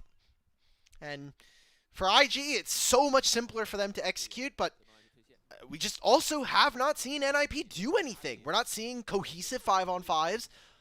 Most of it's stuffed by Renard Syndra here. A tier 1 now going down in mid with this Herald falling, and Dragon is now up, so now a Soul Point, and Yanni, this all then falls and trickles into an Otacon in 3 minutes on the bottom side of the map. NiP need to win or do something on this next fight, or it is going to continue to cascade into more and more losses. Yeah, I mean, Awesome is not getting close to 3 items anytime soon, right? He is just building his second item, so as you said, something needs to give at this point. Hoya on a ward right now. So the Dragon has been started up by NiP. IG looking to worm their way in. Targeted out. Here's Hoya on the side by Renard, dropping the ultimate down and solo killing Hoya. Public execution. Guan gets to the backside. There's Woe over the top. Finally, the fight that NiP wanted, but it's not a fight that they're going to win. Hulk Battery cares in the middle of everybody, and he goes down. Renard flashing after Awesome with authority, stuffing him, getting another kill. That is an ace for IG. That is a 5-for-1 ace. Photic goes down. They can take control of the mid lane. IG are making it happen, and we thought maybe NiP's resolve in these fights would be good enough. Hoya getting chunked out first. There's no real equalizer in this play. And in the opposite side, Guwan lands a public execution, but no one can follow him. This was as good of a as a Pop Blossom from Jewel as it was going to get, but none of the damage here. Look at Awesome. He can knock it over this wall. He tries to use the dash. The wall is too thick. Another fight where desperate. Awesome is kind of an NPC, but most of this is just kind of skipping steps here for the Ninjas in Pajamas. We are not properly setting up fights. We are not also getting into the right areas for our damage dealers. And that's just the game. It's a 6,000 gold lead at 18.5 minutes. Soul Point, Otacon will spawn in a minute. And even if NiP do grab this objective, I am hard-pressed to imagine a team as NiP, we're already falling behind in damage, having to then get through an Ocean Soul in 3. It would be so brutal. You have to get an ace at this Otacon, right? Like, you have to get the Otacon, get the ace, and then you are still down gold at that point, and you're maybe in a position that, hey, you know, the next fight's going to be a little bit more difficult, as again, Renard just taking Hoya to school. Well, I think Renard just solo won this game by himself. Like, this Syndra is proving to be too much of a threat here. And now this is IG standing a chance at being second tier in this group. They would move to 3-1, and NiP would bow out. That was a win here, just locks up our top 3. Going deep, Guan ends up tagging Renard, but he dies for it anyway. The MVP of this game is wearing cat headphones because Renard has put in so much work, and now they're knocked down like dominoes. Yeah. Photic finally gets in on the action, his first 2 of the game. Yeah, that'll be it. Like a 10,000 gold lead at 19, 20 minutes is too much to bear. Otacon will give them the experience that they need. Seems like we're going to get some teleports out from the Invictus Gaming members, but I gotta say, Yanni, this Invictus Gaming team is surprising in the way that I think they found wins. This Group A was very much maligned for being a much weaker side of the bracket, but some of our better teams in terms of consistency and being able to find wins have been here in this group. I mean, EDG undefeated here in stage 1 and stage 2. Invictus Gaming potentially now moving up to 3-1. Group B was a lot closer and definitely different in expectations thanks to JDG and OMG. Renard might be in trouble, but he'll be able to escape. There was no Zonias for him to pop. Still has that 700 gold shutdown. It's a real feels bad moment if you're NiP, but Zhuo looking to go for the counter engage here on the Pop Blossom. Zhuo trying to do what he can to keep everybody away from Wei. It's a shutdown for Guan. Saboro's here. He can use the equalizer in 5 seconds. Enemy team is starting to fade on his up side on of the map. What is that this? equalizer okay, gets one. Doesn't quite land, but yeah, he's doing just fine. Now he's going to get chased off on the side with Kara having to drop his ultimate. Meanwhile, Guan just gets tagged. It's a 3-level difference. I mean, he burns away. Kara over the wall trying to kill Wei. They'll be able to close out on him, but Photic able to find 2 more in this fight for himself. Everybody on IG is online. Yeah, that's the wave. It buys time for NiP because now they know there will be some summoner spells missing for this next dragon. That is fake Zhuo. Observers got a little scared there for a moment, but now dragon. 45 seconds here, Yanni. This is about where the game kind of ends, honestly. No doubt. The gold leads are too much. Well, we'll track this replay. This is Zhuo getting baited by his jungler here, unfortunately. And a good response. A lot of good ultimates being used, but that was for 2 members. And you only killed the Rel. And Saboro just gets the lie in wait, right? And, you know, this equalizer wasn't perfect, but he's just so strong. It doesn't matter. All of his abilities deal so much damage. I mean, look at what one taser's going to do to Guan in a moment here. Like, huge chunks. That MR shred on this ability is not balanced. There's a reason why this champion continues to be played every single game. Hang on, picture in picture. We're back. Awesome is dead, and NiP just cannot kill anybody on the side of IG. Dway is too healthy. Renard is too healthy. Stragon is up. It's just theirs for the taking when they want it. Ocean Soul, I'm excited, man. Many fans, if you've been watching LPL this year, will know that I was a large in part a big Photic hater. Fortunately for me, we didn't get to actually see him very much because he was part of the dumpster fire that was LNG this entire year. And maybe I was a little too harsh on him. Similar with RNG. That RNG and LNG are perhaps the teams that, for the players on them, we might have to give them a pass. Like, hey, you're on a really bad team that obviously for LNG they made like 8 or 9 roster moves in the year, which is really a lot when you think about a team over the course of 3 competitive splits or 2 competitive splits. So maybe we were a little too harsh on Photic. You just can never win on a team that is destined to lose almost. So if we can get this level of performance from him in combination with what is to be the rumored roster with Rookie and Mako coming back later on in the year, maybe IG can reach a little bit more for what they did, similar to 2025, but with less known names.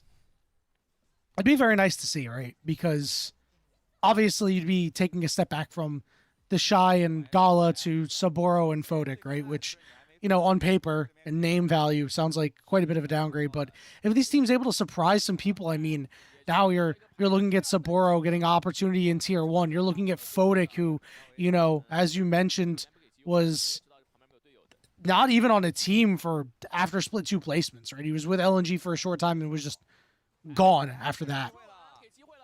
So it'll be a nice breath of life into these players. Speaking of one of the named players, Saburo dying, Guan getting a large shutdown out of that, merely a drop in an ocean of gold deficit.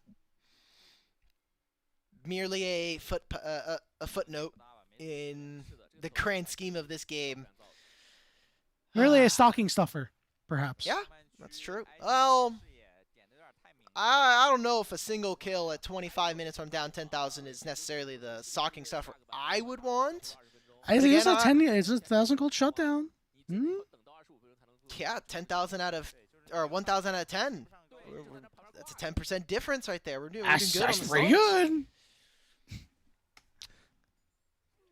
Yanni, what do you think is the ceiling for this NiP team? Because I'll be honest, from what we saw from these players just in this last year and the pedigree of the team from more recent times, don't think NiP are going to be doing very well. You know, when Guan locked in Ambessa, I was like, this is where we will see NiP potentially at their peak. Okay. And, you know, I didn't think that we were going to see a performance like this. And I'm with you. I do not think that this is going to be the greatest year for NiP. I mean, you've got... Obviously, we're going to have to see how the meta shakes out, right? 2026, things are going to be very different. You know, Awesome is going to be able to build a 7th item. Like, that's great.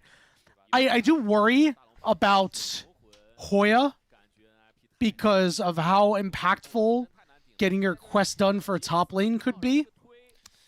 And I think that he'll often be on the wrong side of it. Generally, also, you got to think that teams are...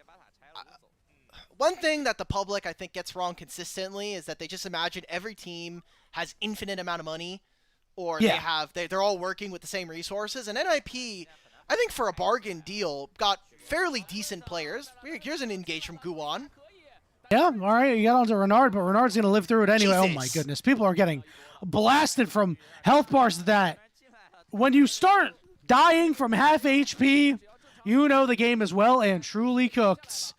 Nexus turrets exposed and being knocked down. Meanwhile, hold in. There you go, bud. Foda getting kill number 7 as IG take the 2-1 series victory and punch their ticket to topping. And Yanni, that's it. I mean, we got one more series after this, but that is every group now decided going into top 8. We have our final top 6 teams that'll be meeting AL and Top Esports in just a couple of, literally tomorrow. We've got a quarterfinal tomorrow. We got our first best of 5 starting at 1 a.m. PST tomorrow. But that means that Group A will finish with EDG, Invictus Gaming, and LGD. You know what? Not overly surprising, right? We think we expected EDG to get in there. We knew that IG could after the start that they had. Again, I was pretty big on this NiP team after their first 2 series, and they weren't able to put it together. But that other group is what they doing over there? Yeah, we'll get into that. We got a whole other series after this that'll help us decide that group, or help us finish out the rest of these games here for Group 2, or Stage 2 anyway. But a rather disappointing end of the tournament. NiP do a little bit, maybe, I don't want to say better than expectation, but going 4-6 is definitely, taking a spread of games versus a lot of teams. And we'll see. Again, not all teams are created equal, and this team, and for this organization anyway, they definitely got a lot of players that might have been on a package deal, especially you think of like Care and Awesome together. Juo leaving JDG with them going for Vampire instead. You got a player from the LCP very similarly, but on a team that wasn't doing very well. So I think for NiP, out of the 10 or so teams we're going to see in the LPL this year, 10 or 12, like, I think if this team reaches like a 6th or 7th, you are very happy with the amount of wins that you're able to get for the price that you're paying for them. No doubt. I mean, you can see that this team is scrappy, right? They were taking games. They finished with a 5-6 game score. That's not bad, right? That is survivable. That is workable for a roster that you're not expecting to reach the greatest heights of LPL. I think you can be okay with how things went. Obviously, you want to be able to get into that top 8, but at least showing that you're going to be competitive. Obviously, the group system is going to be a little different going into 2026. I don't even think we're really quite sure how it's going to work. I expect them to end up in the lower group at first opportunity. Maybe they're not going to have as fruitful of a year as the organization did in 2025 down in the lower group, but they'll be a team that is not absolute bottom feeders, I don't think. This is just a highlight reel where we're going to be watching IG win a lot. And yeah, I'm honestly ready for the new meta. I'm ready for quests. I'm ready for just in general things to kind of change, because the game is just so reliant on a lot of the first 10 to 15 minutes going your way, getting grubs, trading Dragon, then you have to play for Otacon, then Baron comes up, Herald as well. Renard with an MVP kind of makes sense. He was basically the big driver again, but this is 2 MVPs in the same series that are both on Syndra. I think it's going to call into question his efficacy on some of the other important mages we'll see here in the tournament. Yeah, and I do wonder if he's going to be able to reach a little bit deeper in that bag, because, as you said, this is going to be more of an audition for him, right? And there are some mid laners that really did not display the proficiency level that you need to be in the LPL. So if he's able to maybe make some waves on some of these other champions, could be very good for him. As you alluded to just a few moments ago, we do have one more match. Somehow, someway, BLG versus Weibo Gaming in a match that means absolutely nothing, not because the teams are good, but because the teams were not good. We'll be on right after this break.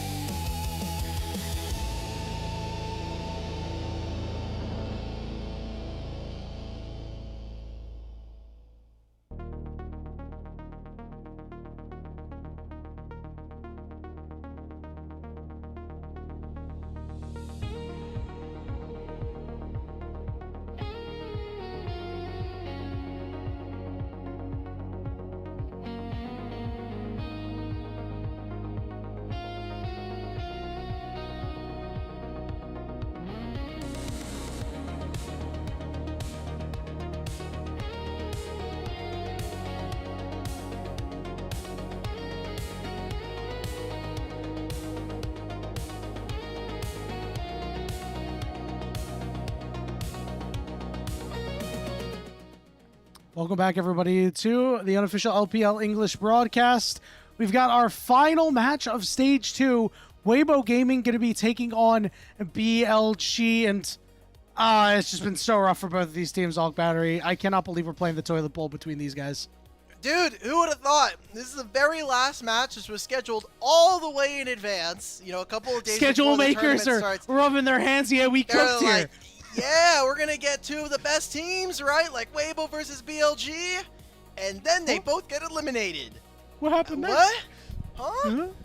Yeah, Well, it's pretty tough, especially with the rosters that these teams have, right? I mean, these rosters are pretty damn good when you take a look at them. Let's talk about the Weibo roster first, because this is the team that I believe is the redeemed team a little bit. They haven't redeemed squat right now. It's Zika, Jeja, Xiaohu, Elk, and Erha.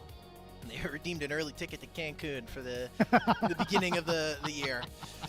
Yeah, so far what I've seen from this team is Jeja still having to make some pretty big hero plays from the jungle, but Elk and Erha are really trying to decide how they want to play the lane. I think Elk got a lot of free time because he's playing with On, that he gets to slam a lot of really early lane matchups. Not the case here with Erha, and we're going to continue to see them struggle here early on into the year, but their opponents, they have not their full-fledged roster like Weibo is, but is still finding a lot of troubles. Even if we get rid of the name in the mid lane, even if it was Knight in the mid lane, they probably would have won more of their series, but the rest of this team is still a little shaky in my mind. Yeah, not looking the greatest. It's been Shun, YXL, Viper, and On. Yeah, it just feels like, again, On continues to be a bit of an issue at times. You know, this is a guy that for entirety of 2025, right, he had a couple of great times and a couple of bad times, but more so bad than good, and cost this team a lot of games. If you're watching Demacia Cup and you've been watching some amount of International League of Legends, you already kind of know the general international community's feelings on this player. So we'll kind of see. We've got some more festivities, though. You know, we're here on Christmas. Let's get to your nice list. You know, we've got Santa Yanni. Yeah, we're gonna go dust off the nice list a little bit here. So I get the 1v9 award over to Zika. That poor man did everything he could on Jax to try to win his team the game. And for YXL, we're taking away Knight's golden left hand. We're giving it to YXL for this last game of the Demacia Cup to try to get this team a dub.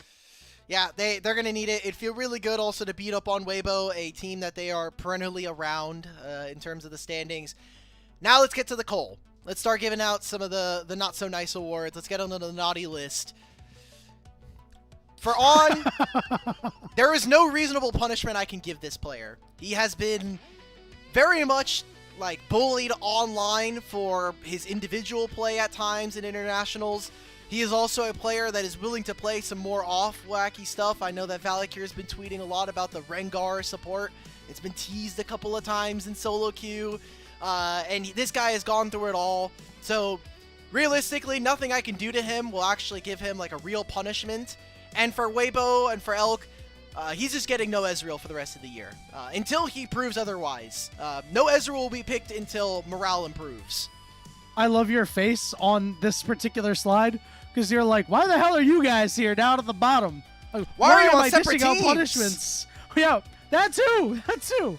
You know, first time in a long time that's happened. You know, Elk gonna get the opportunity to play against this former team, the team that he made his name on. I love what we've done with the Christmas trees. This is the Doomer trees of death. The evil trees, damn. I love that, actually. That's such a sick touch. I wanted to go through one of the cool stats that I pulled. Elk and On, they played 168 series with a 73% win rate. Wow. 123 to 45 in that's record. 461 games, 303 to 158. Just an incredible spread. One of the most long-standing duos we've seen here, and unfortunate to see them break up as we go into the 2026 season. Yeah, a legendary duo. They were. That is going to be weird. It's still weird to get used to. Yeah, here early on in the Demacia Cup, as we're here into picks and bans. BLG is going to be on the blue side, and you know, I think that you were talking about earlier that this BLG team just feels off, and it still feels like, I mean, it's so hard to extrapolate Demacia Cup, right? But Yeah. it really is not inspiring confidence that some of the players who've been struggling in 2025 are still struggling here in Demacia Cup. I would expect them to want to bring a little bit more to the table, because now people are starting to get a little nervous. We're getting a little sweaty under the collar. Look, BLG, we get flamed every single season, right? If you're a BLG fan, you know, 2023, okay, we've got Yagao, like, are we actually going to be able to do anything? Okay, we went to MSI and Worlds, okay, fine. Then we picked up Knight, and it's like, okay, now the team's really going to make it. We go all the way to World Finals. Unfortunately, we kind of crumble in 2025. You saw that. Everybody's here for that year. We're getting into draft. I think a lot of the same issues might plague this team. Viper maybe gives them a slightly higher ceiling, but it's very clear that this team does need some amount of rebuilding, and maybe with a massive enough meta shift with the new season coming in, this will bring some new life into the team. Well, we kind of get through the bans. Very interesting. We're getting Jace available on blue side, and Weibo are locking up Zehen and Yunara.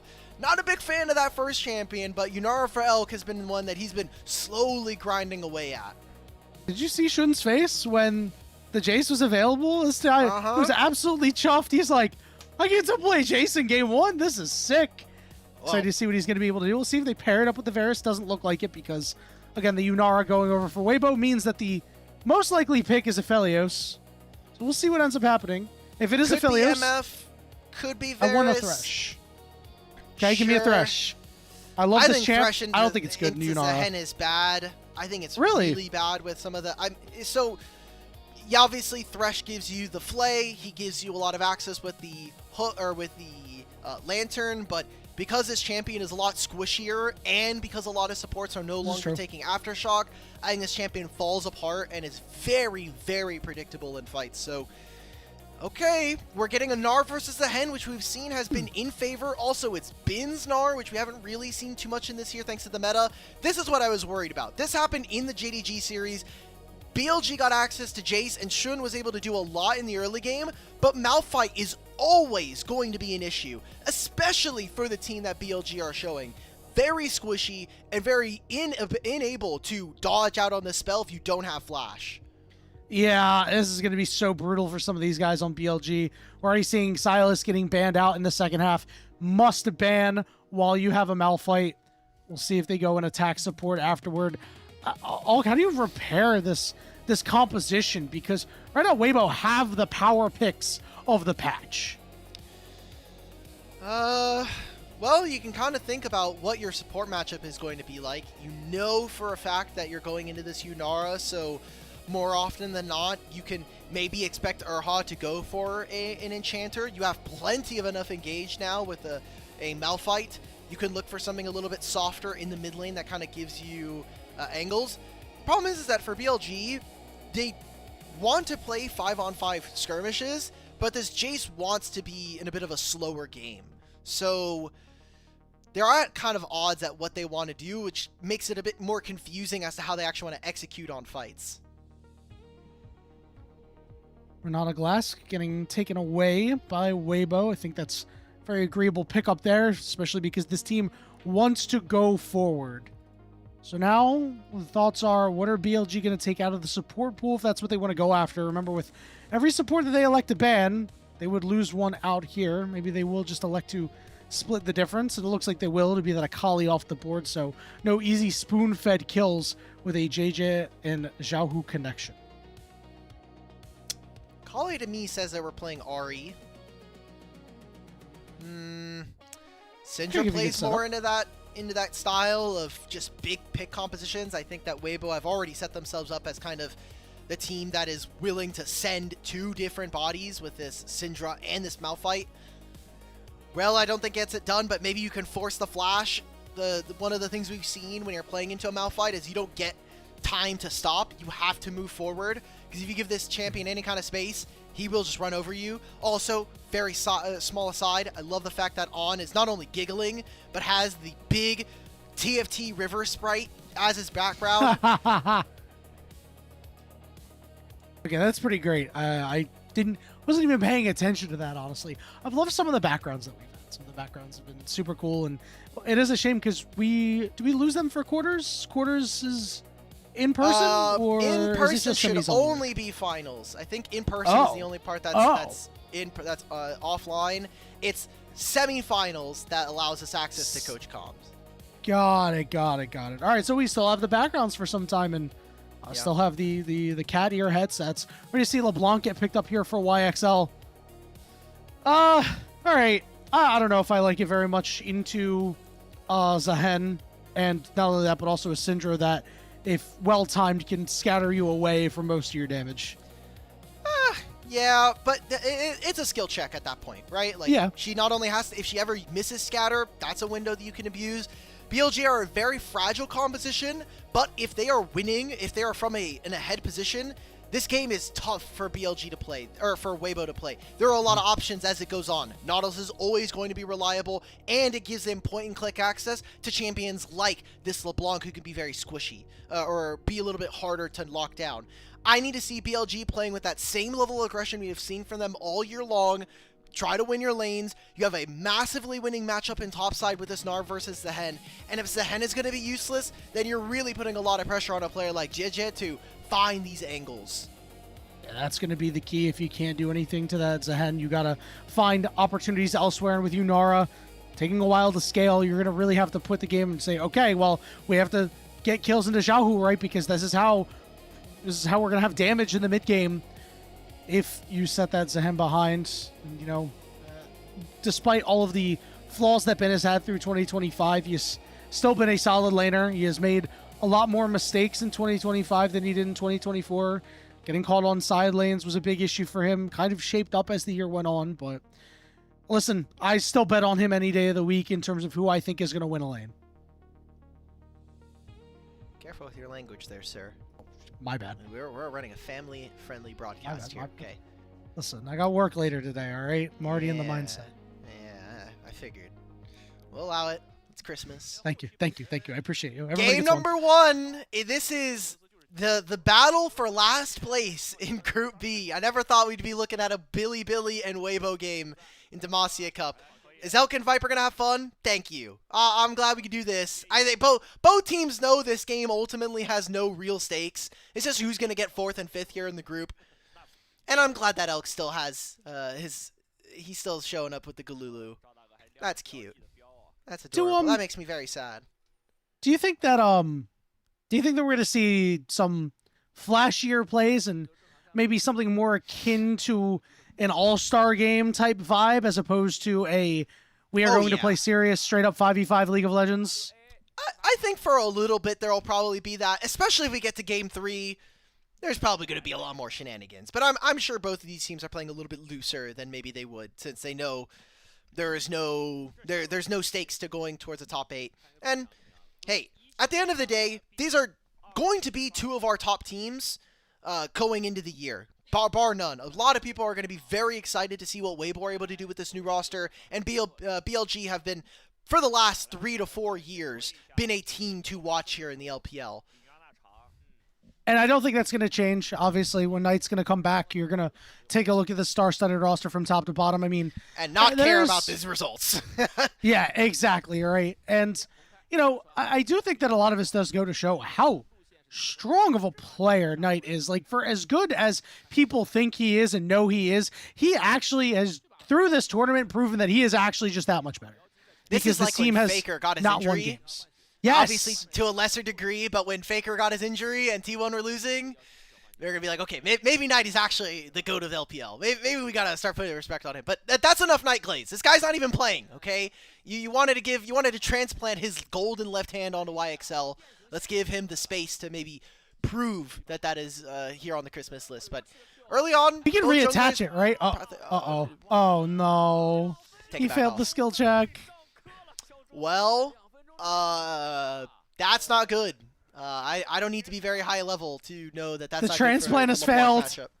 The transplant has failed. No, it's only one kill. We gotta calm down, okay? What if he smurfs this fight? What like we saw long ago now at the beginning of this tournament, we saw Baya in one of the harder LeBlanc matchups smurf on Ultra Prime in their game. So okay. I want to give BLG time here. This is their last series, and we're only 3 minutes into game 1. You know, I don't want to count our chickens too early. I mean, I'm not saying that it's over or anything like that. It's just one kill. We are going to see them go right after Erha here after a route into a knock-up. JJ is here to keep Shun away, and the fight will continue, and now it's starting to tilt toward Weibo as On is getting very low. Shun is losing out on the fight against Malphite. Now we're going to get another route down on Erha. He's got to flash away. Elk is out of mana, which means it's unlikely that they can continue. Shock Blast will miss, and that's it for the fight. Yeah, Shun missed the first Shock Blast. Oh, good use of vision here. Erha can go for a re-engage. They'll have no heal. A little bit of poke. They'll see him from the minion wave. Viper has no mana right now, so no Gravitum in the works. It'll be an early scuttle confirmed. Shouldn't go for this? Yeah, I mean, yeah, oh, he flashes What are we? Little bit of an insect there, and On is going to clean this up himself. All right, fine. It's a little messier than we would have wanted, but BLG will force the issue. They'll grab themselves the first kill going over onto this route. We can take a look at this replay.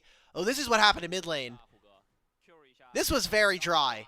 Oh, we tried to use the distortion, and Xiaohu was in the middle of throwing out his E. Okay, well, yeah, still very dry of a solo kill is what we would call that. But you don't want to get into an extended trades in bottom lane versus Yunara. For this Aphelios, it's all about taking shorthanded ones. And for now, we are seeing a small lead start to crop up, but most of it in favor of Weibo when you look at the mid and bottom lanes. Good news for BLG up on the top side. Bin's got a bit of a CS lead. It's not all too much to speak of, but it is definitely sizable for the moment. First dragon of the game is now available. It is an Ocean Drake. See if either of the teams want to go after this at some point. Xiaohu is going in, but guess what? Everybody else on BLG is here. Doesn't matter, though. Xiaohu's going to be able to at least get the one kill for the moment. Should trade this one back.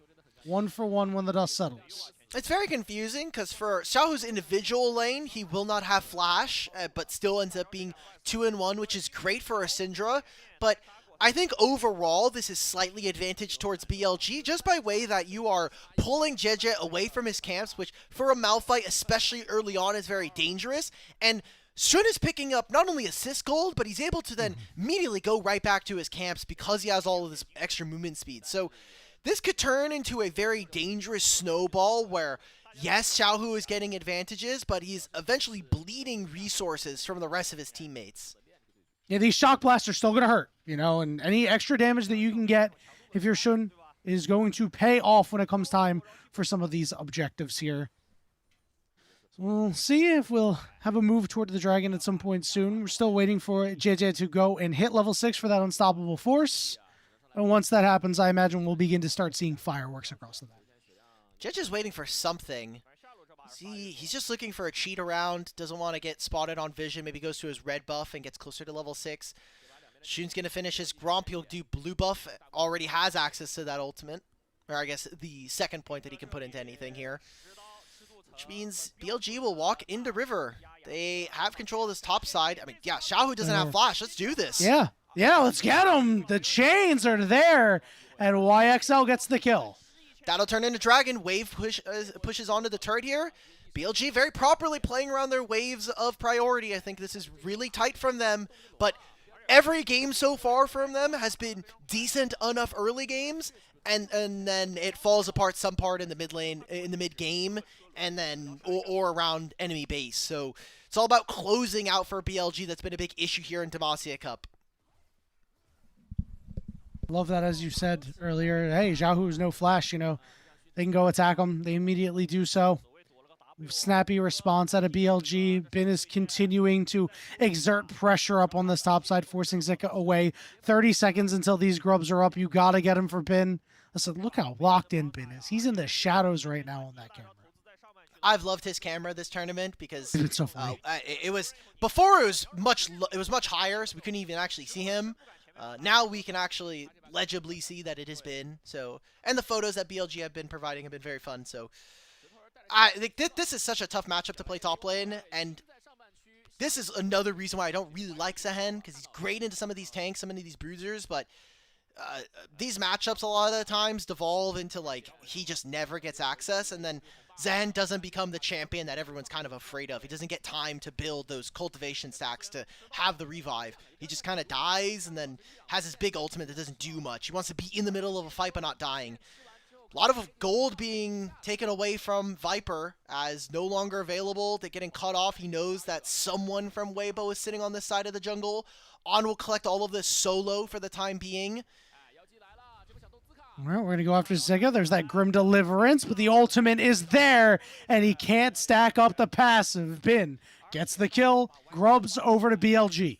And now Bin's going to walk towards bottom side. Actually, it'll be YXL who's going to recall and teleport for this wave. He'll pair wait a up. minute. Oh, that means that Shun is going to get picked off. Okay. JJ with the flash ult. Right over the Raptor Ball. That is something you can do with Malphite. That's another reason why Malphite can be very problematic here in this game. A lot of plates going over. Majority of them were on Bin, but now Viper gets this alone time on this turret. Feel very good despite that kill going on in mid lane.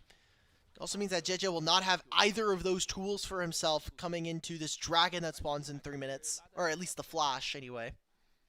Viper really needed that pick-me-up with that plate because, you know, while those grubs were going on, JJ and Xiaohu went to the bottom side there to shove Viper off the wave. So we did lose quite a bit of CS. Didn't get an opportunity to pick up any EXP off of that either. So he's down about like 30% EXP of a level.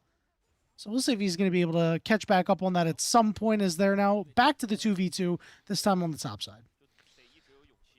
I love looking at how jungle is going to impact some of these lanes. Like, Shun's on the top side, and so he's leveraging the fact that he knows his bot lane is in a good position, at least for the time being.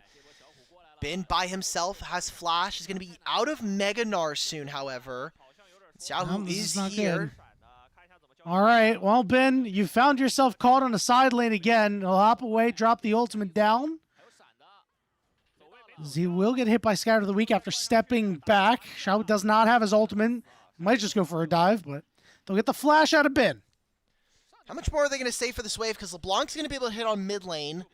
And JJ has no camps to take, thanks to Shun using his bot lane. So this Jace is going to get slightly farther ahead. He's going to finish his top side camps.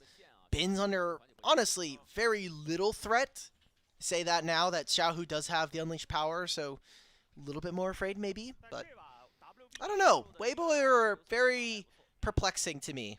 They're a team that has a ton of experience individually. The person that is probably the least lauded in this lineup is probably Zika, but they're a team that, you kind of put it perfectly, they're a redemption team this year. I mean, all of them coming from somewhat failed projects, probably not Elk, you can say, considering he's the only player that went to Worlds.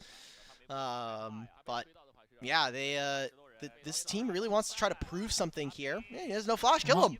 Oh, they proved that they can kill Bin, that's for sure. It's the first death for him, a kill for JJ, but I love the way you put it with, you know, everybody on this team has hit high highs, right? Even Zika has, you know, gone to Worlds, spent that time with LNG when Scout was on the team. They had a, you know, nice Worlds appearance, top 8. The only player that hasn't had that sort of level of play is Erha, right? But even then, Erha was a guy who came in the middle of the season last year and then was, you know, replaced after Split 2.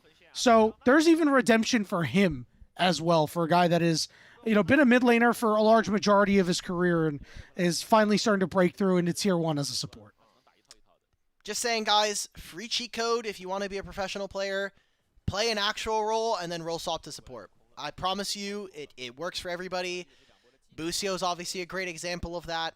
APA famously got a lot of offers to roll swap to support, but really wanted to make it in mid and is in the LCS now. So, Erha here. You could be the next Erha. Probably speak a little less Mandarin depending on who you are, but... All right, Zika flashing after Bin. Bin has no flash, still trying to hit Mega. There's that Grim Deliverance. Mega quite not there yet, but guess what? He's stuck under the turret and he's dead. He's slammed up against the wall. And Bin gets the solo kill. Meanwhile, we got a dragon fight going on down to about 2,000 HP as YXL moving forward, rooting up Xiaohu. And On says, I'll take advantage. Thank you very much. Forces the flash into Xiaohu, but now the re-engage is onto the support, and On is dead. Now it's a 4v3 with members of BLG split up, it doesn't look like they'll be able to catch him. Well, JJ has flash and ult if they really want to go for it, but Viper had no resources on red and white. You want to at least get enough so you can use your red gun and gives you the attack speed all at the same time. BLG kind of ham-fistedly are able to grab the dragon, and Bin continues to exercise his individual lead, grabbing himself a turret here. But BLG's objective setups are still not good, and I want to note, yes, they do have Danny, but Danny doesn't seem like he's there at the moment. They're using some of their assistant coaches that they had throughout the year, at least for Demacia Cup, similarly why they have YXL. We're watching this play-by-play, but I really want to see Bin outplay this 2v1, because I don't think that's happening. Yeah, I don't think so either. Nope, it's not happening. It's going to be Zika picking up that kill. Had to get his lick back after what just happened to this man up on the top side of the 1v1.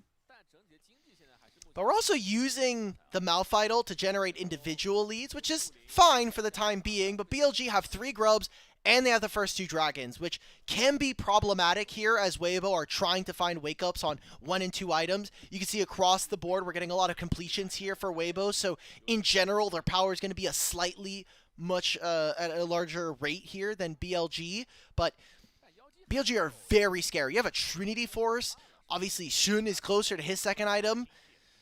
On 2 items, I think that BLG are going to be very, very threatening here. It's all about whether or not they can actually get Viper in a good enough spot to actually play these fights.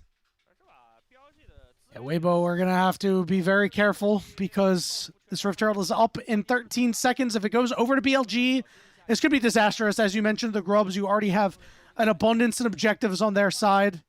It's YXL dangerously going in there. Shun maybe looking for a pickup here. Don't think he's going to have the damage or be able to catch Xiaohu, but yeah, and from there you'll be able to secure the 3rd dragon if you're able to pick up this Herald. The good news is JJ's ultimate is up if they do want to fight. Whoa, alright. Teleport from YXL. Seemingly to me, BLG want to be able to push out on this bottom lane wave, maybe trap Xiaohu on this side, and then have eventually YXL move into the mid lane. They have a Herald that's already up and available. Dragon doesn't spawn for another 2 minutes. This is a tight window here. BLG need to commit to one side of the map. Otherwise, they're going to get pulled around here. And Weibo have a lot of different plays they can make here. They have a lot of buttons that make it difficult for BLG to play. And Viper's only out right now is a flash that's available to him. On's also very susceptible to being engaged upon. Xiaohu got a late break to the bottom lane because he was sitting in base prepared to teleport. But it looks like he will meet YXL for the moment. BLG trying to do what they can with this mid control on clearing out some wards, but we see a lot of on-the-way pings. They might be ready to go. Hook goes down on a Viper. He's exhausted. JJ's not close, but he finally finds his way in and blows up the BLG 80 carry. And now they're fighting on the front foot or Weibo. Shun stuck under the turret. Elk getting a kill for himself, and now Bin showing up to the party just to run away. Weibo need to commit now to this Herald. Xiaohu is hitting on the bottom side. He'll grab a turret on this next wave if no one from BLG answers. Like, what are you supposed to do against the counterplay of Malphite? We are in a year where we're making multiple technological advances in a lot of fields right now, and somehow Malphite is at the precipice of jungle meta. Like, there is so much tech going on, and we've reformed back into solid rock. Return the monkey.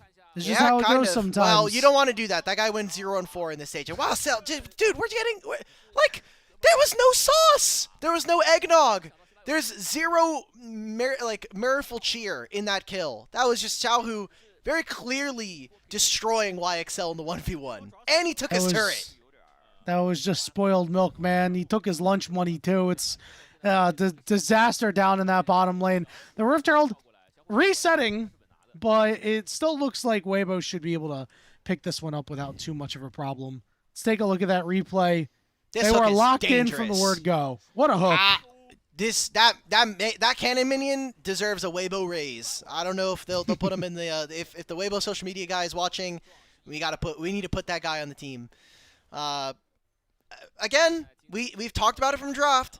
Malphite is such a difficult champion to deal with. Even if he is very telegraphed, if you are not either quick enough, nor you don't want to expend the resource to get away from him, he's a very clear and simple champion to execute upon. And we got to see right there, Viper did nothing to avoid that. So we're executing on the Shun here. Another nice hook, but he's around the wall. Viper just can't really get into this fight, even though he's got red-white. Now he's got an opportunity to hit Erha up front, but here comes Zika. Viper's going so deep onto the backside, looking to finish off Xiaohu, but he ran out of white guns, and he goes down. And that's all the damage. BLG can do nothing else. They've chased everybody, and all of their damage right now is in Viper, but he flashed forward, he goes for it, and what do they get to show for it? BLG now have zero control over this pit, and Xiaohu is still very dangerous, a level 13 Syndra. YXL trying to come through, but he's half HP, and look at what they're doing to poor Bin. But Shun drops the hammer down, and YXL breaks up the rock. Oh, okay, YXL, we put some disrespect on you, but suddenly the burst from this LeBlanc, I'll eat my words if BLG able to control it from this point on. I mean, JJ's not in the pit anymore. He's dead. There's no smite available to them. Erha has none of this, but Elk has returned. Aphelios is on his way, and Bin is going to run out of Meganar unless he forces the issue now. All right, it's ticking away, but just his mere presence will force Weibo away. It will be Soul Point going to BLG. They've got a 500 gold lead. Risky fight here. We'll get some player comms from BLG, but this engage onto Shun, it's optimistic. I mean, you're giving Viper a hell of a lot of time to deal damage, and you used all of your spells to kill Shun. That didn't even end up being the case here in this fight. So if the target selection from Weibo was a little tighter, if we see all of the carries in the same spot, we can kind of get an example as to what a fight could look like for them. But if they get longer trades, BLG are certainly happy with that. It's just, we're going to get into scenarios. It's almost impossible to avoid at least one 5-on-5. And that's really where Weibo are going to at least dominate in my mind. I wonder how the rest of that initial fight would have went if Viper didn't run out of chakrams and didn't flash into Xiaohu's face and start pointing a sniper rifle at him. That's a oops moment for sure. But again, BLG no worse for wear after winning that fight. Otacon available on the table for either of these teams. This game has been quite close to this point, Alk Battery, but the objectives have really been tilted in favor of BLG. We'll see if this trend continues. I like this approach from Weibo. Otacon spawns on the bottom side of the map. Let's just take control, force ourselves in. JJ's here, and they have Xiao somehow on, completely sneaks by all of them. So the Otacon started, LeBlanc has the TP, so does Zika for this play. This is dangerous. You really, as Weibo, want to try to find a pick first before we get into the Otacon, because the shredding of resistances is going to be too dangerous, and you don't want to get into a poke war versus a LeBlanc and a Jace. No doubt. JJ does have the go button, though. His flash and his ultimate are available. Erha going to land his hook, and now they're going to go pick on and blow him up and take him out. Shun's got no spell shield either. YXL showing up as the Otacon has reset, which is good for BLG, despite them being down a member. Been very close to hitting Mega here. Has to be very careful because here comes Xiaohu. Hook didn't land. Bin getting an opportunity to go Mega. Does have his flash. Looks like Weibo is going to be shoved off the Otacon and is going to reset again. This Aphelios champion is so dangerous right now. Crescendum beams making it difficult. We're going to get a full reset and a lot of TPs in a moment. On didn't know there was a ward in that brush. He gets caught, but now it'll be BLG who go back into the mid lane. They'll push one more wave and then probably revert back into this side. YXL's on a massive flank, but who is he realistically killing? This is a 2,000 health Malphite, and maybe it's Erha. I mean, he does a lot of magic damage to the full armor Malphite. Okay. The redemption over the top. He's got to ult away. This is key for BLG. Shock Blast doesn't land. Otacon in the card. Somehow BLG have magicked away a fight that Weibo should have had control of, but they never pulled the trigger on this Otacon because they were scared of this Aphelios. And maybe that's what's going to bite Weibo in the behind. This entire tournament, we have seen them struggle, whether it was in the 2v2 with Elk and Erha or decision-making around objectives. Inability to pull the trigger on some of these is making it very difficult for this team to find anything in this fight and really progress the game. I mean, we've talked about it from the perspective that Weibo are going to be able to win fights, but they're down 3 dragons and the Otacon and 3 grubs. Like, When is Weibo going to show up? When is this Malphite going to find the targets and end this game?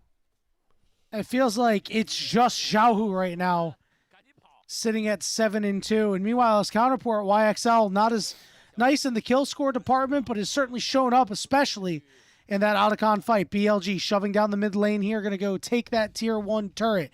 1 minute until the Chemtech Soul becomes available for them. Like you have so much control of the map as BLG. You're gonna always be able to push top lane. Bin doesn't have TP, so he's gonna have to go for one more wave and then hustle it down towards the bottom side. Jace is pushing on side, got one more wave in. You got LeBlanc who can be incredibly safe. This is a 3-item Jace at this point. I'm struggling to see it. And then you're gonna have a Chemtech Soul. That's tough, Yanni. This needs to be a pick here. This needs to be a pick now. And Viper still has Flash, so nothing is even guaranteed here if they look for it. See if he can pass the boomer check. It's difficult sometimes for even the youngest of players to avoid a Malphite ultimate. See if JJ is able to get one down onto BLG this time around. Remember that last fight, had to use it to get out of dodge after YXL's pressure. Continues to try to take creative angles, but he's stuck in the back of the pit for now. It's just a distortion away. Yeah, anytime LeBlanc is near a wall and we're thinking about them being corralled, unless those cooldowns are down, that guy's never stuck. He's just volunteering to be there for a moment. They're getting squeezed on both sides. Bin is pushing Zika over to his blue buff. Xiaohu cannot join this side of the fight, so that's a big portion of their damage no longer available to Weibo. Yeah, I love what IXL is doing here, just marking this bottom side, keeping the strongest member of Weibo away. Bin is mega. No way to get on a Viper for now. JJ in the middle of the pit. Elk at half HP. Oh! And YXL blows him up. Woo! Xiaohu fails his flash over the wall, and that means he's too late to join the rest of the fight. Bin dropping an ultimate onto 2 members as they're going to focus out Erha, or now maybe Zika. He's going to drop down his Grim Deliverance. Azan's going to fall. Shun stuck in the pit. Xiaohu dies, gets popped by YXL. It's a 3v2. Zika, he lost all his stacks on his passive, and Bin cleans him up, and he wants JJ next. He's got a lot of armor, but the aggressive flash, he wants to knock down the rock, and it's a double kill for Bin. They'll clean it up, make it a triple on the backside. That is an ace for BLG. Weibo pick up the dragon, and YXL absolutely smurfed in that fight as the LeBlanc. We're going to get a replay of that, and unfortunately we're going to have to watch the GOAT Xiaohu miss up a couple of flashes there, but his targeting, his sequencing in this fight, superb. And I can't believe we're saying it, but in a series that ultimately has no effect on the standings, realistically, we're seeing a game being decided by the solo lanes of BLG. We would say that normally in a regular season, but it's YXL, it's not NiP. And we've had a lot of bad things to say about this LDL mid laner for BLG, but in this game alone, and it's the microcosm of this game, he's kind of the only reason that BLG are even being dragged across the finish line in this one. He has been so impressive. His positioning has been really superb, and it was the lane that was really just the issue, right? It wasn't that great, but he has come back in the team fighting phase of the game. Has done very, very well for BLG. Dragons did go to Weibo very critically, so that does mean that you are not on Soul if you're BLG. You'll have to wait another 3 minutes for your next attempt. By then, Baron could be potentially in the cards. BLG do have a 3,000 gold lead, so any pick could mean an objective start. Oh, wait a minute. That could just be On. What is On doing there? Yeah, this is the pick that they're looking for, but On lives through it. They throw everything at him and could not kill him, and they chunk out Xiaohu. Oh. For man, this is such a tough game, Yanni. I mean, On should have died there. That is a JJ ult. That could have been Malphite gone. Spell shields onto YXL and Shun are making it more difficult for either Erha or JJ to put down any reliable target acquisition. Zahen's going to pick up this bottom wave. He can TP anytime he wants, almost level 15 here. BLG leaning on this aggressive nature from the mid-jungle. And I was going to say AD carry is so tough to play this game. There's a Syndra and there's a LeBlanc in this game. And both of them have been absolutely baptized by fire in this so far. No doubt. I do wonder how relevant the scaling's even going to be, given the fact that you have to play against these champions. Eventually, you're going to have to be strong enough to stand or maybe make a nice play to dodge out on some critical damage if you are Viper or Elk, but that's still going to be quite a ways away on, once again, in the face of Weibo Gaming in an effort to try to clear out vision, but JJ and Erha are not the ones with the damage. Baron is alive. I don't really like BLG's damage on this objective. Very similarly to how we were talking about for Weibo, they would really love to find a pick first, so it opens up a lot of pressure off of them. Bin is pushing in a side lane, and who else is going to match him? Because this Hen champion just does nothing when you're level and a half down. And we've seen time and time again that Zika has had very limited success so far in this game alone. And they have all the outer turrets right now. All the important, like, yes, both tier 1s on either side are down, but BLG are the first ones to push, so they get to make the first action as a recourse. This game goes long. I do wonder if Zika will begin to be a player in some of these team fights. You know, he is 4-5-1, and all of Weibo's wins have come from him playing Zahen. So, I mean, it feels like if he's not on this champion, they just haven't had a chance. He hasn't been perfect on the champion either, though. So we'll see if he adds another loss to the ledger here, as we're just really waiting for the teams to wait for the dragon to spawn. The dragon waiting room. 30 seconds until this objective is up, and we can start talking about potential objective trades, as On is way up. We have no damage, guys. Get out. Okay. Sure. Yeah. That's us just trying to ascertain mid-priority. For now, it's a lot easier because you have a LeBlanc on your side of the map. Oh my. Okay. Thankfully for Erha, he uses the heal, and he has all of these fruits. So he's under very little threat in comparison. Bin has no Meganar. This should be their timer. You have 35 seconds as Weibo to look for something. Try to punish anybody. Been unable to clear out that ward. Means that Weibo is going to be able to clear out that control ward. Viper does have red-white guns. YXL again trying to take some creative angles, but there's a fight started on the other side. Erha taking quite a bit of damage, and the ultimate from Viper did not land. The Moonlight Vigil misses. YXL looking for Xiao, who couldn't get him, but Xiao can't kill him in close return. Enough. Dragon going to be secured. Fire. Weibo Gaming and Bin is about to hit Mega, and he's ready to go. Who's he gonna find? Multiple members stunned up against the wall. Erha falls as a double kill for Viper, and Elk and JJ have to run for the hills. But Weibo got the dragon, Yanni. Maybe they go for Baron afterwards if YXL finds Elk.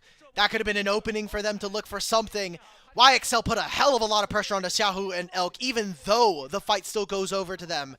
No Baron being started immediately. I mean, Xiaohu can always recall. There it is! YXL finds him under the turret. And that means it should be BLG's Baron. They're already on it, and no one can get to it for Weibo.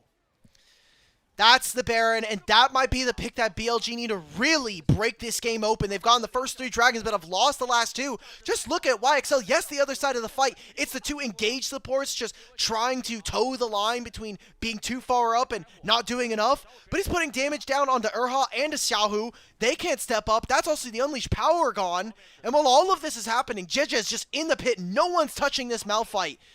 A Malphite ult to get out, that's not exactly the space that Weibo would have wanted to be in. The kills are nice to BLG. That gold and the Baron that they'll have for themselves will feel great, especially with 3 grubs. But realistically, how much can they actually take? They got some more outer turrets, that's fine, but we're getting to a stage in the game, Yanni, where gold is starting to matter a little less, and these objectives are breaking the game. Flank play onto JJ. He's pulled in by the Magnet Storm. He's got to ult away. Key ultimate down. Meanwhile, Bin is just taking Zika to school. Another solo kill, 6-2 and 6 for him. That might just be it at this point. Like, with Zika getting solo killed again in this matchup, now this buys time for BLG to push on so many different lanes. They're going for a 3-wave press here. 1 in mid lane and top lane, and this 1 in bottom lane to catch that bot tier 2. This is a hell of a lot of gold that's going to go into their pockets, not just from the kills alone. So BLG are about to stampede themselves over this game. This has been a very weird game to talk about. I mean, BLG were winning a lot of fights, but Weibo just kind of took fights where they were able to get minor advantages back in. In the grand scheme of the game, when we look back on it, it just was never enough here. And especially this Malphite, never really pushed Viper? forward. What is Viper doing? Viper's just on the back line, killing everybody. He just showed up and said, hey guys, knock, knock, knocking on the door. 2 inhibs down. It's Elk and Zika, the last two standing. Red, white, I'm going to fight, baby. They're going to chase him down, and he will fall, but not before picking up a third kill. And BLG will take game 1.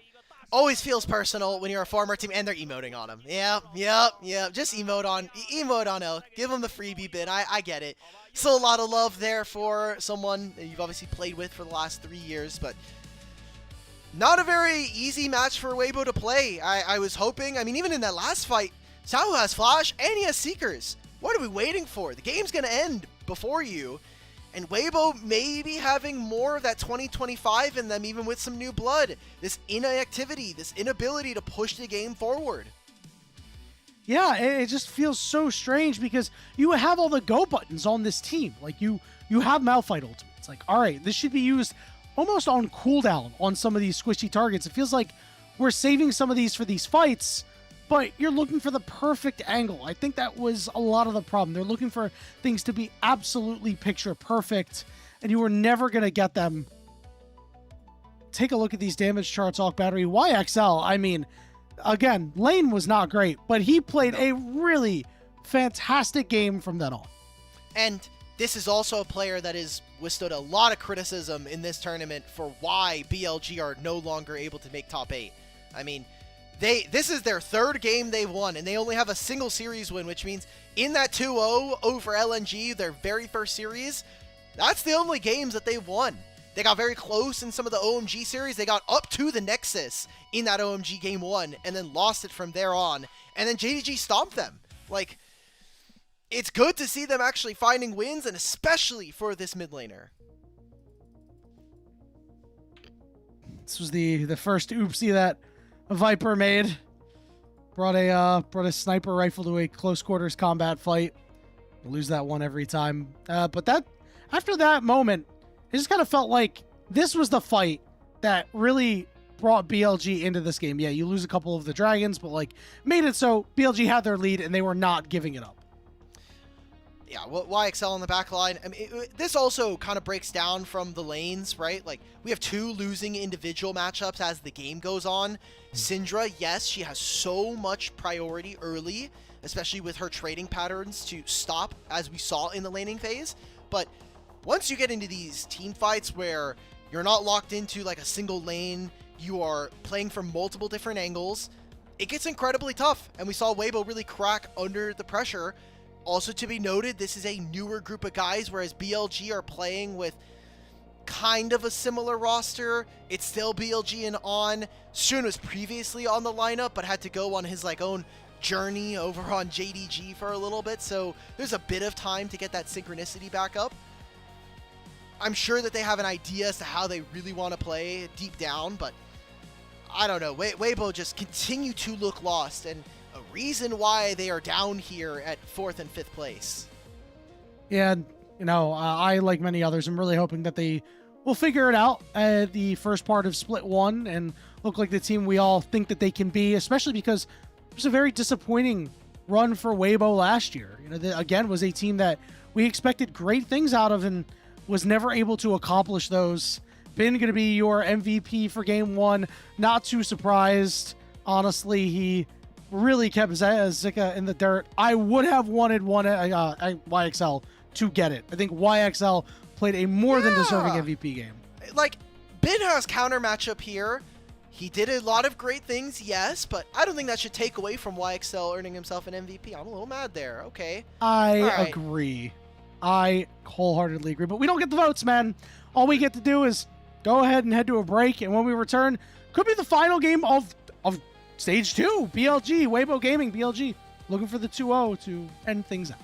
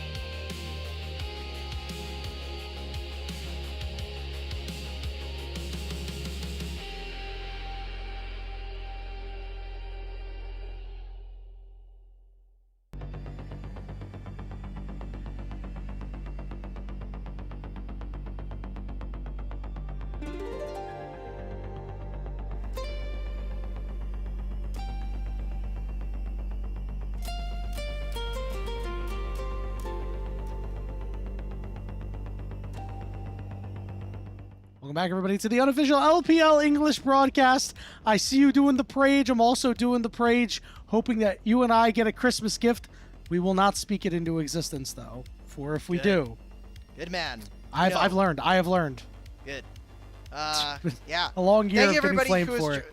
Yeah, I know. Look. I want to thank everybody who's joined us. Obviously, we're going to be here. We're here on Christmas. We're also going to be here tomorrow for our start of the quarterfinals. But look, there's no other way I would have spent most of my Christmas, at least, if it wasn't LPL. So, for this series, again, we've talked about it. Both of these teams no longer able to make it into top 8. Now it's kind of about who's going to get last in this group. Who is going to have a similar finish to Ninjas in Pajamas and Team WE. Who wants it more? Or who wants last place less? Yeah, exactly. Dude, how did we get here? How? I don't know. This is... Well, BLG got stomped by JDG, and yeah. they also lost to OMG, which is definitely probably the biggest upset of the tournament. Without so a doubt. Far. The Weibo series, man. They beat JDG to start. Very similarly, both of these teams won their first series, and then everything after that was just not good. The OMG loss for Weibo was very convincing from OMG's side, and the LNG series was... I don't know how to feel about LNG, but I've made that clear on the broadcast. See, I was hitting the panic button over JDG, right? I've said multiple times I think they're going to win Demacia Cup, and after their first 2 performances, I was left unconvinced. But, they managed to make their way in, and, everybody thought that this group was going to be the easiest layup ever. It's BLG, it's JDG, it's Weibo Gaming, whatever particular order you want, but it's been nice to see these surprises, and, this knockout stage bracket, once you actually visually see it, is going to look honestly fun. I think it's going to be fun seeing EDG, LGD, LNG, and OMG in there, especially OMG for getting exiled down to LDL for the back half of the year.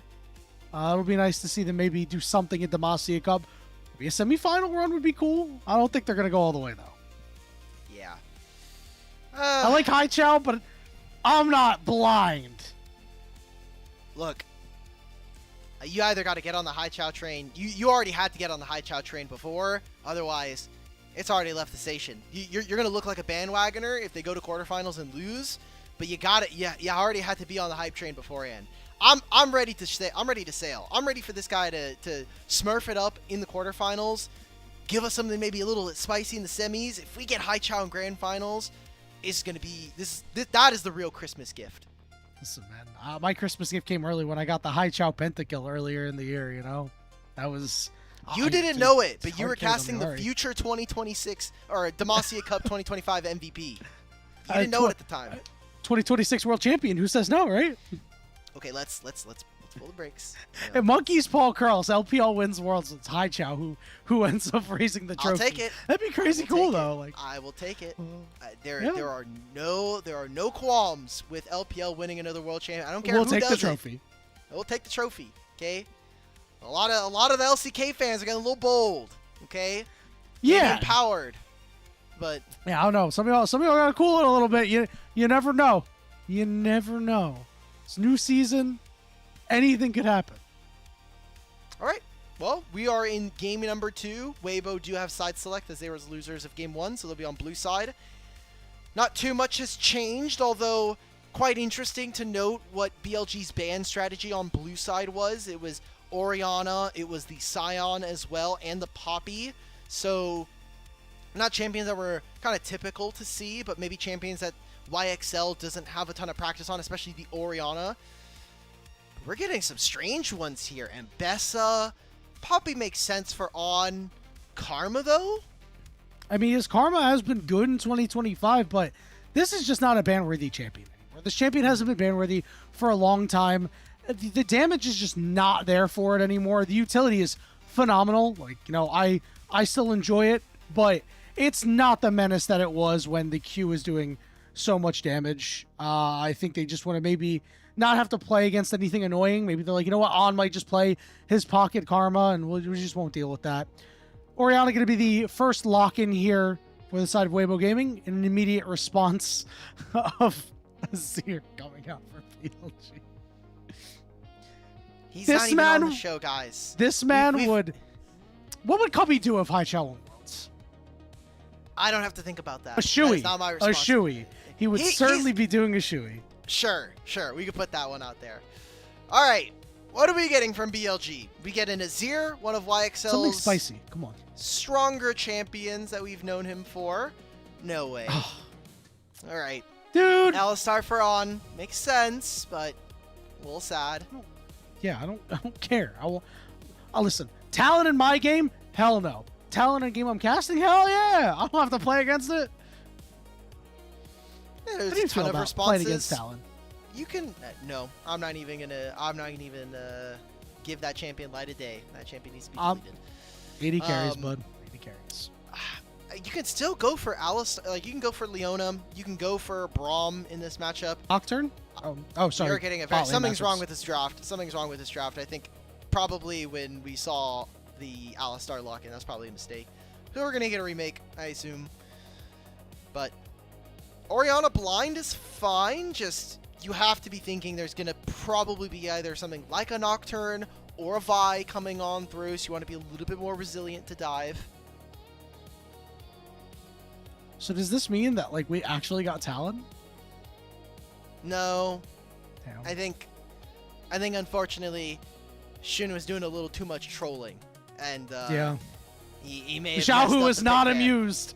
Xiao Hu Bro, said, this brother had to play get me out. ASI. He lost, and then he had to come play. He has to come play Demacia Cup, and he's already like potentially looking at a 5th place finish. This brother's done with the antics, and he's like, "Let me I've just got to go." say, if we're talking about Xiao Hu for a little bit, we have time here. This is his 3rd year on Weibo. This is Weibo's franchise guy in the mid lane. After snapping him up from RNG, like we have infinite money hack because we are a large social media conglomerate. We're gonna get Xiao Hu, and he's gonna be the figure piece upon which we build our brand. They had a very successful initial year with him coming on. Obviously, they make World Finals in that year. The next year, they make top 4. But their highest placement was in 2024 Summer and Playoffs. That was a 2nd place finish for them. Aside from that, it's been a lot of 5th, 6th. I mean, you look at the lowest placement that he has gotten on this team is 5th, 6th, but it is 2023 Spring and Summer, 2024 Spring, and both split 2 and 3 of this year. So consistently, Xiao Hu has proven to be about a 5th base finish in LPL, which is a far cry from the level of dominance we saw from him in years past. Yeah, we were expecting, Spring Tiger, King of Spring, coming through and doing something in, late split 1, early split 2. It just never happened. And, I'm starting to get really worried, man. I obviously am gonna try to not set so much focus on Demacia Cup. I mean, if we have another year where Xiao kind of gets slow out of the gate and is not performing up to the standard that we've expected to for a long time, it happens in sports all the time. Your goats get old, and players that you love just don't play as well as they used to sometimes, and it hurts. And you get inklings of when it's going to happen, but you're never prepared for it to actually happen. Hey, there's that quote, sometimes you gotta leave the game before the game leaves you. Yeah. Oh, it was JJ who messed up the pick there. Oh.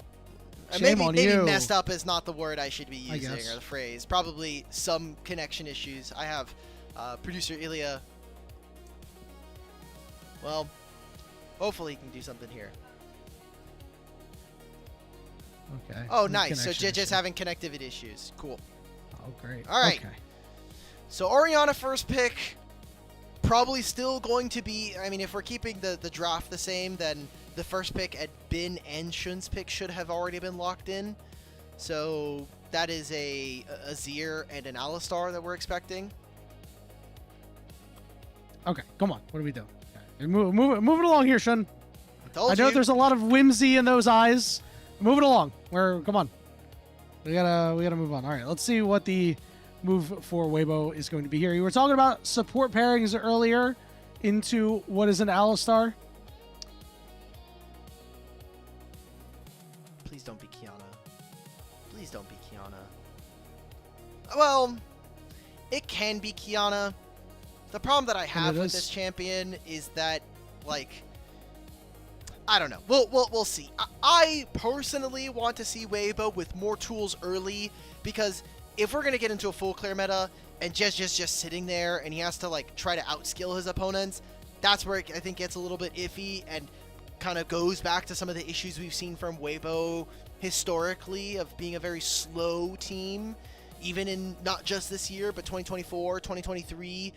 Very, very slow to get them to do things in the early game, and Kiana can skirmish but doesn't have the same bite. We'll see. Yeah, and something that he's been so good on is some of these supportive junglers, these facilitator junglers that do have go buttons. You know, he played a lot of Vi, he played quite a bit of Jarvan. Like, obviously we're not quite there yet in terms of meta, and obviously we'll have to see how things shake out for next season, but, you know, this is just not a champion that seems like is in his wheelhouse. You're going to see the Scion get picked over for being a champion that is certainly in his wheelhouse, as we got the tank tops. Scion and Cassante, that's fine. 80 carries, though.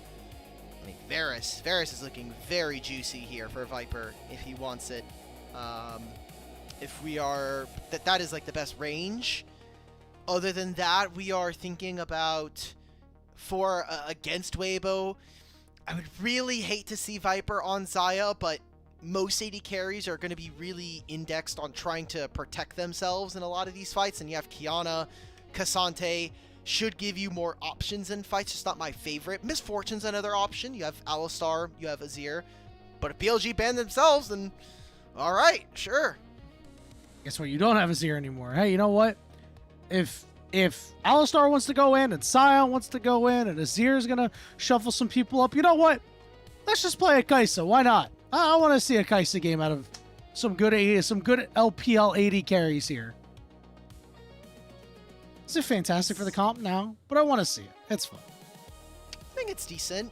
Provides a lot of threat onto a champion like Orianna and helps with the tank busting of a champion like Cassante, so... I think this is just going to be an MF ban. I maybe could see them looking for things like Jhin or Ezreal. I think it's right to go for Xin Zhao, a champion that we didn't really touch on too much because we had Malphite Jace as our first game bans. But Xin Zhao definitely reasonable, especially for early skirmishing. What is the jungle here for Xun? Because there's a lot of different ways you can go. You can go for the Nefiri, which doesn't have a lot of setup, but will be something that can match. You can also go for a Trundle, which I think is significantly more interesting. Pantheon is fine, but I think a little too short range for what BLG want to try to get done, and maybe does well into the Kiana, but yeah, okay, we're giving Viper counterpick here. Pretty important. You don't really know what your bot lane matchup is, and you've already blinded Alistar. So I'm thinking anything that could potentially stop this Pantheon from going crazy, or just matching the early power, right? If Pantheon is going to tag your Kiana, well, your Corki is going to be there to be able to fill the damage void that'll happen while the Kiana is stunned, and vice versa. Like any early aggression, it does mean that you have to be a little bit more selective with your AD carry picks. That's going to be the move. I have not liked this pairing at all. I think the Nami can be good here with the tidal wave, but I have not been a fan of the pairing. Ooh, what is Viper gonna go for? Because there's a lot of mages you could potentially opt in. Still probably just gonna see this as real. I agree with you. This is a very aggressive lane though. It is. With the the Tidecaller's Blessing from Nami, the interaction with both your Valkyrie and your Gatling Gun is actually very, very potent. I wonder if this is gonna be Electrocute. It could still be something like Conqueror. I gotta say, Yanni, from Weibo, it is very tough for them to engage fights. They are fully looking to kind of get to objectives first, maybe whittle away at their opponents with things like Corki poke, but if they're not winning early, if they're not finding really strong skirmishes on mid-waves with this Corki timings, I think that BLG kind of run away with this game very easily. And they have a Scion, so like Corki's never really getting through this guy. Orianna's never getting through him. I have a lot of worries here for Weibo, but if there's ever a time for Weibo to come out swinging, this could be the game. Please. It's definitely game 2 of a meaningless best of 3 where they're down 1-0. That's for sure. How are they going to get to YXL this game, man? I mean, unless he is going to have some positioning gaffes, I mean, this guy should just never be under any threat here. The most that you really have to worry about is JJ getting to this backside. Xiaohu has no ball setups. It's really all him to make these plays happen. So there, as you said, a lot of worries there. Again, I want to go back to Corki Nami. It feels like a match made in heaven for like solo queue, but in competitive play like this where Viper and On know better not to force themselves into a 2v2, sure, you will probably lose a lot of priority in the bot lane, but as long as you're not dying and giving these early gold over to Elk, you should be okay with it. It's a willing trade. Sure. BLG should be willing to... They can fight early, by the way. This is lethal tempo Ezreal, which you don't see very often, but with the attack speeds on his passive, the stacking from that, plus lethal tempo, if they get into longer trades, that's exactly where they want to be in this kind of matchup. So let's see what happens. We've got a very volatile kind of bot lane here for Weibo, a very squishy composition in general. If Weibo can get themselves in position first, this composition is really hard to break with Nami and Orianna. They got to get there first, and we've already seen that Weibo have struggled with proactivity and really calling their shot in some of these series. Yeah, and you know, you're either getting early kills onto Elk or to JJ, right? Obviously, Orianna, if she shovels some kills into her, she'll be strong, she'll deal a fair amount of damage, but for this composition, you need to have one of those two physical damage carries making moves, able to shove the game forward, able to make sure that, you know, Shun is going in and immediately losing half HP or immediately dying. And that's not possible because he presses E. And then what do you do? You just kind of sit there and you wait. Yep. So jungler starting on top sides here. Less impactful for Kiana to look for dives or look for ganks early, but mostly is a preventative measure if Shun ever shows his face on the Rift. And remember, we're kind of waiting for BLG. Two items. This team is incredibly strong. You're going to have Trinity Force, Muramana Spike. You're going to have 2 item Azir. That is a massive amount of punishment. I wonder what AP build we'll see from Xiaohu. Because there is a line of logic that you could go for Rod of Ages this game, but I think if you go for Rod of Ages, you're basically just sacrificing the rest of your ability to actually like properly deal damage. So we'll keep an eye on that. We'll put a pin in that, and we'll return to this in about like 15 minutes. And for what it's worth, I agree with you. I think that you need to have some sort of impact on the side lane. You don't really win the side lane versus Azir. You just got to make sure your comp does have damage. But and there's going to be a Pantheon there. Yeah, he's going to have ult. Good luck. Yeah, exactly. What's your tankiness going to do for you there? You're just going to die anyway.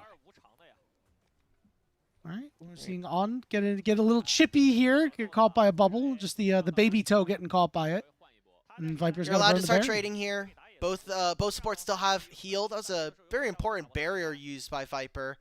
But Student is on this side of the map if there's a bad trade that goes a little bit worse. YXL still struggling in the laning phase. It's a tough lane. Ball control can be really, really difficult to deal with sometimes, and that's -1 cannon.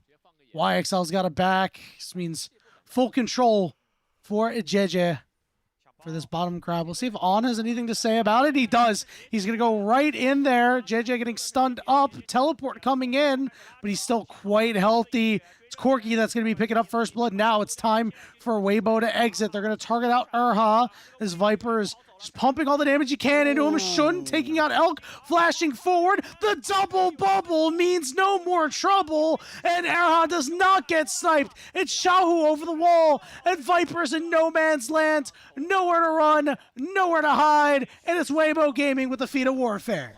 Don't even try to use any of the skill shots there. Let's just auto-attack him down. Very, very aggressive dive coming in from BLG. They know that On has better engage tools than this Nami, but afterwards, I mean, just watching JJ, he gets to use the stun so perfectly here. Also grabs a grass element, which gives him invisibility, very important for this part of the fight. No target abilities from Shun. It seems like BLG wanted to get out, but maybe Viper's saying, I'm really strong, I'm fully stacked lethal tempo and my passive. This bubble from Erha completely breaks the fight. And then Xiaohu just comes in at the back end, uses his flash, which might be a little problematic in a few moments later. We'll see, but after Shun already helped him get that first kill, this should have just been an out from BLG. Weibo Gaming got that early lead, a kill on JJ, a kill on Elk, a kill on Xiaohu. I mean, listen, getting a kill on each of your carries, absolutely great, but for this particular game, the kill going to Elk and JJ is so bad for BLG, and now they're going to look to pick on YXL. The root is there, and JJ gets number 2. Right, we're making some headway here in this game. Kiana is super fed at this point. 5.5 minutes and we already have a Brutalizer done.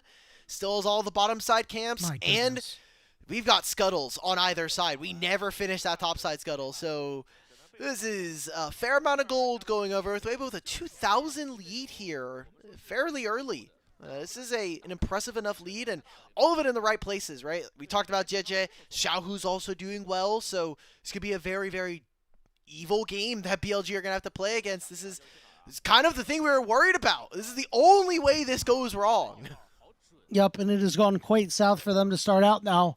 They do have good scaling on their side. Obviously, with the Azir, you're never well and truly out of a game.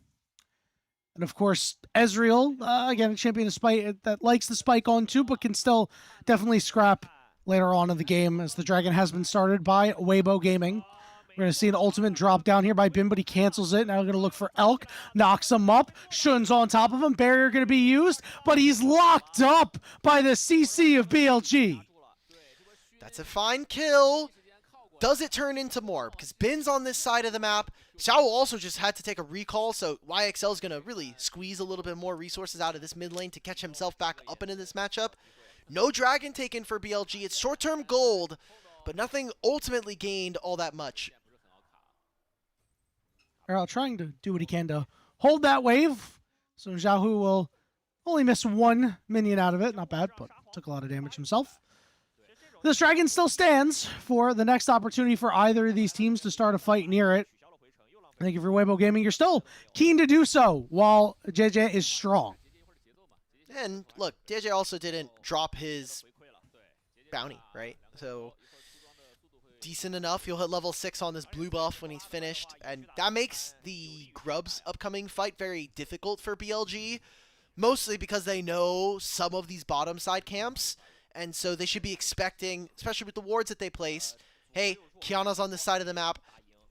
Do we actually contest with our bottom lane here? Sion can TP, but he's going to be using that towards the bottom side, and it looks like Xiaohu is going to use this time of pushing the wave to move into mid. I think Weibo do know that they have a lot of power available to them for this fight. Multiple members of both sides coalescing in the mid lane here, as YXL took an opportunity, swing and a miss, and forced a flash away from the shockwave. All right, for sure BLG are not contesting now, guys. Like, we're now down Azir flash ult. Let's just play towards the bottom side. It took them too long to actually start up this dragon, so Weibo will most likely get all 3 grubs and have enough power to still contest on the bottom side. And that's so good for Weibo, because you take it away from Sion, you take it away from Azir. Champions that are so good at busting down these turrets is, I mean, you're taking the ability to get in the river away from them too. Weibo Gaming, I mean, everything that they want can be theirs for the low price of free 99. I am very confused as to what I just saw from On. I get you're trying to save your jungler there, but you just lost your flash. That's an engage tool that's very important against the range from Weibo. JJ now gets to sit here, recall, finish his back, maybe even finish a Profane Hydra this early. 9-minute Profane Hydra. Jesus, this guy is incredibly strong. This Kiana can take over the game, and there are very few tools with how BLG are playing, the general lack of caution or even control in some of these fights is making it very easy for Weibo to hit the win conditions of this composition. Yeah, they just played right into the strategy of Weibo, and I don't know how they're going to outplay it at this point. Obviously, there's still a lot of game left, but being on the back foot like this is so tough. Your Ezreal is not close to Sheen. You know, YXL, far from his first item. I mean, you can't fight with this Ezreal in his current state, or this Azir. All right. Bin's very tough to move. He's going to use his ultimate. No more trading here as JJ gets ready. No dragon taken at 10 minutes is quite wild, but remember, Weibo, they got the grubs. BLG did not pull the trigger because they were going for an early invade on the Raptors, and now Weibo get the first dragon of the game. Like, what exactly are BLG looking for? Maybe because of how the lanes kind of shook out with YXL going down and Viper and them messing up some of their tempo on that bot side dive. But they're completely out of sorts, and it just looks like they're lost on the map, and they're getting squeezed for every little objective. Bin has the flashes to even get to this wave. Yeah, it looks like they're in perma give mode with, you know, hey, we'll take some opportunities to drop a Pantheon ultimate on somebody who's up too far in a side lane, and we'll maybe try to get kills that way, because you know, I don't think it's the move trying to get kills onto the Cassante right now.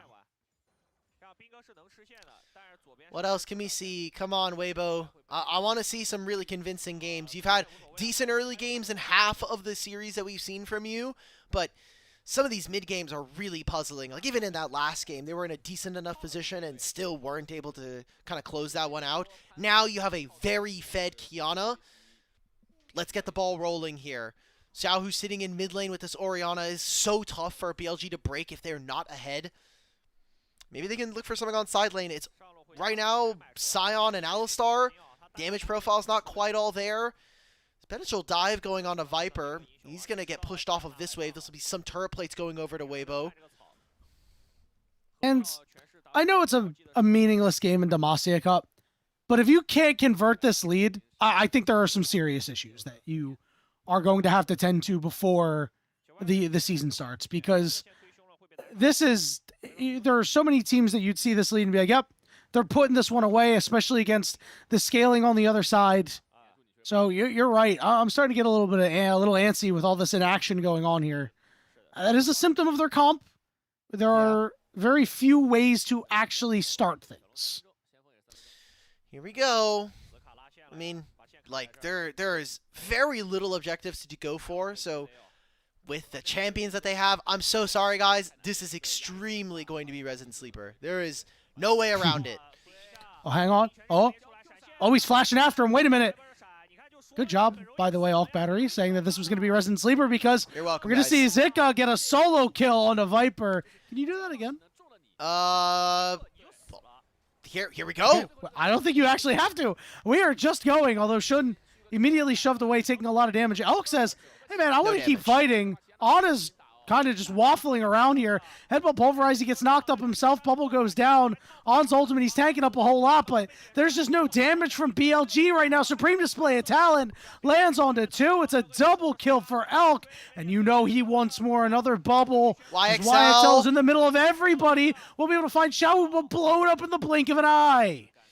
Everything just goes wrong there for BLG. Weibo, they'll grab multiple kills, some of them going on to JJ, and like, where is the damage now? Because Ezreal just got solo killed by this Cassante. That is something you are very much allowed to do. Shun, what's the plan here? What's the idea? It's a Nami, yes, but you have a Sion and you have an Alistar.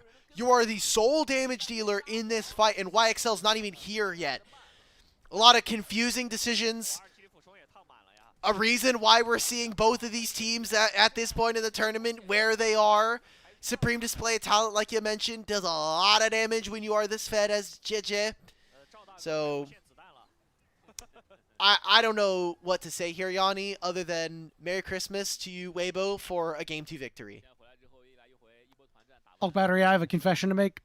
What's up? Counting the earlier series, my last 6 series that I've been on for Demacia Cup, they've all gone to Game 3. And I think I should have warned you. Guys, if Yanni disappears midway through the show, you know now. I think it's too late, bud. I think it's too late. As with everything in Demacia Cup, it's never too late. We could always have a last-minute sub every time. Yeah, so no, I think too late to go to game 3. Not too late to replace me. Here we go. Oh, here we go. Listen, it's 9 kills to 3. What else am I supposed to say, man?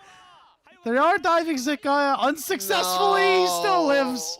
He still lives. Viper is just casually taking half of his HP when he could have probably shifted over the wall. And we're going to get seeing a teleport from Xiaohu. Oh, my God. Oh, BLG, no. just get out of here, man. Guys, what are we doing, man? We There's must no kill the Zika. damage. Oh, no. Where's the damage? I'm looking under my bed in my closet, and I can't find it. I just saw Bin in the player cam just, like, hit his head back on the back of his chair. He's just like, dude, like, this game is cooked. I'm not doing anything. We're 4,000 gold out at 15 minutes. My jungler is going to execute on their inhibitor turret. This is a mess. This is absolutely probably the worst game we've seen from BLG here in this tournament, bar none. It's very sloppy. I don't want to take a look at this again. Good for Zika, man. I'm glad that he's getting these outplays. We saw an entire year of him being in jail on that LNG team that we've talked about multiple times. This is just not it. You know what's great about this moment though is that, we talked about it very early on in the series here, but Knight is going to come back and it's going to be that clip from Community where it's Daniel Glover and he's like, guys, I got pizza. What's up? And everything's on fire. There's going to be spinning plates going around. Bin and On are going to be like arm in arm, like running around punching holes in walls. Viper's just sitting in the corner like, I'm doing my thing. Viper's like, can I go back? He's so excited to be here. He's definitely not going to be saying that. He is very excited to be back in China, and I'm excited for him, especially because nobody's going to remember this in 3 months, right? We're going to be talking about how, man, that BLG with Knight. I mean, yeah, I don't know, man. Yeah. This ain't it. All right. Chief called. This game's done. This game's been done, by the way. 6,000 gold now. It's 17 minutes. This is Weibo closing out the game very methodically. To no fault of their own. Remember, a large portion of this game was BLG just deciding to throw themselves at Weibo and Weibo catching. Very little of it was Weibo very, methodically drawing their opponents in. And, I mean, it's nice. I wonder what this means for Weibo in terms of the actual season. Again, we're not putting too much stock into this tournament for expectations, but I think Weibo definitely have internally much higher regard for how they want to play the game. And Xiaohu has very clearly molded every version of this team to play to his standard. Yeah, well, we'll see his fingerprints all over this team moving forward into the season. Again, a team with a lot to prove. Obviously, Demacia Cup, the maiden voyage, was not quite there. This is the starting roster. We'd at least believe. It's hard to see the contract situation. It's very murky for us Westerners. We don't really get to know for sure who isn't under contract. If you go check LeaguePete as an example, it says that Breathe is still around, that Crisp is still around. So, I do wonder if we'll see any changes. But honestly, if this is the team that Weibo carries into 2026, I'd be okay with it. Yeah, if they get a fourth, probably very happy. Again, with extended seeding as well going into Worlds, fourth may make it. Something that Weibo did not do this year, unfortunately for them. And now, Yanni, we're going to get into what I like to call the Xiaohu nap time, where we do nothing until all the objectives spawns. We're going to play very slow on the waves, and Weibo are going to lull their opponents into sleep. Thankfully for them, their opponents are BLG, and BLG are constantly raging with testosterone to try to fight their opponents, as noted here, as Digit tries to go for an invade. When I'm in a lull to sleep contest and my opponents are BLG, what? Well, JJ, listen, they want to keep fighting. JJ goes in and he gets shut down. We're seeing teleport come in here from YXL. Listen, you got to commit to the bit. You got to go for it. Urha might be the target here. Pantheon Instead, he'll go after Elk, and Elk will escape. Now Urha kind of stuck between a rock and a hard place. Is Shun bearing down on him. Xiaohu trying to help escort his supports out. And BLG win a fight. We got to skedaddle, guys. We got to move. It's 1930 on the map. You're going to get trapped on the top side, and Otacon spawns in 20. What are we looking for? I fear it may be too late. All out onto Shun. Shun has no HP remaining, and Xiaohu kills him. On will luckily get the grace of the Cloud Drake to speed him up out of there. Well, Excel, what you doing over there, bud?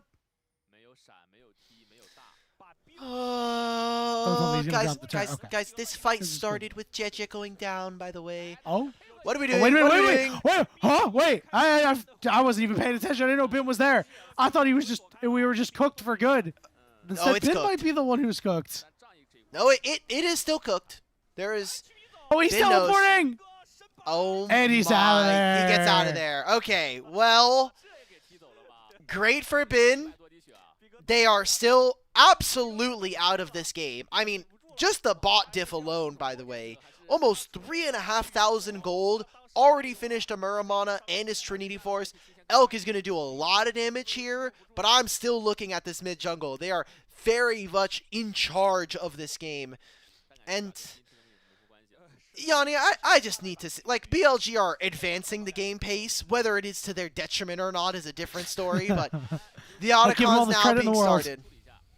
I thank them for that, that's for sure. 14 kills to 4, 21 minutes into the game, the Otacon has been started up. 9,000 HP and dropping, and guess what? BLG is in position. Now, YXL doesn't have any tools to actually scoop anybody up, right? So, this is going to be difficult. 4,000 HP, Shun's got to get in there soon. 2,000 HP, Nami Tidal Wave going out. Shockwave there. Gonna maybe come through. Okay. Oh, yeah, we're all outing. Listen, we all outed Shun all the way away, and we're able to take him out. Xiao is looking to catch these final two members. Instead, it'll just be Bin on the Shockwave, and he will ult into enemy territory. Oh, he's a bad Scion driver. He wasn't playing the mini game. And YXL goes down next. I mean, yeah, they got Otacon. I don't even know if we're really going to... Knowing Weibo standards, we might actually just see a Baron in this game for mere formality. They'll take a mid-tier 2, but, I mean, dragon spawns, but the dragons don't matter. I don't think we're seeing a soul in this game unless there's a massive throw. Weibo continue to showcase why this team is going to be a very formidable roster as we get throughout the year, but BLG, just a lot of the same mistakes that we saw from them, just even with newer players in the roster. So... Given the fact that you and I believe Weibo to win this game, this does mean that we're going to get a Game 3 blind pick between these two teams. Yes. And a meaningless series. Correct. Do we think there is a chance that we get to see, like, Bin Fiora or something like that? You know, you saying that has at least reinvigorated my hope to cast this game. Yeah, I right? was very worried. It's an exciting prospect. Game 3, I was ready for it to be, again, Rumble versus Rumble, which is still highly likely. We finally, actually, I didn't notice this, but I want to thank Faliker for kind of bringing it back up in the discussion. The NiP series was the first time outside of Stage 1. Like 99% of the Game 3s have been Jace versus Jace. We obviously had Jace versus Ambessa. Maybe we get another one of those, potentially. A man can hope. Yeah. Well, so we just need something that is, like, you know, obviously the novelty of blind pick is, like, super cool, but we have seen very stock standard stuff come out in blind pick, and for what this game is, if we're not going to get it here, I don't think we're going to get it anywhere. We need something a little fun to, well, you know, the players got to have a good time, right? It seems like a lot of them have been. Maybe Xiaohu is going to go pick a serious meta pick, because... Despite the fact that they are up big, he still looks very displeased in this player cam. This game is very free for him. He's like, dude, I just have to walk around on, pops the Unbreakable Force, or Unbreakable Will, doesn't matter. He's still going to lose all of his turrets. Bin's on the side lane, getting him some gold. I just don't think it matters. It's gold bounties right now going over. Put that one in his Demacia Cup highlight reel, along with that ultimate that he fired on the other side of the map in a desperate effort to escape. So there haven't been that many highlights for him, sadly. As we're gonna go all in on Shun. Okay. He will not good be able to cancel. escape. Yeah, well done there by Zika. And on. This range is not your home, my friend. He's sidestepping around. He's flashing out of there, and he does escape. Congratulations. Viper knows if he clicks forward and Zika walks up, yep, you're dead. Goodbye. Oh no. All right. Oh no. Viper, no. MB. It happens, Laogon. We'll get him. Well, next you time. were right. Baron's coming up in 10 seconds. And it appears to me that Weibo Gamer are going to say, you know what? Let's go take a Baron, guys. Yeah. We are seeing haven't on the way broken things to base. it. There is an Azir in the game, so similar to a champion Valid. like Sivir. It's a little bit harder for Weibo to outright end, but they also haven't put very much effort into walking down one lane S5. So this will be Baron started. If there is any hope for BLG to make this game even remotely interesting, it has to be on this play. But Azir's on the other side of the map. He has teleport. Shun could go for a one-way trip with He's the got an ultimate. They have ultimate. no vision. Here I we think go. this is his first time using it. He's going all the way in, but it's got 4,000 HP. Supreme display of talent. Who's going to scare it? He stole Wonderful. it away. He stole it away. Shun, the hero play, hits a 3 to cut the deficit to 42. Elk just blindly kills on. Look, objective bounties galore. We have seen Shun use his ult before. He went for a dive at the very least in mid lane to go for Elk when they were yes. chasing on top side. They got 2 objective bounties. They got the Baron. They also got the top tier 1, top tier 2, and bottom lane tier 2. So that was a fair amount of gold going back over to BLG. They now have 3 items on some of their carries. More importantly, I'm looking at mid lane. A Rabadon's completed here for YXL.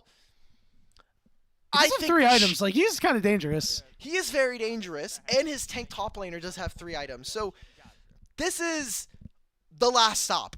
For all our BLG fans in the chat, this is the exact last moment of the game where you're allowed to hop on the bandwagon for them to be able to win this game. We're going to be 2 minutes away from a dragon. This Baron is basically just going to hold them over, and I think Viper's dead over this wall. He should be. Yeah, he's gonna. Oh No! no! That's so brutal, man. At least Weibo Gaming have realized, okay, guys, we may have messed around a little bit too close to the sun. They will go clean up a couple of kills here and start to break the base. Yeah, YXL was also top lane, and they were kind of scuffling with Zika, but then just decided, oh, never mind, it's actually a little bit chalk now. So, okay. Again, Azir, a tough nut to crack here. They'll lose out on their inhibitor turret. How much more of that, I don't know. I mean, Viper spawns in 18 seconds, and we've got the dragon spawning in a minute. I still think this is fine for BLG. Yeah, Weibo didn't, again, their go buttons are very limited, right? After you use all your ultimates, it's a Nami bubble or it's JJ landing a root, and if he's splitting into another lane, you're not actually going to get anything for it. So BLG, despite losing 2 members in a spot that they almost certainly should have lost something else, lose nothing. No flash for JJ, no flash for Elk. Important summoner spells coming up for this next fight. BLG did nothing with this Baron, but not because they didn't want to, but because their map is just in tatters right now. They're losing jungle camps. I mean, in the jungle alone, JJ's about to have a jungle canyon. There's about to be a flame horizon happening in that role, which is a little tougher, especially with how much gold you get from jungle camps. Here's the steal. Pantheon, for a large portion of the year, was a very large terrorist around these objectives because Comet Spear, Empowered Comet Spear, plus Smite is an unavoidable combo, and you're never getting around this. It wasn't even empowered. It's really funny. I'm glad that the BLG guys are having a little bit of fun on this one, but this is the last push. On's got no HP. I don't think he's going to be able to do much in this fight. Ben is tanking up everything that he can. He may have tanked a little too close to the sun. Shockwave down onto him. He's got a big shield. He'll use his ultimate, but still fall all the same. His ear turret will crumble. Does appear that Weibo should be able to take this Cloud Soul if they want it. Looks like that'll be the case. Yanni, can I interest you in the fact that I actually think taking Cloud Soul is the wrong ID here? I agree with you. I wholeheartedly agree with you. You've got your main advantage. Use it.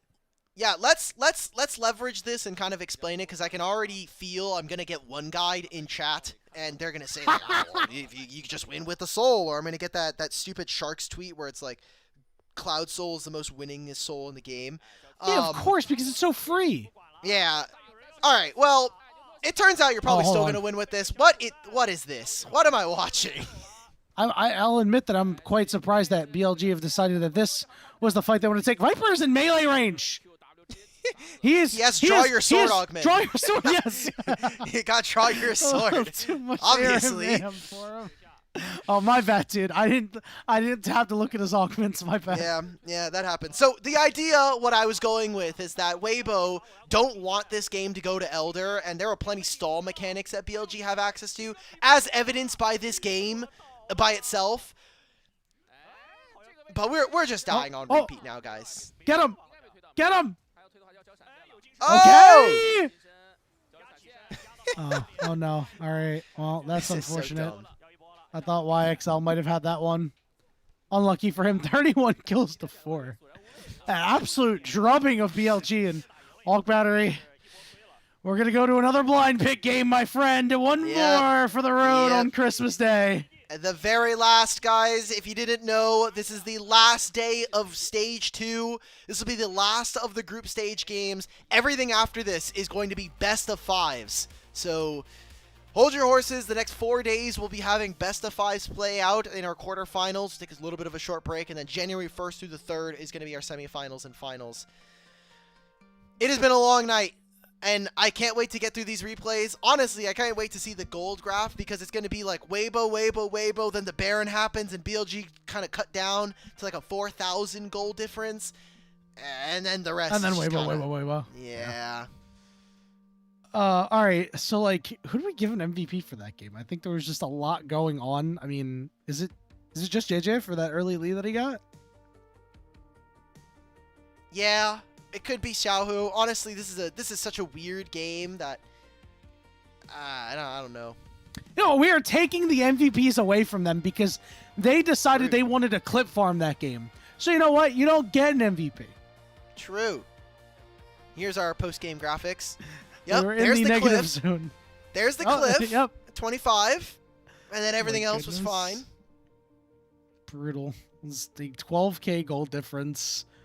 I mean, these damage numbers are tough. Erha out-damaged Shun this game. I'm honestly a little bit surprised that he didn't out-damage anybody else. I'm just looking at the damage share. Oh, boy. Well, great. I get a highlight reel of all 32 minutes of this game. That was the longest 32 minutes I've ever experienced. Honestly, it was.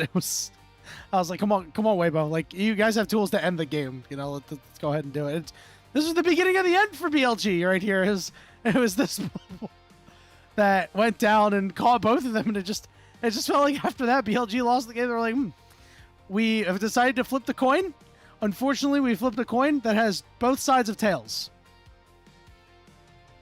Sorry, we've got a wonderful screenshot. If producer Ilya, if we could get this on the show at some point, this is how I'm feeling. We'll see.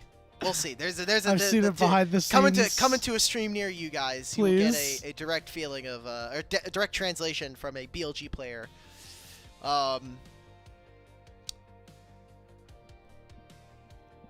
Game 3. Game 3. Yeah, I'm gonna say like, I'm struggling to find the words on how to explain like what happened here. Yeah. This is a perfect encapsulation of BLG in this game. Just a whole lot of this, a whole lot of River Sprite just staring off into the distance, hoping something better comes, but eventually it never does.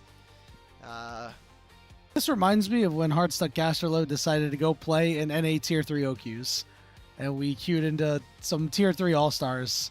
You know, the game was close for the first 4 minutes. We only trailed by about 700 gold. And then we started doing silly stuff to try to find our way back into the game. Well, I know, mathematically speaking, that it is highly more likely that Grapes has just not been. And MVP goes over to Zika. So decent enough. He did also solo kill Bin after getting completely thrashed in the Gnar versus the Hen matchup. Okay, So yeah. He didn't, he didn't die. You can't say that for everybody in this game. beautiful Can't say stuff. that for everybody. He We did have in a fact nice, not die. we have a nice emo Christmas for you with everything that we have here. While we're on break, I'm going to go listen to the My Chemical Romance All I Want for Christmas Is You while we await Blind Pick for our final game of the evening and of Stage 2. We'll see you soon.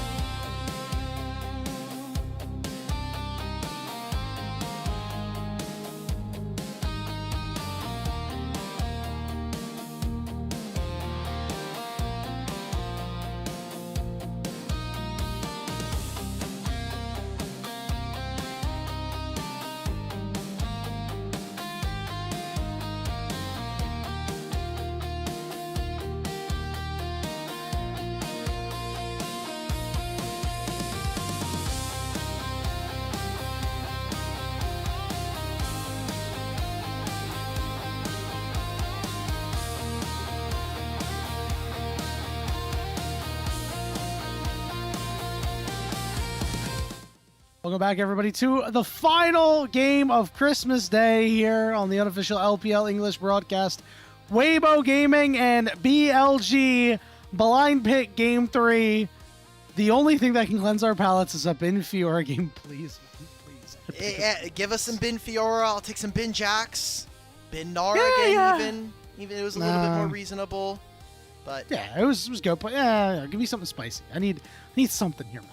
So we're in a desert. We need an oasis. So in anticipation, because we thought this match was going to be a little bit more hype, we had one of our favorite mods create a bit of a teaser for this, and we had to go back. This will be the first time, at least here in Demacia Cup, that Viper will have faced off against JJ in their careers. They were obviously teammates at one time, and now we'll be facing off against each other.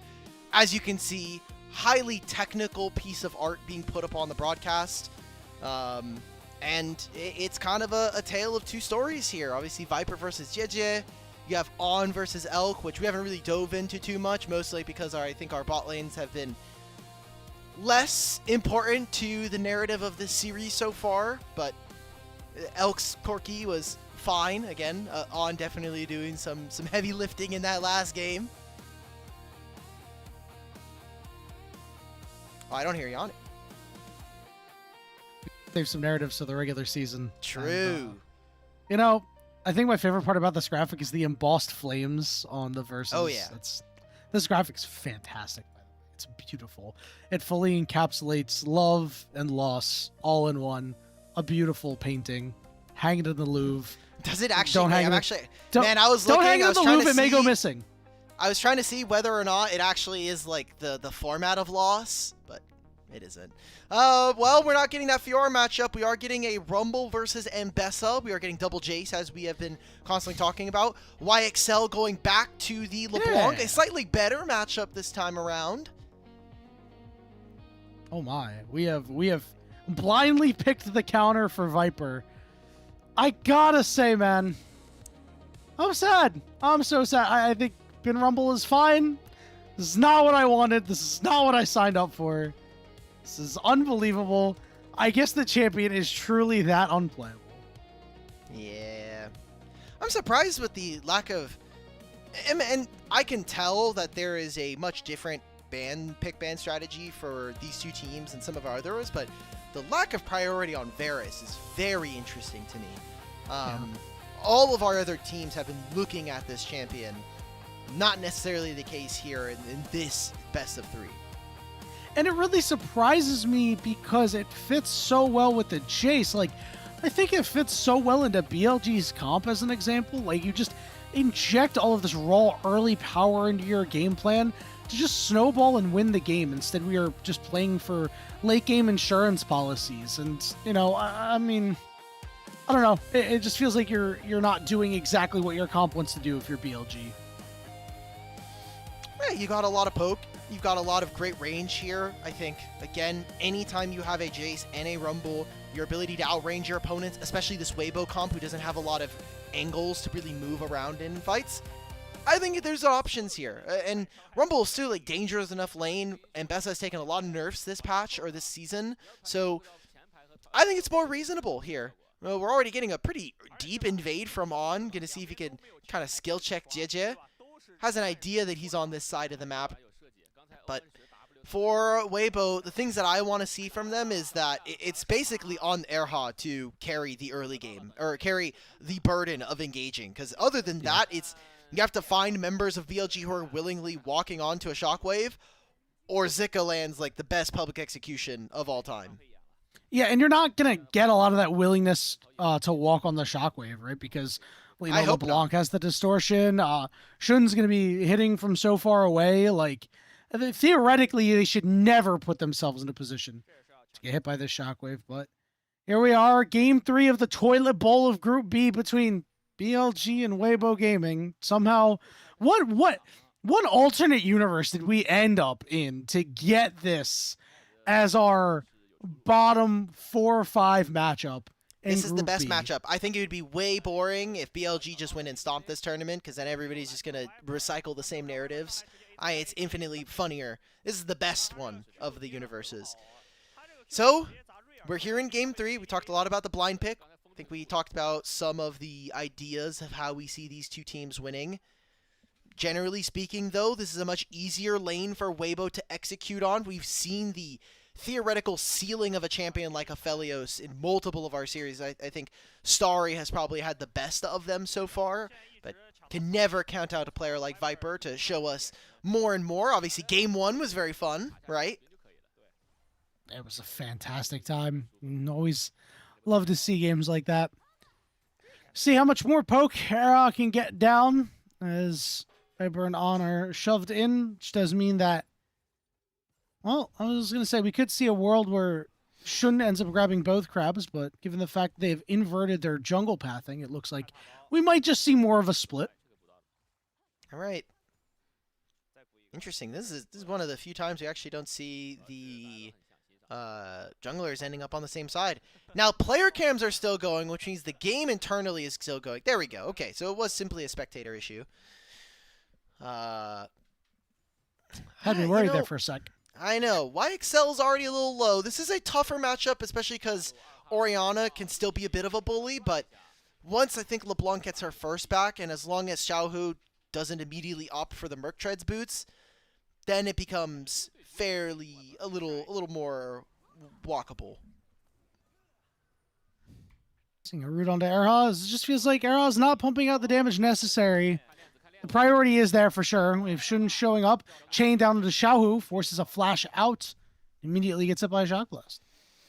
Ooh, and he's going to have to walk all the way back, which means that YXL will have first back. He can TP if he really needs to. They should have an idea. You see the pings coming out. They know JJ's vaguely in the area. Got to be careful with this engage. If Erha lands a Tangle Barbs, it's going to be a lot of damage, even underneath your turret. It is the Severum available to Viper, so he'll get some healing with this red gun.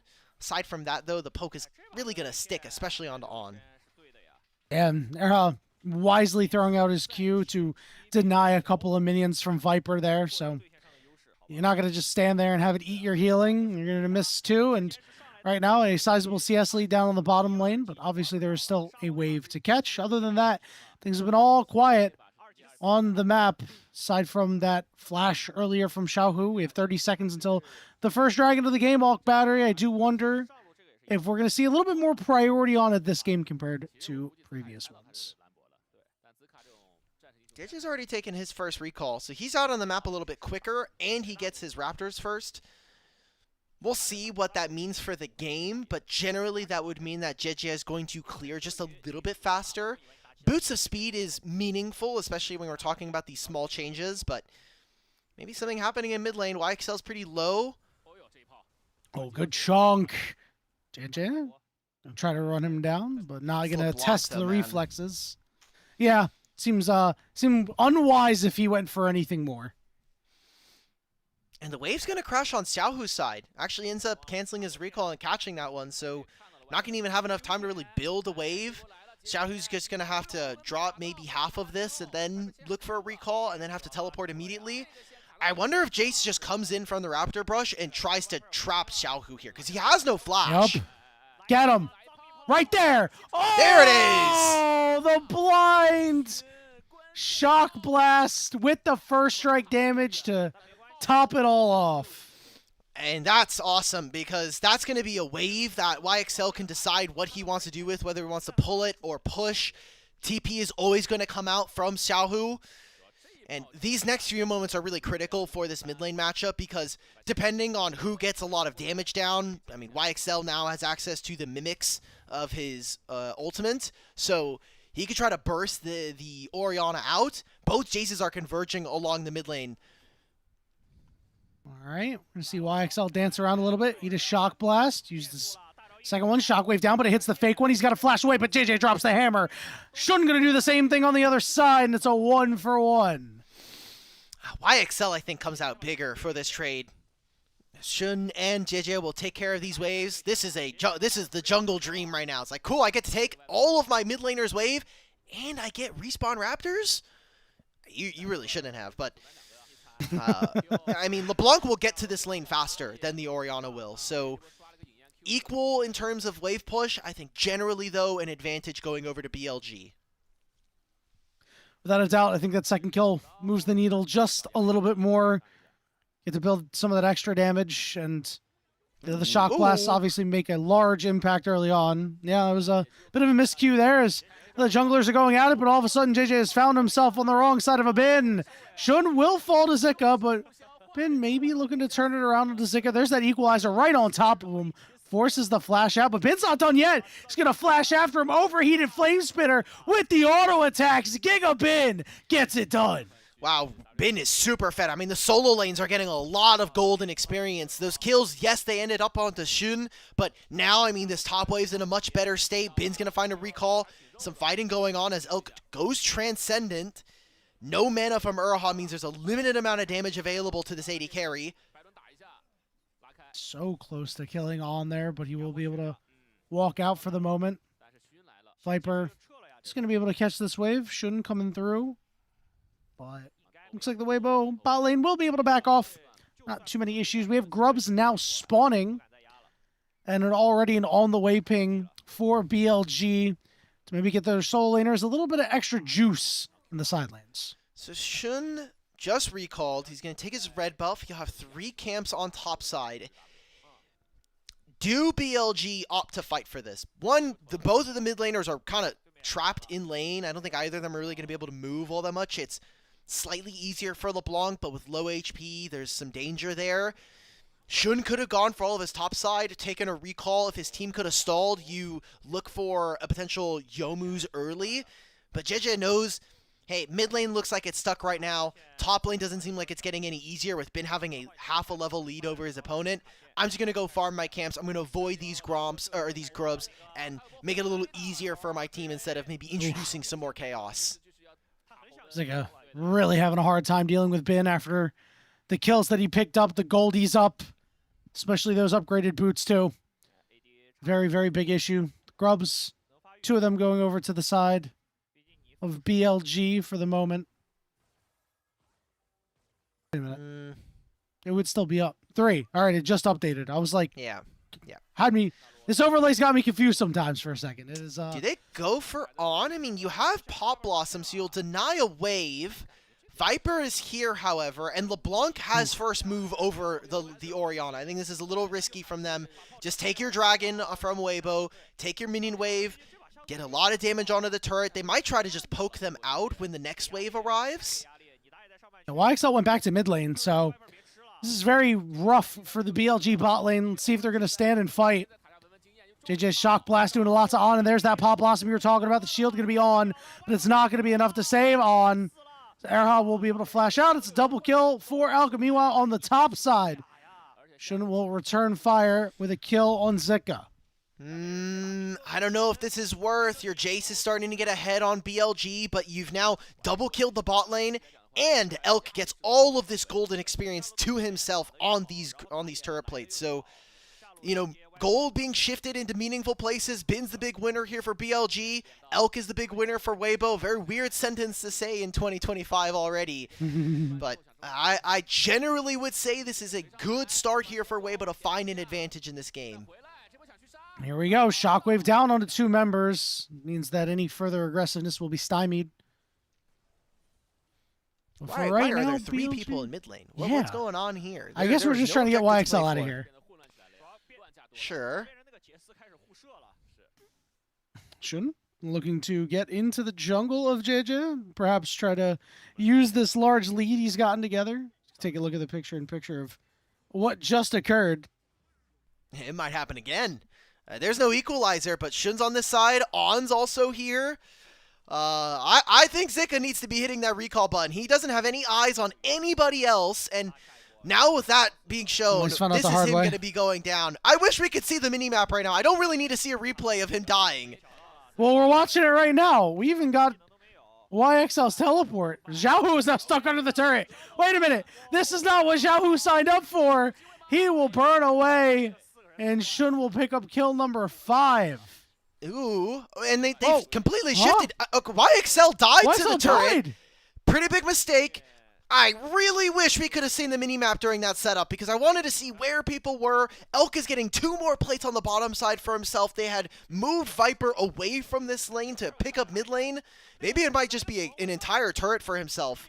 I think this is great. I mean, if JJ's going to come and help, first turret going over to Weibo is good enough.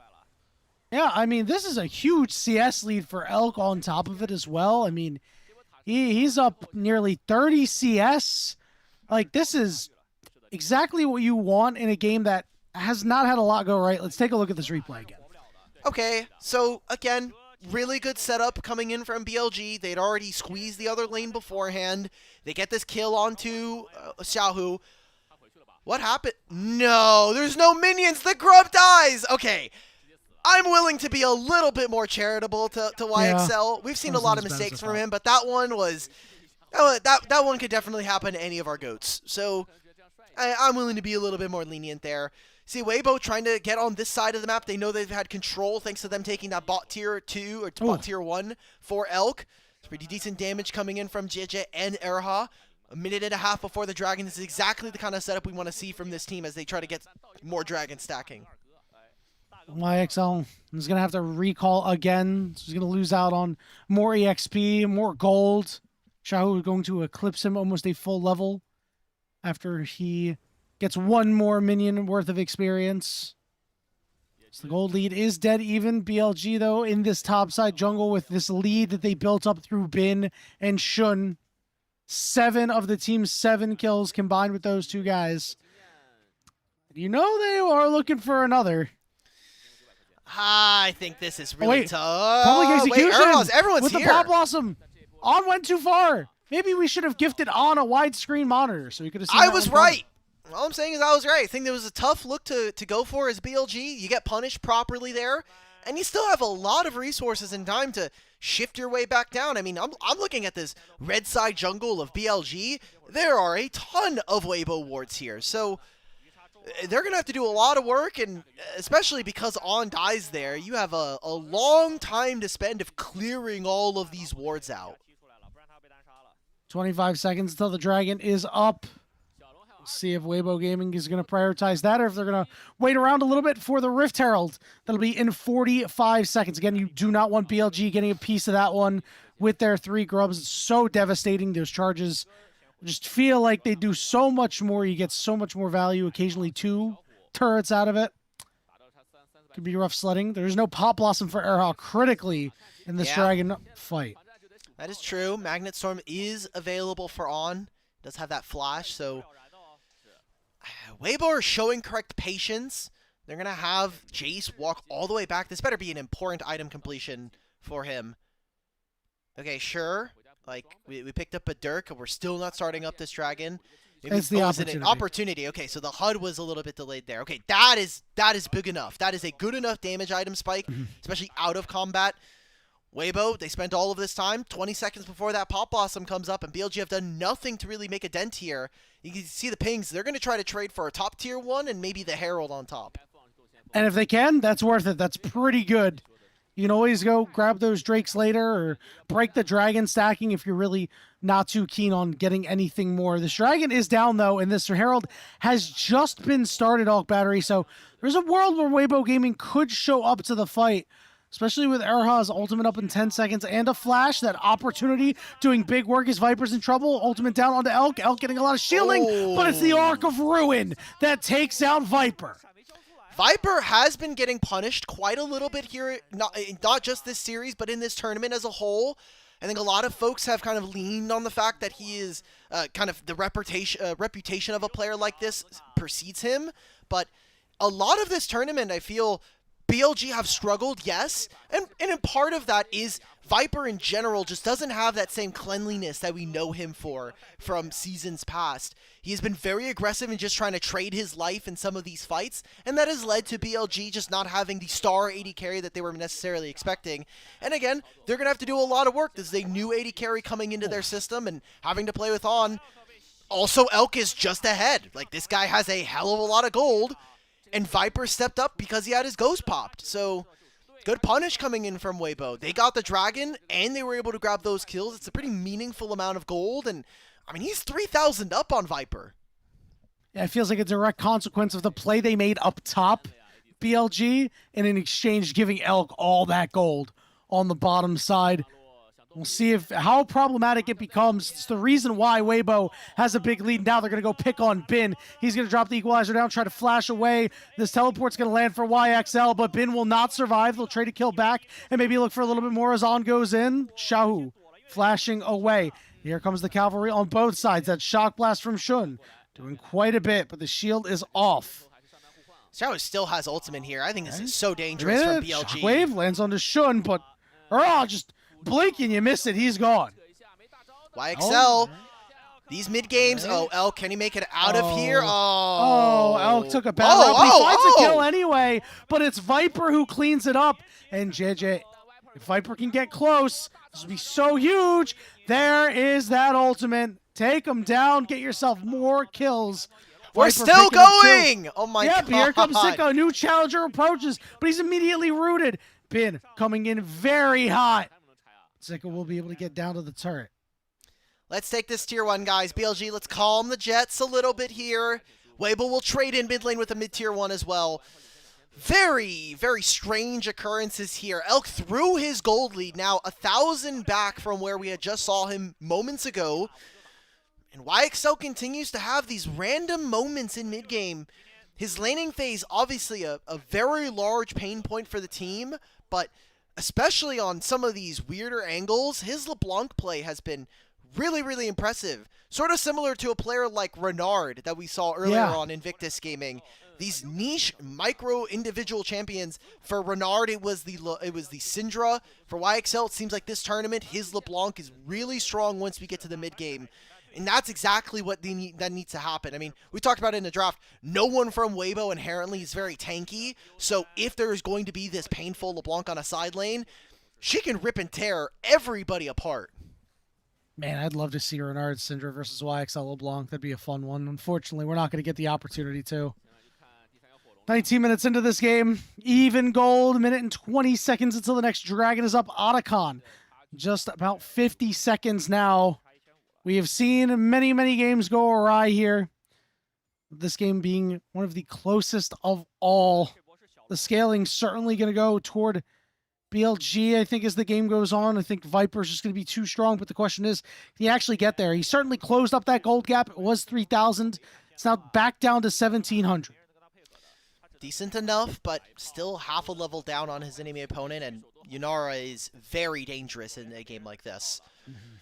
Dragon spawns in 45, and Weibo control the river, and again control the space in mid lane. That mid tier 1 being down for BLG means it's a little harder to hold the wave really high up. And this is the part where the Jace really gets to shine. When you have these two kinds of Jaces, a 3-item completed Jace here for Shun. Let's see if they can actually make this advantage real. Or they can even care about the dragon. Like, they could go for mid-tier 1 and then look at Otacon afterwards. It would just mean that Weibo's on sole point for the rest of the game. Oh! On getting chunked big time. There's that redemption. Keep him upright for the moment, but that's a shock blast if Shun did not land his earlier and JJ hits his. Are they going to go for it, though?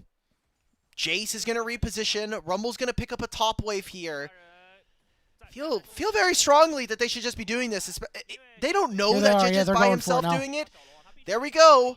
So JJ will not be able to be here in time for this play. I like this from YXL. By enough time. Aphelios and On, though, they are nowhere near this objective at this point. On is going to be coming in with a full health bar. JJ is not around, which means 4,000 HP and dropping. Good equalizer just to try to keep Erha out of there. And it will be the Otacon going over to BLG.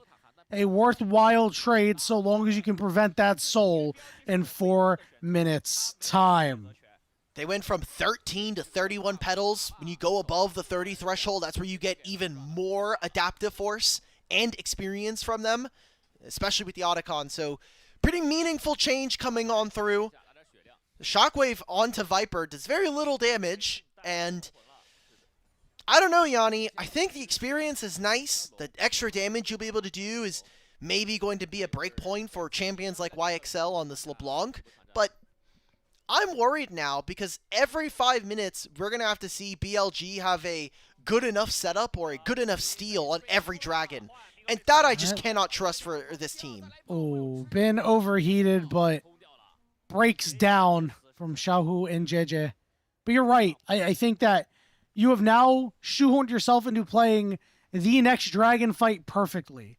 Now, if you do, every subsequent one gets a little bit easier, given the fact that you're the one getting the dragon. You're likely gaining some gold or closing the gold gap, but you still have to play really, really finely tuned in order to make sure that this game just does not fall apart with an Infernal Soul. We do see Erha looking to get in. Goes after Shun, could not get it done. Meanwhile, YXL over on the side blows up Xiaohu. BLG, they want in. On says it's time to go. On top of Elk, who's able to slide out and escape. But YXL says, you cannot escape. Erha gets one for himself. Viper's Moonlight Vigil does not land. But BLG win the fight in the bottom side. Still a turret going over to Weibo in the top side as Zika takes that top tier 1. Teleport being invested now by Mbessa. Do they actually get this turret in time? Rumble's going to TP as well, so Zika just has to escape. That's his flash. That's a very massive mistake coming in from the top laner of Weibo Gaming. And it's a stopgap measure in my mind. BLG get very lucky that YXL is able to open up space like this, but we look at this replay. The idea for BLG was that they were going to screen this wave for YXL to hit this turret. YXL just decides, hey, we've now pulled away the other members of this team. I'm going to one-shot this Orianna. And while the engage doesn't necessarily stick onto Elk, you get his dash out of this fight. Erha just steps way too far up at the back end. Yeah, I'm so surprised by that. The brazenness, really, in a game that's this close. Like, you are not that far ahead, Erha. It's going to be harder for him to make plays now with this flash down, but this Pot Blossom will be up in about 8 seconds. 2 minutes until this dragon, 1:20 till the Baron. Now we're starting to take a look. Who's going to get completed items? Is Viper going to be able to get to this Infinity Edge? He's already got 2/3 of the components. Meanwhile, Elk opting in for that Bloodthirster third. He needs 1,200 gold, and it's not going to be on this wave either, because he still needs to finish the Crit Cloak, then combine costs. Half of his HP will be redeemed with this item active. Mid-tier 1 falls, so getting closer. There's Erha. He finds 3 members, and that's the fight that Weibo needed. Bin will fall as Elk flashes after him, and Viper's got to run for the hills because Elk is sped up and wants to get some kills. Arc of Ruin, he eats a Moonlight Vigil to the face, but Zika picks up the pieces. And that's the fight that Weibo we're going to need to be able to win and close this game out and get them their second series win here at Demacia Cup. Weibo will take this mid-tier 2. They're going to recall and get some more items for themselves. We were talking about the inventory here for Viper. Now he has no flash going into this dragon play. YXL has been the only reason BLG been able to win games here in this series. And it's going to have to be that win condition yet again. YXL walking into Jet does not even proc his Edge of Night. Well, he's going to be on the map first at the very least, but you can see BLG is pinging the Baron. Let's take a look at this replay and how Erha was just able to slide in. Show me the bottom side. I don't want to see the turret take, man. I want to see Erha sneaking by all of his vision. They have control of the line brush, and it's a minion, so it's not going to really register on the minimap unless you're intentionally looking there. Massive pick from Erha. The support that got replaced halfway through the year as Weibo were trying to see if Crisp would give them one last boost to get them through playoffs and to Worlds. Never ended up happening, so now Erha, allegedly for the time being, will have this starting spot. Dragon not taken. It is now going to spawn. This is BLG's last attempt. They need to find whatever advantage they can. And I'm looking at inventories, man. They still haven't finished 3 items on this LeBlanc. Viper never got that gold he was looking for. Oh, Zika. Oh, missed public execution, but it might not even matter. Shouldn't gets blown up. All right, there's a member down, Shockwave down, and he gets chunked out too. Weibo Gaming are far too strong at this point in the game, and the Infernal Soul is theirs for the taking. Too many silly mistakes there from BLG, too many skipped steps on these fights, and great objective fights. YXL trying to see if he can find Erha. This will be at least 1 kill going over. We got rooted on the way back. Erha's going to be able to outrun him. Okay, and that's Infernal Soul, and now the Baron as well. Weibo absolutely handing this loss over to BLG. Elk far too strong, and it felt like Shun was running this game until he wasn't. As JJ doesn't have a whole lot of kills, but he's got a whole lot of assists. Has done very, very well this game. And Weibo Gaming have just simply outplayed BLG at certain turns and corners. It's a big reason why they have this about 5,000 gold lead, not even accounting for that Infernal Soul. BLG did not put the priority on the Dragons, and they are going to pay for it dearly. Man, the plague of being a fan. Because you know, at the end of the day, this tournament, in general, for the grand scheme of 2026, has very little bearing on how this team will generally perform. However, as a fan of the team, you would like to see them succeed, and to see them ram their head up against the wall multiple times and fail to make a dent in a lot of them is probably frustrating. And that goes for, and you can see how, I didn't say which team, but you can just assume it's either one of them. For Weibo, it's the inactivity, sometimes you have these great games, but other times, like, it's just not all quite there. This is probably the best series in general we have seen from Elk and Urha. And it sucks that it comes at the very end of their tournament where they have no possibility of making top 8, but this is hopefully more of what we can expect from these two, because the early parts of this tournament were very rough. All right, guys, I'm a Weibo fan. We want to see Elk and Urha beat up on Viper and On. Monkey's Paul Curls. It happens in a completely useless game. Pop Blossom won't even matter as On is off the map for the moment. JJ and Urha, a little worse for wear in the health department, but Sika and Elk should be able to knock down this turret with relative ease as they do. Now this inhibitor is exposed. The opportunity for Weibo Gaming to begin to put the chokehold on. Big shock blast did so much damage. YXL, it's so hard for him to come through. Xiaohu teleporting in, and it looks like Weibo Gaming are going to look to end this game. On's up in about 5 seconds. YXL is going to heal up. Oh, that's so much damage. 4-item Jace. See the equalizer come through. I mean, Elk has flash coming up in 5 seconds. He goes Transcendent. He knows this game's over. He wants to put the finishing touches on his former team. All right.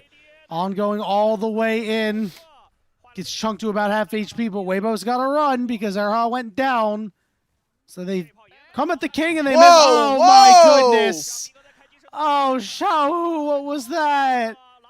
Derogatory. Zico, a public execution onto Viper. Wait, the shields are there. Viper's in trouble. No, he lives. Elk chasing after him, and it's the Arc of Judgment with the double shock blast. JJ cleans it up and puts the exclamation point on this series for Weibo Gaming.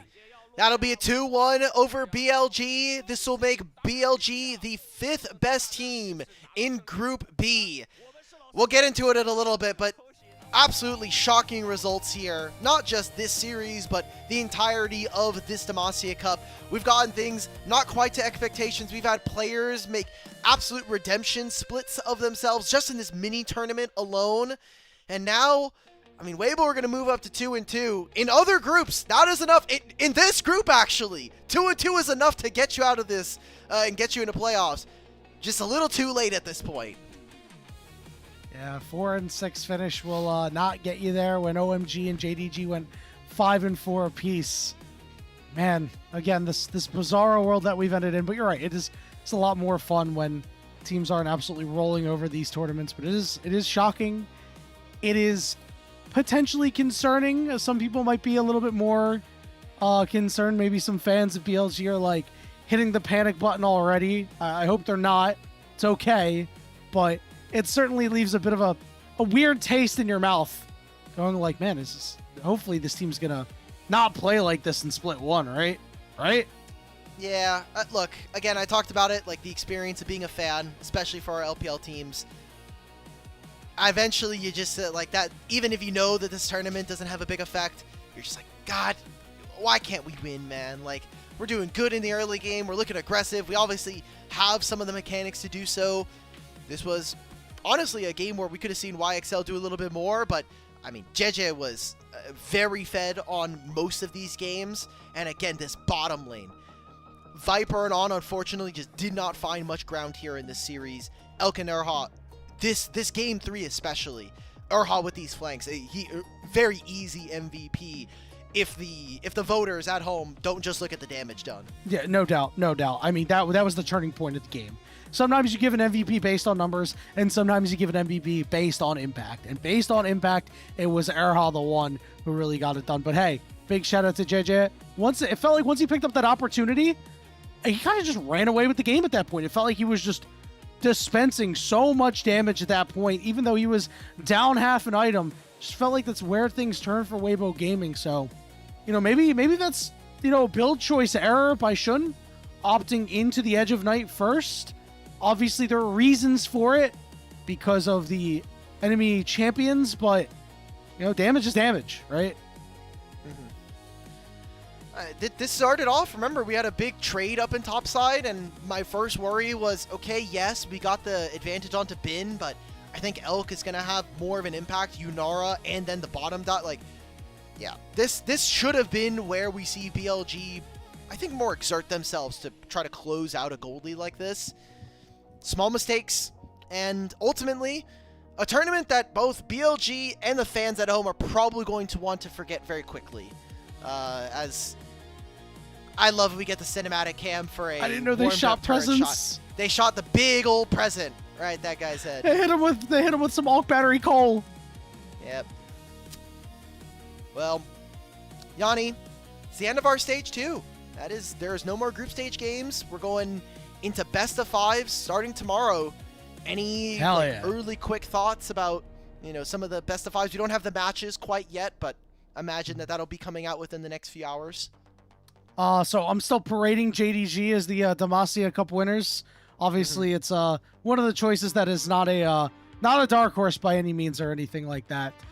I am very curious to watch IG in a best of 5, and I do hope that Edward Gaming continues their terror and is able to play against a Group B team and show that, just because they were in Group A, that wasn't like their wins weren't fluky or anything like that. What are your most anticipated things coming into quarterfinals? Hey, look at it. This one I'm okay with. I think if JJ got it would have been a stolen one. Generally, I just want to see what EDG does, because this entire year has been EDG making it to have to play a best of 5 versus a better team, and then making me very depressed for the next 2 weeks because I don't get to watch them play because they lose and they get stomped because they're too old to play the game, which makes me sad. We can take a look at our standings. We can kind of see which teams we'll be expecting. For everybody who doesn't know, we can also go through our format graphic a little bit after this, but top 3 from either of these groups, AL and Top Esports, are already waiting thanks to them in their performance at the World Championship this last year. So they're going to be waiting, but they also have a lot of their LDL players and substitute rosters coming on through. I mean, Group A, I think anybody could have really gone out of this group. Group B, however, the fact that OMG is 3rd, the fact that LNG is also 1st, by the way, very strange, not just to consider the series we just saw with the 2 teams. Strange times indeed, my friend, but you know what? I'm here for it. On the one hand, I'm like, I can't believe Weibo Gaming and BLG didn't get out. On the other hand, you're right. This alternate universe that we are somehow living in where this is happening, this is a lot more fun, right? We get to see some players who, for all intents and purposes, we're not expecting a lot of these teams to have strong 2026 years. We are expecting things to be a little bit more as we, expect based on rosters, with teams like Weibo Gaming and BLG being near the top of the table. So it is nice to see extra games at OMG and LNG, and maybe they can carry some momentum into Split 1 of next year. If we want to go drop the format explainer for just a moment to go see where we're going to be at. One moment. He's fixing it up. Ilya's getting in there. He's putting some magic on it. I'm sorry, I forgot. Spice. We had to magic it up a little bit. Those last there we go. 2 slots over there, you know who they're going to be. The teams that made it out. LGD and IG. LGD and IG. That's great. IG's already. Oh, there we go. We're getting them updated in real time. What a goat. There we go. Yeah, they're taking over the group, LGD. There you go. Fearless, single elim, best of 5s, and in semifinals onwards, there will be 40-second snippets where the coaches can join in on the comms. This is something that has been kind of discussed about and is apparently going to be a feature over in the LCK. If I remember correctly, also the LCP, but do not quote me on that. And as we've been seeing, the last game of all of our series is blind pick. So hopefully we get a lot of best of fives going the distance. But very surprising to see some of these teams. I'm hoping that, you know, JDG with their mostly put together roster, it seems like unless they're on the same side of the bracket, the top bout for who might win this tournament might just be JDG, LNG, or EDG. Depends on kind of performance and obviously the bracket, but that's it. That's it for stage 2. We're That's done. it for stage 2. That's Christmas do you, as well. What's up? Before we go, how do you feel about the coach comms? I think they're dumb. I also don't. I think they Interesting. break the flow of the game and how obviously we're making a lot of sweeping system changes to That is competitive play. We added Fearless this last year. We're adding a 3rd international this year, so the schedule's also changed. The game is also changing at a pretty large pace now, so I think Coach Comms ultimately do nothing, but if you have a wild group of guys who really need a coach to get in there and tell them to, you know, like smack them around verbally and get them to focus up, sure, maybe BLG can utilize this with Danny coming in. Who knows? You might be onto something. I could make them better. Now remember, we do have more games upcoming. Friday, Saturday, Sunday, Monday. Oh! Quarterfinals. Oh, wait, those are just... Oh, wait, I think those are just the groups. I don't know if those are the actual series, though. I think these are just the... Yeah, these are the 2 halves. Okay, maybe everyone stick ahead, or stick with us, maybe. Maybe let's see if Huya and Demacia Cup tournament organizers will give us the bracket live on screen. Okay, there we go. Our first best JDG of 5. versus AL EDG? versus LGD. JDG versus EDG. I'm sorry, Rafa. OG, Those guys are LNG? getting rolled up and smoked. Top Esports IG. In another world, this could have been an amazing banger. We got the Oh, days. wait, We're it's in kicking reverse things off. order. Oh, we get the schedule. Oh, my God. Oh, let's go. We are kicking things off with IG Top Esports. Oh, my God. Let us go. This would have been Hey, a banger if it was their actual rosters, that not being It the would be. case. But Yeah, you're right. It's just cool to say, right? But those middle 2 Yeah. games, day 13, day 14, absolute bangers. Anyway, we're gonna be here for it, you know? We got a 3 a.m. call time. We're gonna have a 4 a.m. start time. Foles and Slayer are gonna be a part of it. We're heading not off Slayer. for Christmas. Merry Christmas, everybody. Thank you for Merry sticking with us. Christmas. We hope you have a great holiday filled with love, joy, friends, and family. I gotta go work in a little bit at Christmas 2020. Have a good night, everybody.